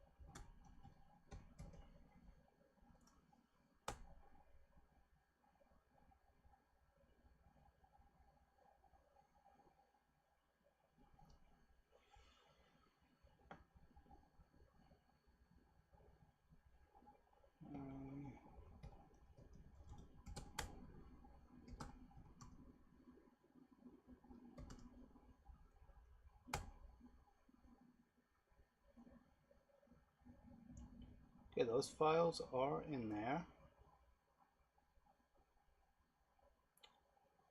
Don't know why they won't import.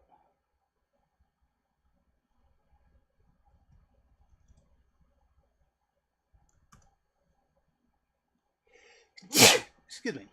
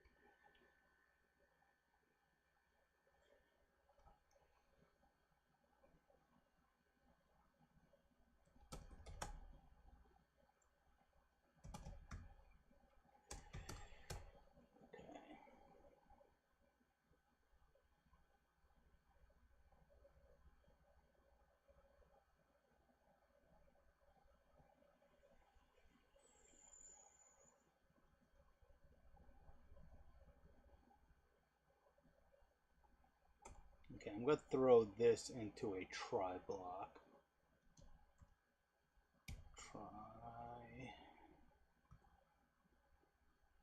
I should just need to indent those. I don't think I should. I hope commented things don't need to be indented. So try.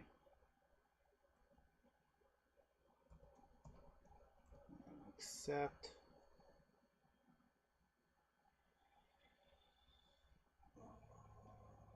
What is it?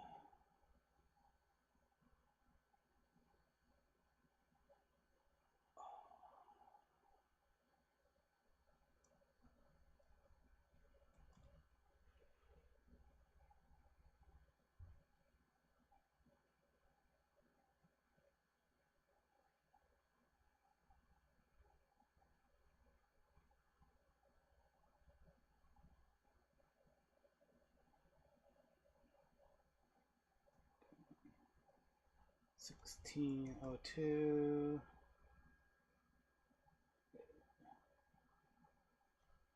Does he dash display or underscore this display? Dash display, okay.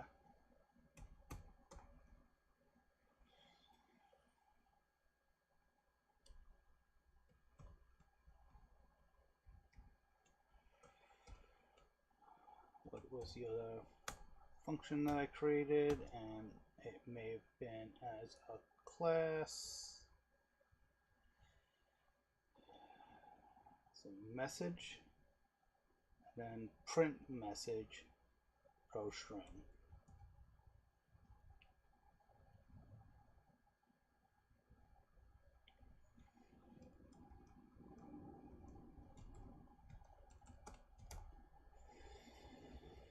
Row 0 and test.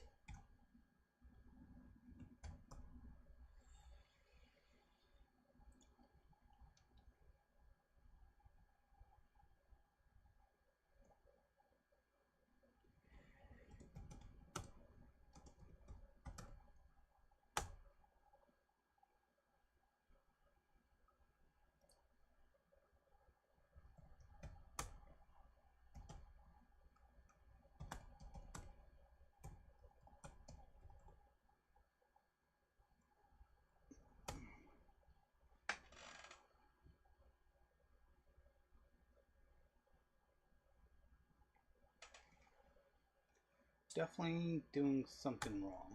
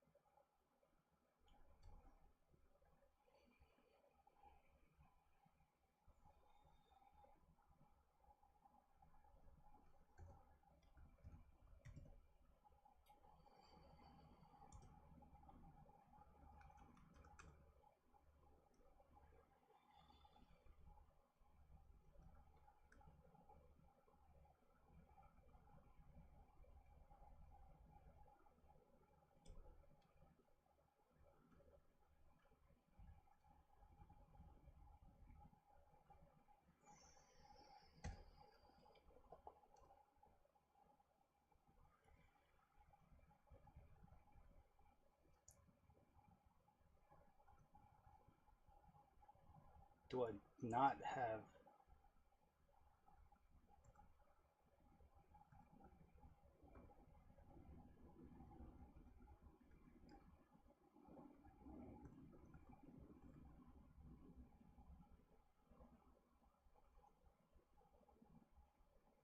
So while true,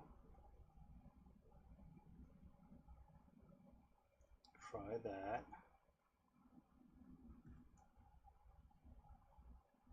Except that. Okay.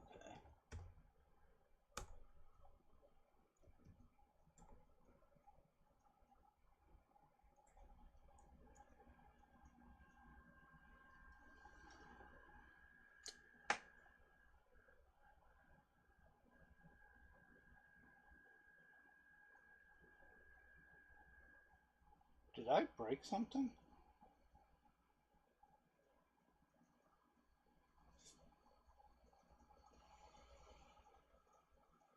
Interesting.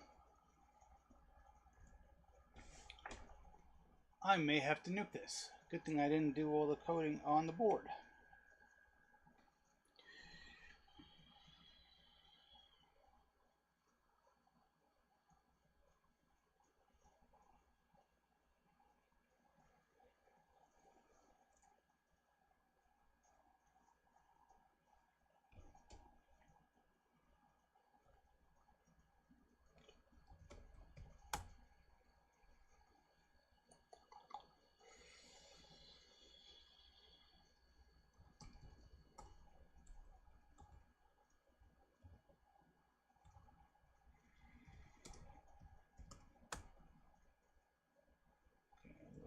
CP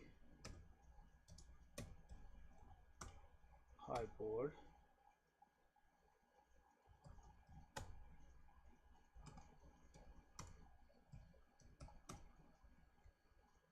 And reset it.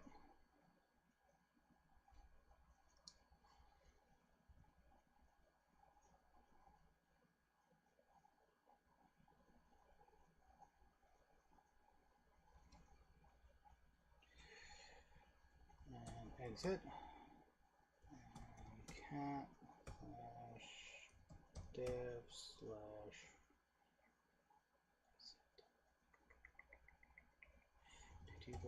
tyazmo. Okay, nothing is being sent. I don't know why.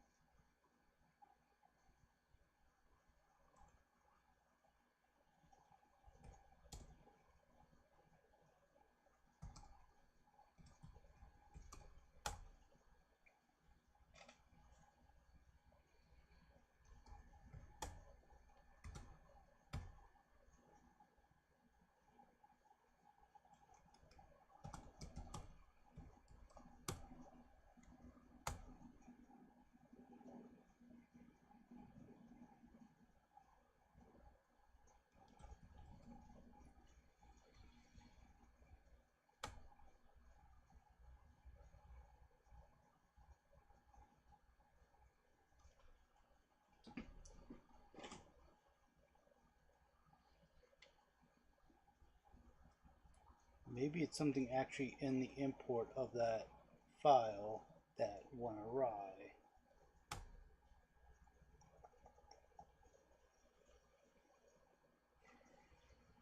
Interesting.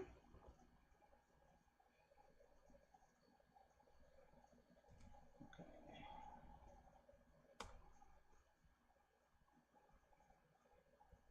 need that. Don't need that. Don't need that.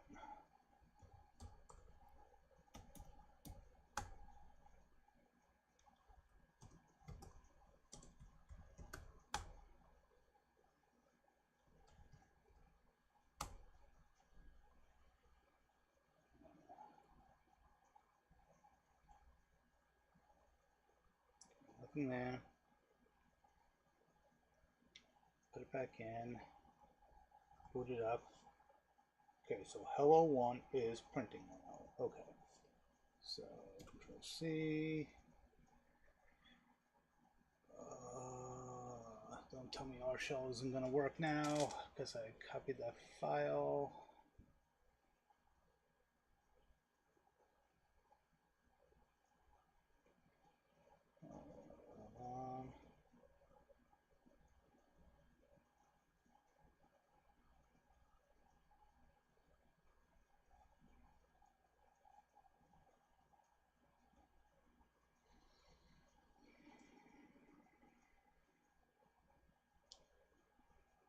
It's in that endless loop now.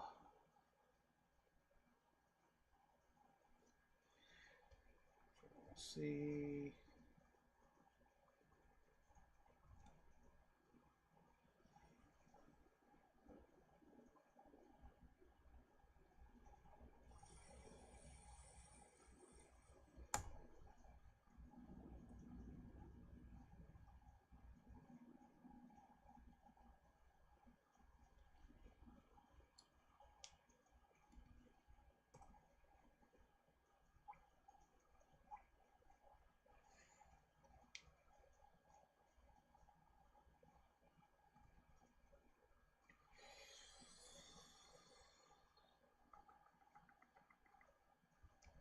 We still have edit.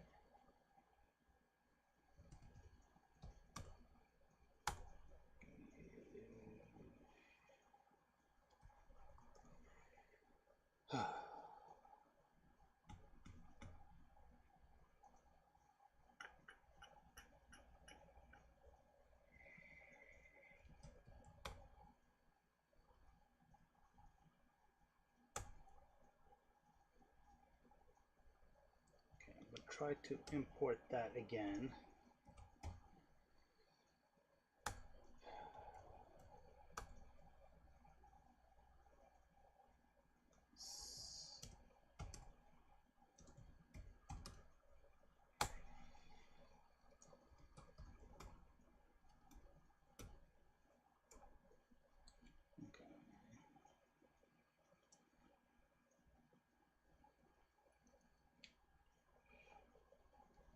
I'm gonna give this one more try and then I'm just gonna give up.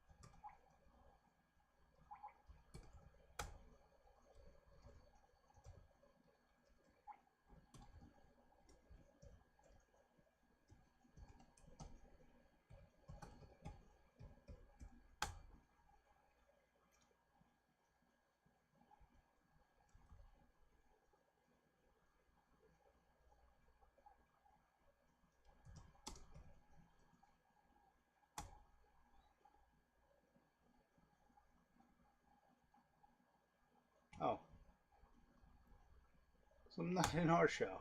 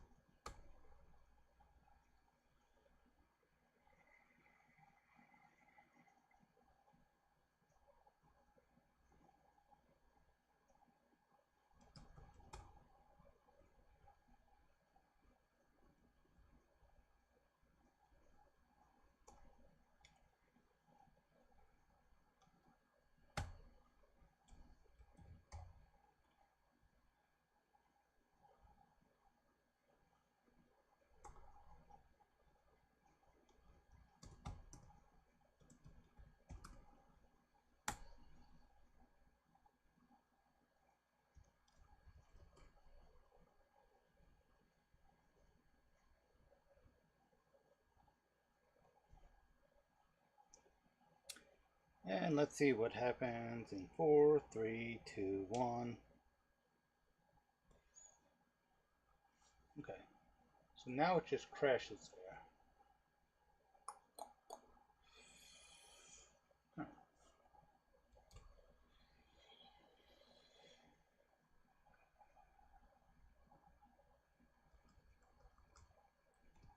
Let me try to clean this up.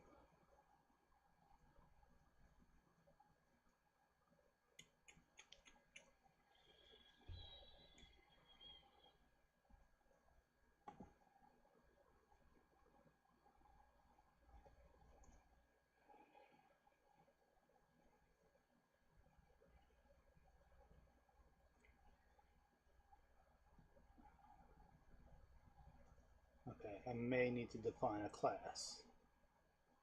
Possibly. Anything else? Define.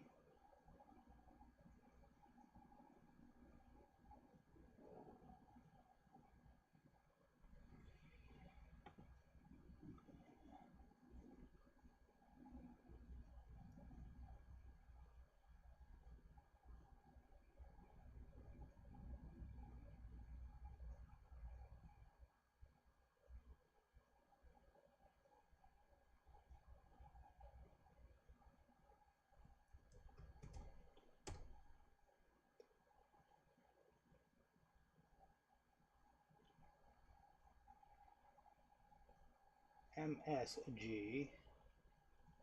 That should be funny, so I'm just gonna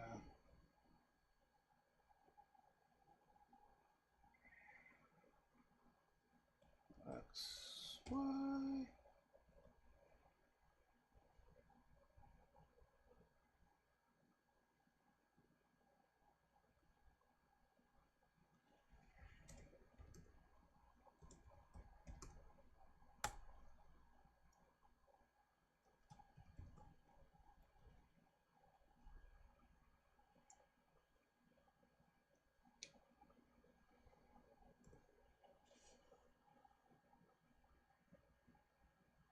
Line 9 and not valid syntax. Okay, that's actually a valid error message. I don't know why I didn't see that before.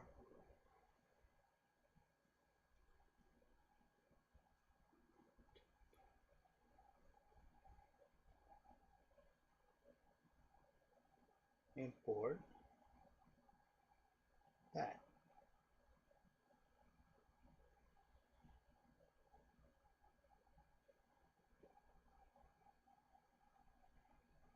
Could it not need a...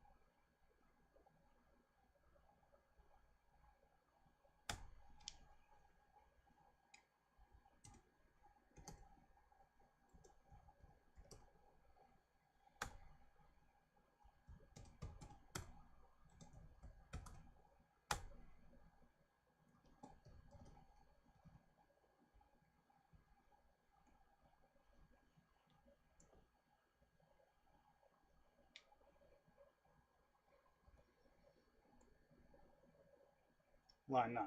Still the same issue. So there's an issue int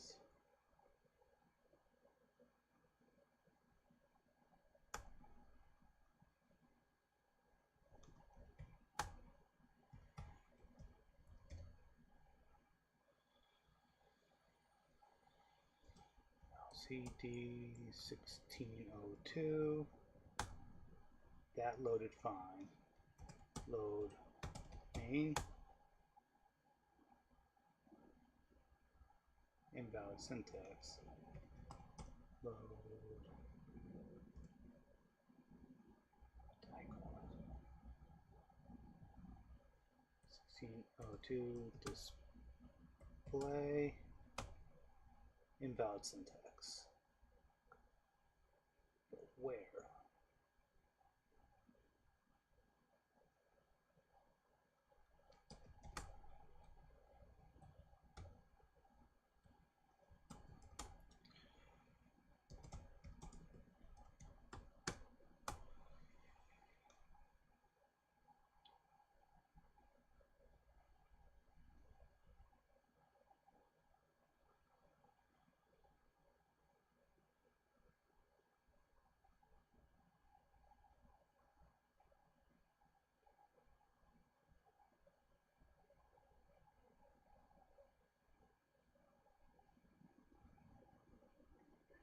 So LCD display equals LCD to this LCD 1602 dot LCD 1602 and simple as this. This doesn't work. I'm gonna try that class thing.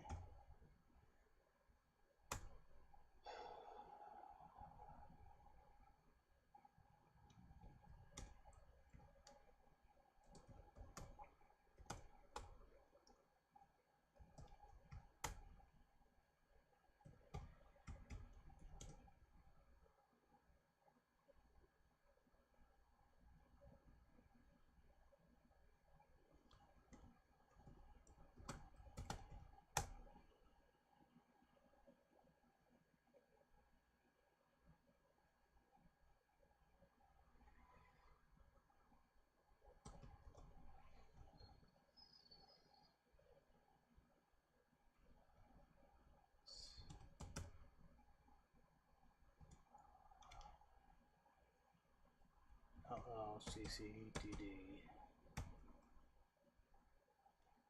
tab tab tab tab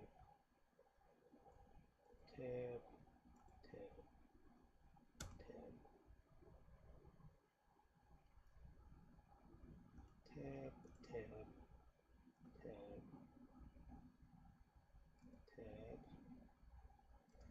tab tab tab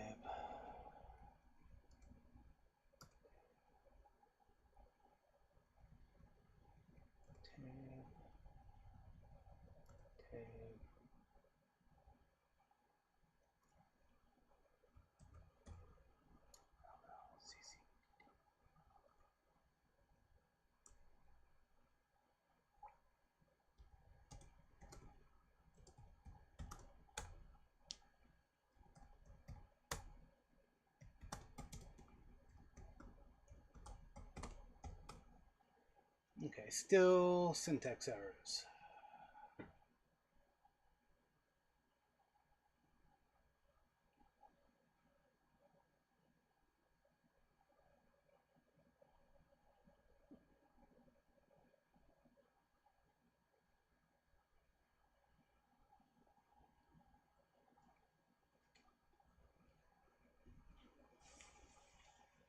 Okay, so let's see if I load LCD 1602, import LCD 1602. Okay, that imported. Let's just say LCD equals LCD 1602 dot LCD 1602 16 by 2. Yeah.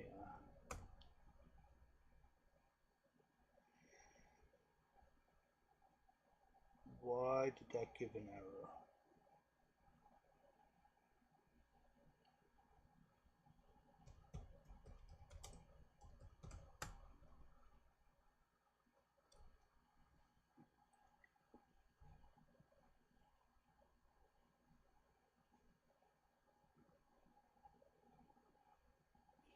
EIO.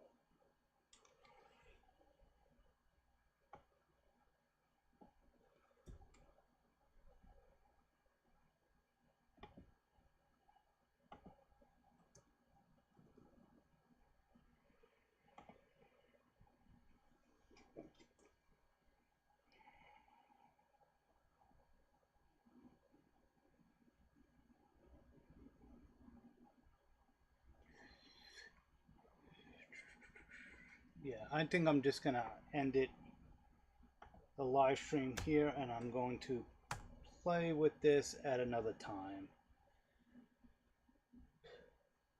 Yeah, because I've been going at this for 5 hours now. Okay, so